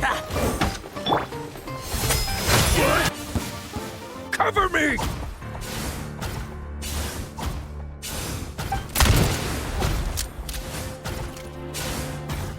Drat!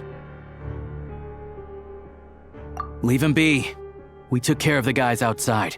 If he wants to call for backup, he'll have to go back to base. That gives us more than enough time to clean this place out. Let's go take a look inside.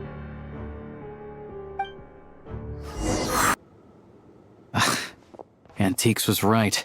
None of this is from the present era. I don't know much about these ancient artifacts. If you're curious, I know a guy in the Rokot who's a bit of an expert about this kind of stuff. Maybe I can get him to come take a look later. This thing clearly isn't going anywhere. Let's start with whatever we can carry. But with this barrier blocking the way, we can't get any further inside. Shadow Realm barrier device detected.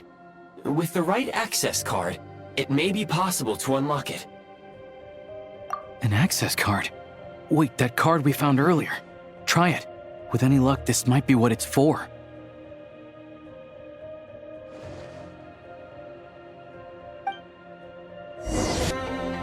Everything else aside, at least the way's open. Still, if they knew they'd need this to clear the way, why leave it with the lookout outside? And then seal the cave entrance? Clearly this card is very important to them. They couldn't afford to let it fall into the wrong hands. But they also had to make sure it was safe before using it. I just wonder why they'd exercise this much caution over a bunch of antiques. Guess we'll just have to head inside and take a look. We can study this card and that pedestal later when we have the time.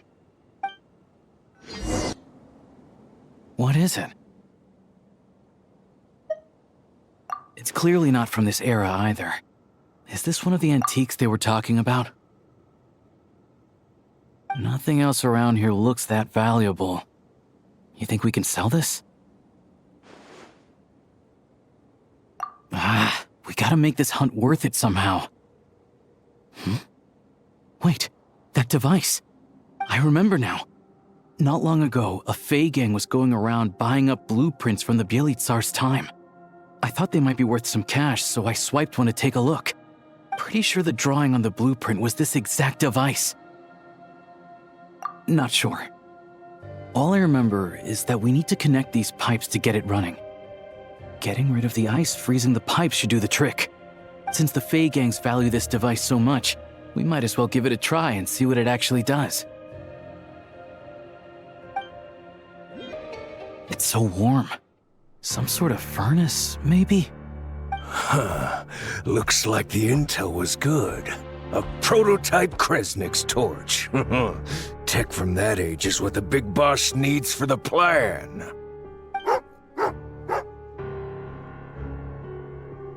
Tagarin, don't move. Smart choice if you ask me. See what I'm holding? I grabbed that numbskull's detonator during the commotion back there. Made a couple of modifications to it too. Now, the moment I let this thing go, it's gonna blow! So you came right back here without calling for backup? That wasn't such a smart choice. Shut it! My men were wiped out, and I lost the access card. After all the manpower we put into obtaining it, if I go back now, the boss will have my head on the spot! I'm not leaving without that card! That and this equipment are crucial to the boss, so hand it over! Don't tell me you're after this technology too. Oh, I get it. Some other group sent you, huh? Who was it? The Energy Commission or Luchkin? You're overcomplicating this. I have nothing to do with either of them. Don't play games with me. After the old man died, the High Table decided we'd outlived our usefulness. Nowadays, we risk our necks digging stuff up in the Shadow Realm. And then what? It all ends up in the pockets of those big shots. Hey, I told you, tell your dog to get down and stay put! Tagarin, down.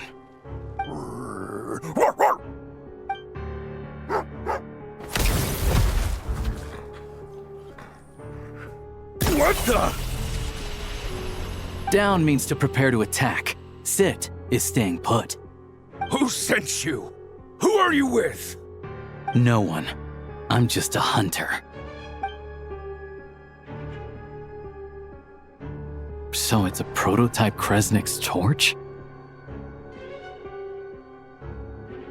Well, if it looks like a furnace, and it gives off light and heat like a furnace, let's just use it as a furnace.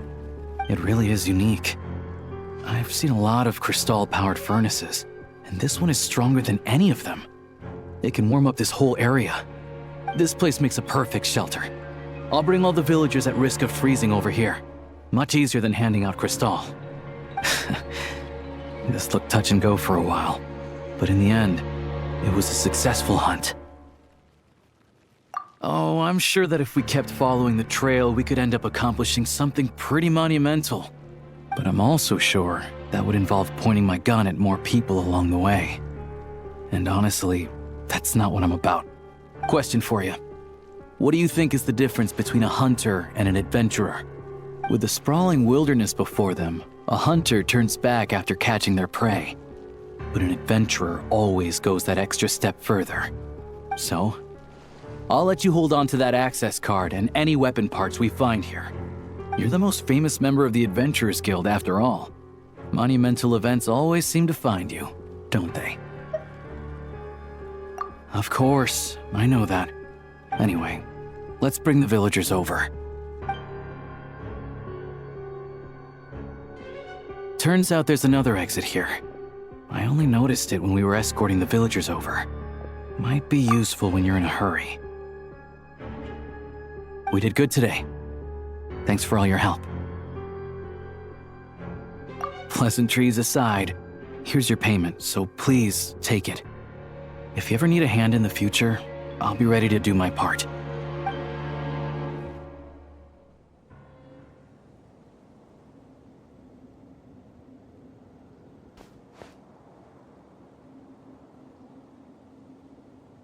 This pedestal looks interesting. I'm curious to know what it's used for. Well, for starters, I can definitely confirm that it's Shadow Realm technology. Hey there, I'm 𝗵𝗶, a friend of Alyosha's. Remember when I said I was gonna bring someone I know from the 𝗏𝗏? This is the guy. He's a real expert on Shadow Realm tech. So anyway, the pedestal. Any idea what it does? Looks to me like some sort of device for browsing information, but you need the right access to unlock it. Establishing user permissions. Activated.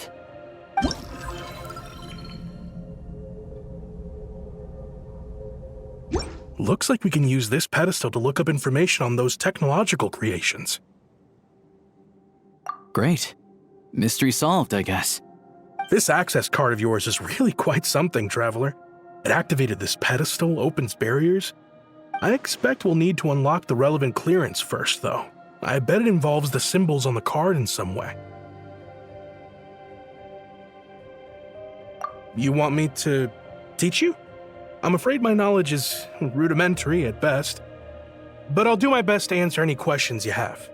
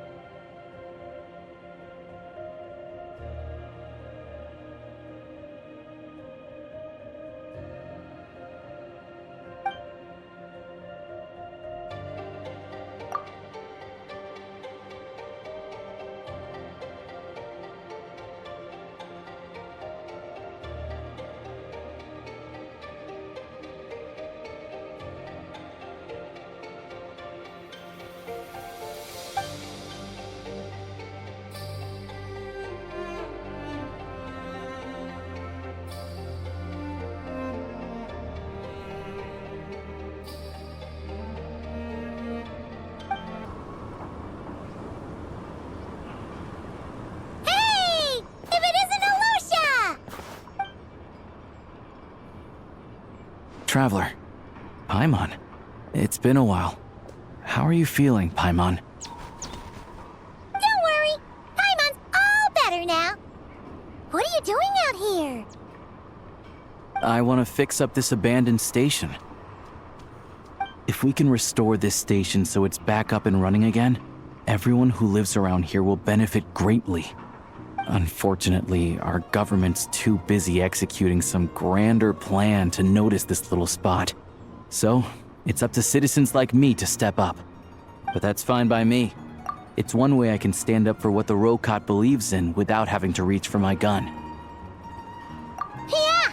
The two of us have done this sort of thing plenty of times. Alright, but I can't let you help us for nothing. I'll make sure you're paid fairly.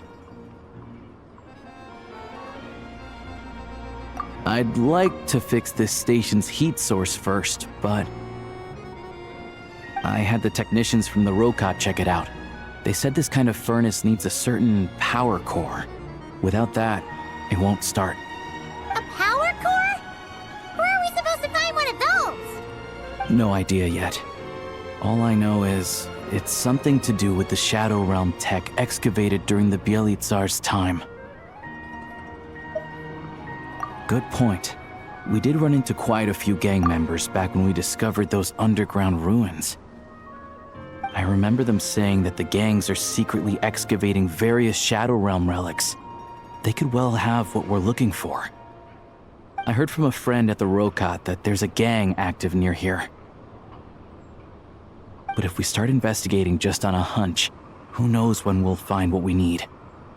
Things have been pretty busy at the 𝗏𝗏 lately, too. Looks like we'll have to put the repair work at this station on hold for now. We'll come back to it when we have the chance. Don't worry, Alyosha. You handle things with the 𝗏𝗏 first. We'll investigate those gang members. Guess I'll need to raise your pay. I appreciate the help. Let's meet back here once you find that power core.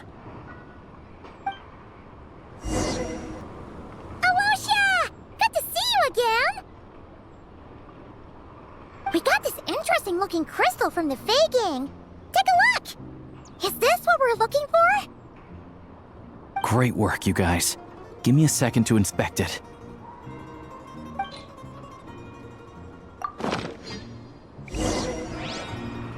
One moment. Let me try this out.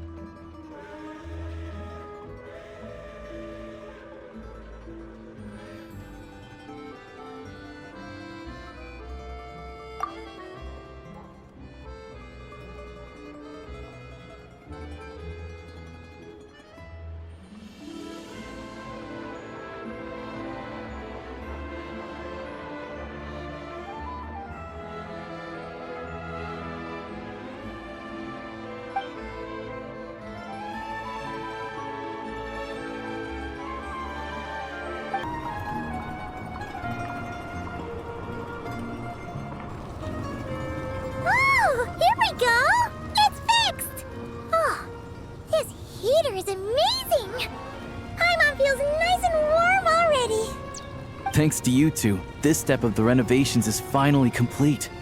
Please accept this in return. So, is there anything else you need help with? I said I was gonna pick out a few cute puppies to act as guard dogs here, but I can handle that. No need to bother you with it. Once all the repair work is complete, this station should make a great little gathering spot. So be sure to drop by if you have the time. We sure will!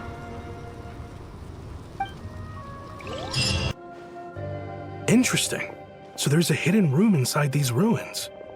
Based on my recent observations, all the artifacts here date back to the Bielitsar's era. Rumor has it that during his reign, he tasked a mysterious organization with excavating technological artifacts from the Shadow Realm and putting them to use. I didn't think we'd find so many here. These ruins must have been connected to the excavation work. See? I told you bringing him here would be a huge help. He's a real expert in this field.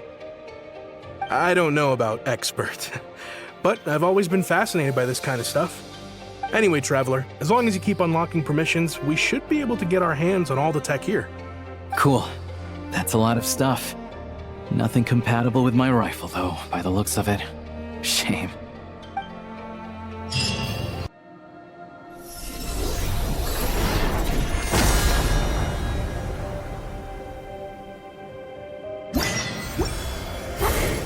This furnace is proving more useful than I expected. Yeah, it was a little unstable at first, but Kresnik crystal burns much more efficiently with this design. And thanks to all the maintenance work you two have been doing, the output has finally stabilized. Crystal is still in short supply, but if we pull together the limited stock we have, there's actually more than enough. Looks like we won't have to worry about anyone freezing in the near future. By the way, have any gang members come around lately? No, actually.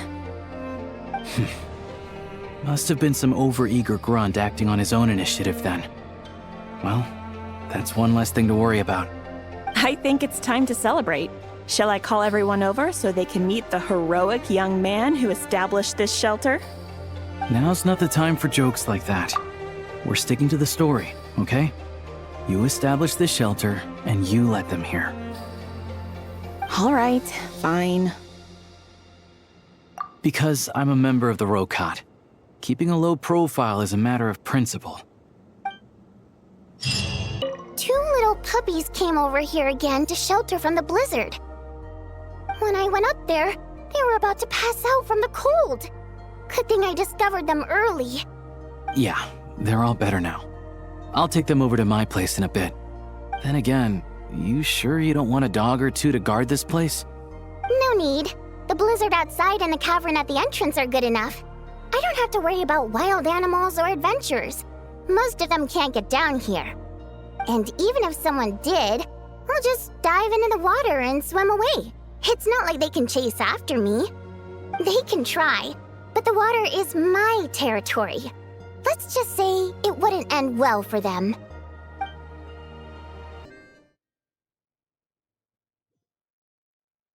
One 𝗵𝗃 smoked sausage, one 𝗵𝗆 fry bread, 2 snow-rum okroshkas, 4 Snezhnaya shashliks, and a rime currant ice cream for each of us, please. None for me. Come on, you're still gonna have just salad, even on your day off? Yes. All right, well, just 4 rime currant ice creams then.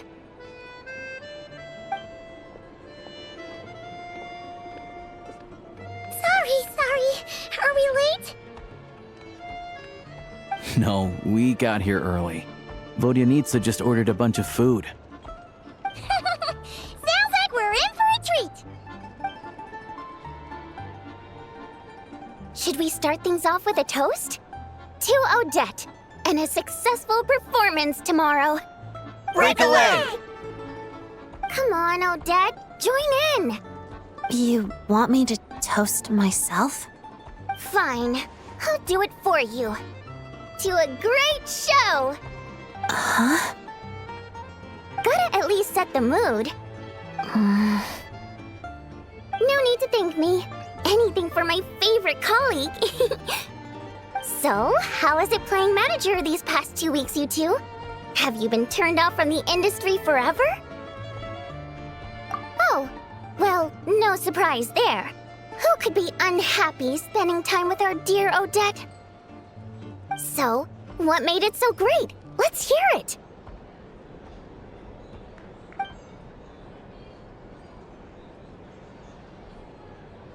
Oh, that sounds great!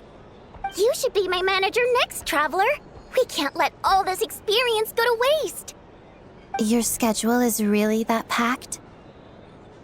Oh, I can make it packed. Just you watch. Wow! This town is completely transformed! All that hustling sure has led to a lot of bustling!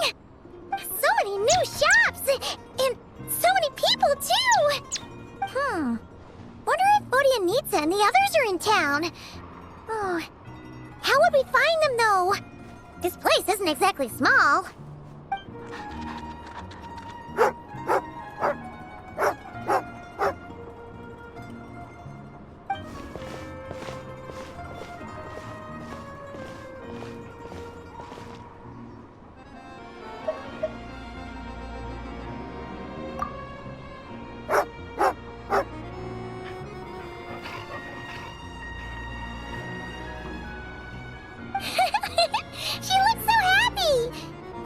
one of Alyosha's dogs. Oh, that's right! Vodyanitsa mentioned that he was getting a few dogs to guard the place, didn't she? Could this be one of them?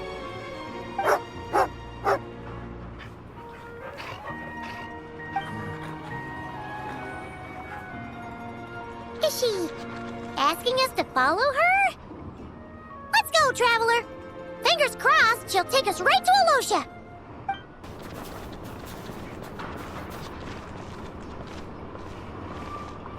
Oh, this must be the furnace Alyosha mentioned. Oh, it's so warm. And it looks like there's a dedicated staff member to look after it.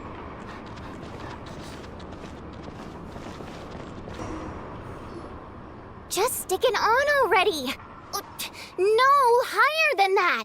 Come on, put that height to good use.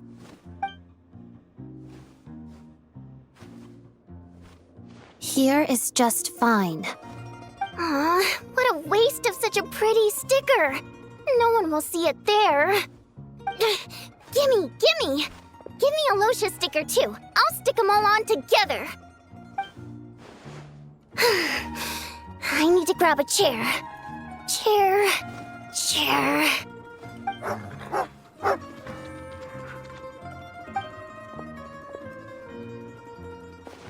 Lumina.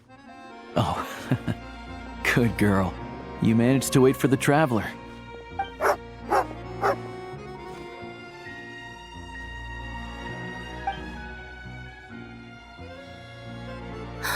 You actually brought the Traveler here. Clever girl, Lumina. Here, have a treat.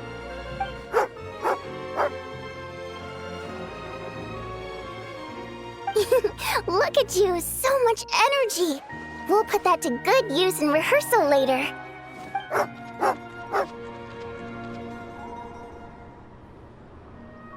Hey, why'd she run off? I was being nice to her. Maybe Lumina doesn't enjoy singing. Maybe. So, what does she like? Dancing? Swimming? Please tell me it's not hunting. She likes spending time with friends, in peace and quiet. Alright then. I guess I just don't know how to make friends with dogs. That's not the problem. You just don't know how to be quiet. Yeah, once the furnace starts up, it provides a stable source of heat and energy. The people around here shouldn't have to worry about the cold for the foreseeable future. Also, I spoke to some merchants I know. They've agreed to open an extra trade route here. So, the people in this town basically won't have to worry about running out of daily necessities anymore. They won't have to worry about safety either. The bandits and other dangerous elements have been run out of town. I took care of them. Mostly to make sure the trains will have safe passage. Nice! Sounds like everything's sorted. So, what are you up to now? Holding a ceremony to celebrate the completion of this restaurant. She means cleaning up. Then we'll figure out some way of turning this place into a restaurant. I'm guessing that's what Vodyanitsa meant. I mean, come on! How can you not have a restaurant by the train station? Train station food is a major culinary institution. Train station food. My memory of that culinary institution is having to keep an eye on the train so you don't miss your ride while filling your stomach. I don't usually eat on trains. Never too late to start. Come on, live a little. Anyway, the main thing is, I finally got my hands on a copy of 100 train station delicacies, and I cannot let it go to waste. No one ever eats my cooking, so now that I finally have a chance, there's no way I'm passing it up.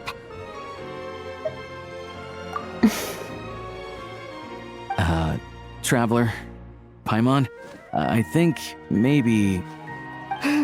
It's a secret. Once I'm done researching, I'll invite you over to eat. And you have to finish everything on your plate, okay? But first things first, let's lay out the tablecloth. Traveler, Paimon Paimon, fancy giving us a hand? Sure thing! Paimon will, fly up top and clean the roof! The tables and chairs should all be secured by now. Yep, nice and sturdy. I'll lay out the tablecloth over here. You already ordered it? I was going to design it myself.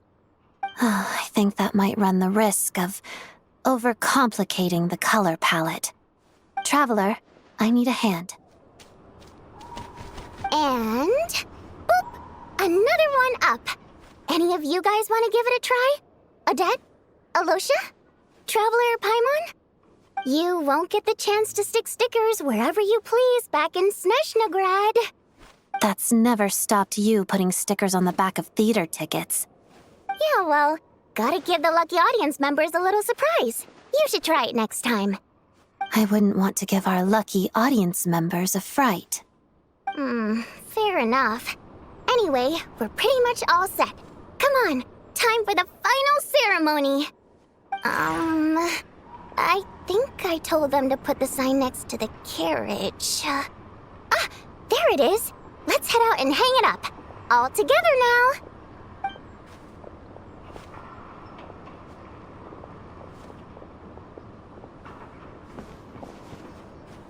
What's that supposed to be? This is me, this is Odette, and this is Alyosha. It's my very own artwork. Took me several nights to finish. Ah, everyone looks so cute! Tigaren will definitely be happy to see this. No surprises here.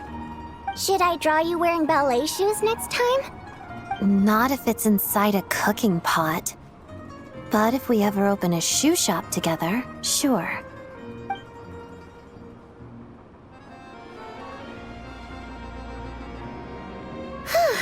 That should do it. Fancy and beautiful. Just what I was going for. Come grab a drink, everyone. I just made some. Wow! What Paimon see? You grab a glass too, Traveler. It actually looks like the real deal. In a few days' time, once we've hired a few more staff members, Restaurant 𝗬𝘆 can officially open for business. For the sake of ceremony, let's give a free meal to the first customer. Unless it's someone I don't like. In which case, the free meal will go to the next person, and we'll keep passing it down the line like that. Ah, a restaurant. Perfect. Just perfect. There's no way Valeri will find me here. Boss, I'll take 1 pot braised meat, a bowl of borscht, and a glass of... Huh? Wait, you guys... what? For free? Let me test him first. Welcome, Mr. Mitya.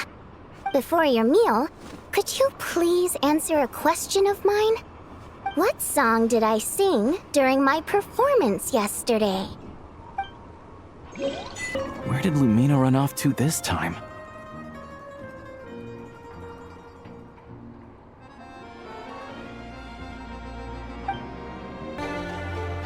We've now secured all the ancient relics within these ruins.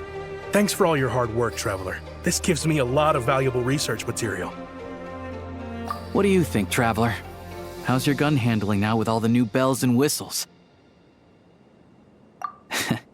To be honest, the add-ons aren't what make the difference. The key with guns is practice. Enough hits on target, and it eventually becomes second nature. If you ever get the chance, you should come hunting with me. I learned all my gunslinging skills out in the wild.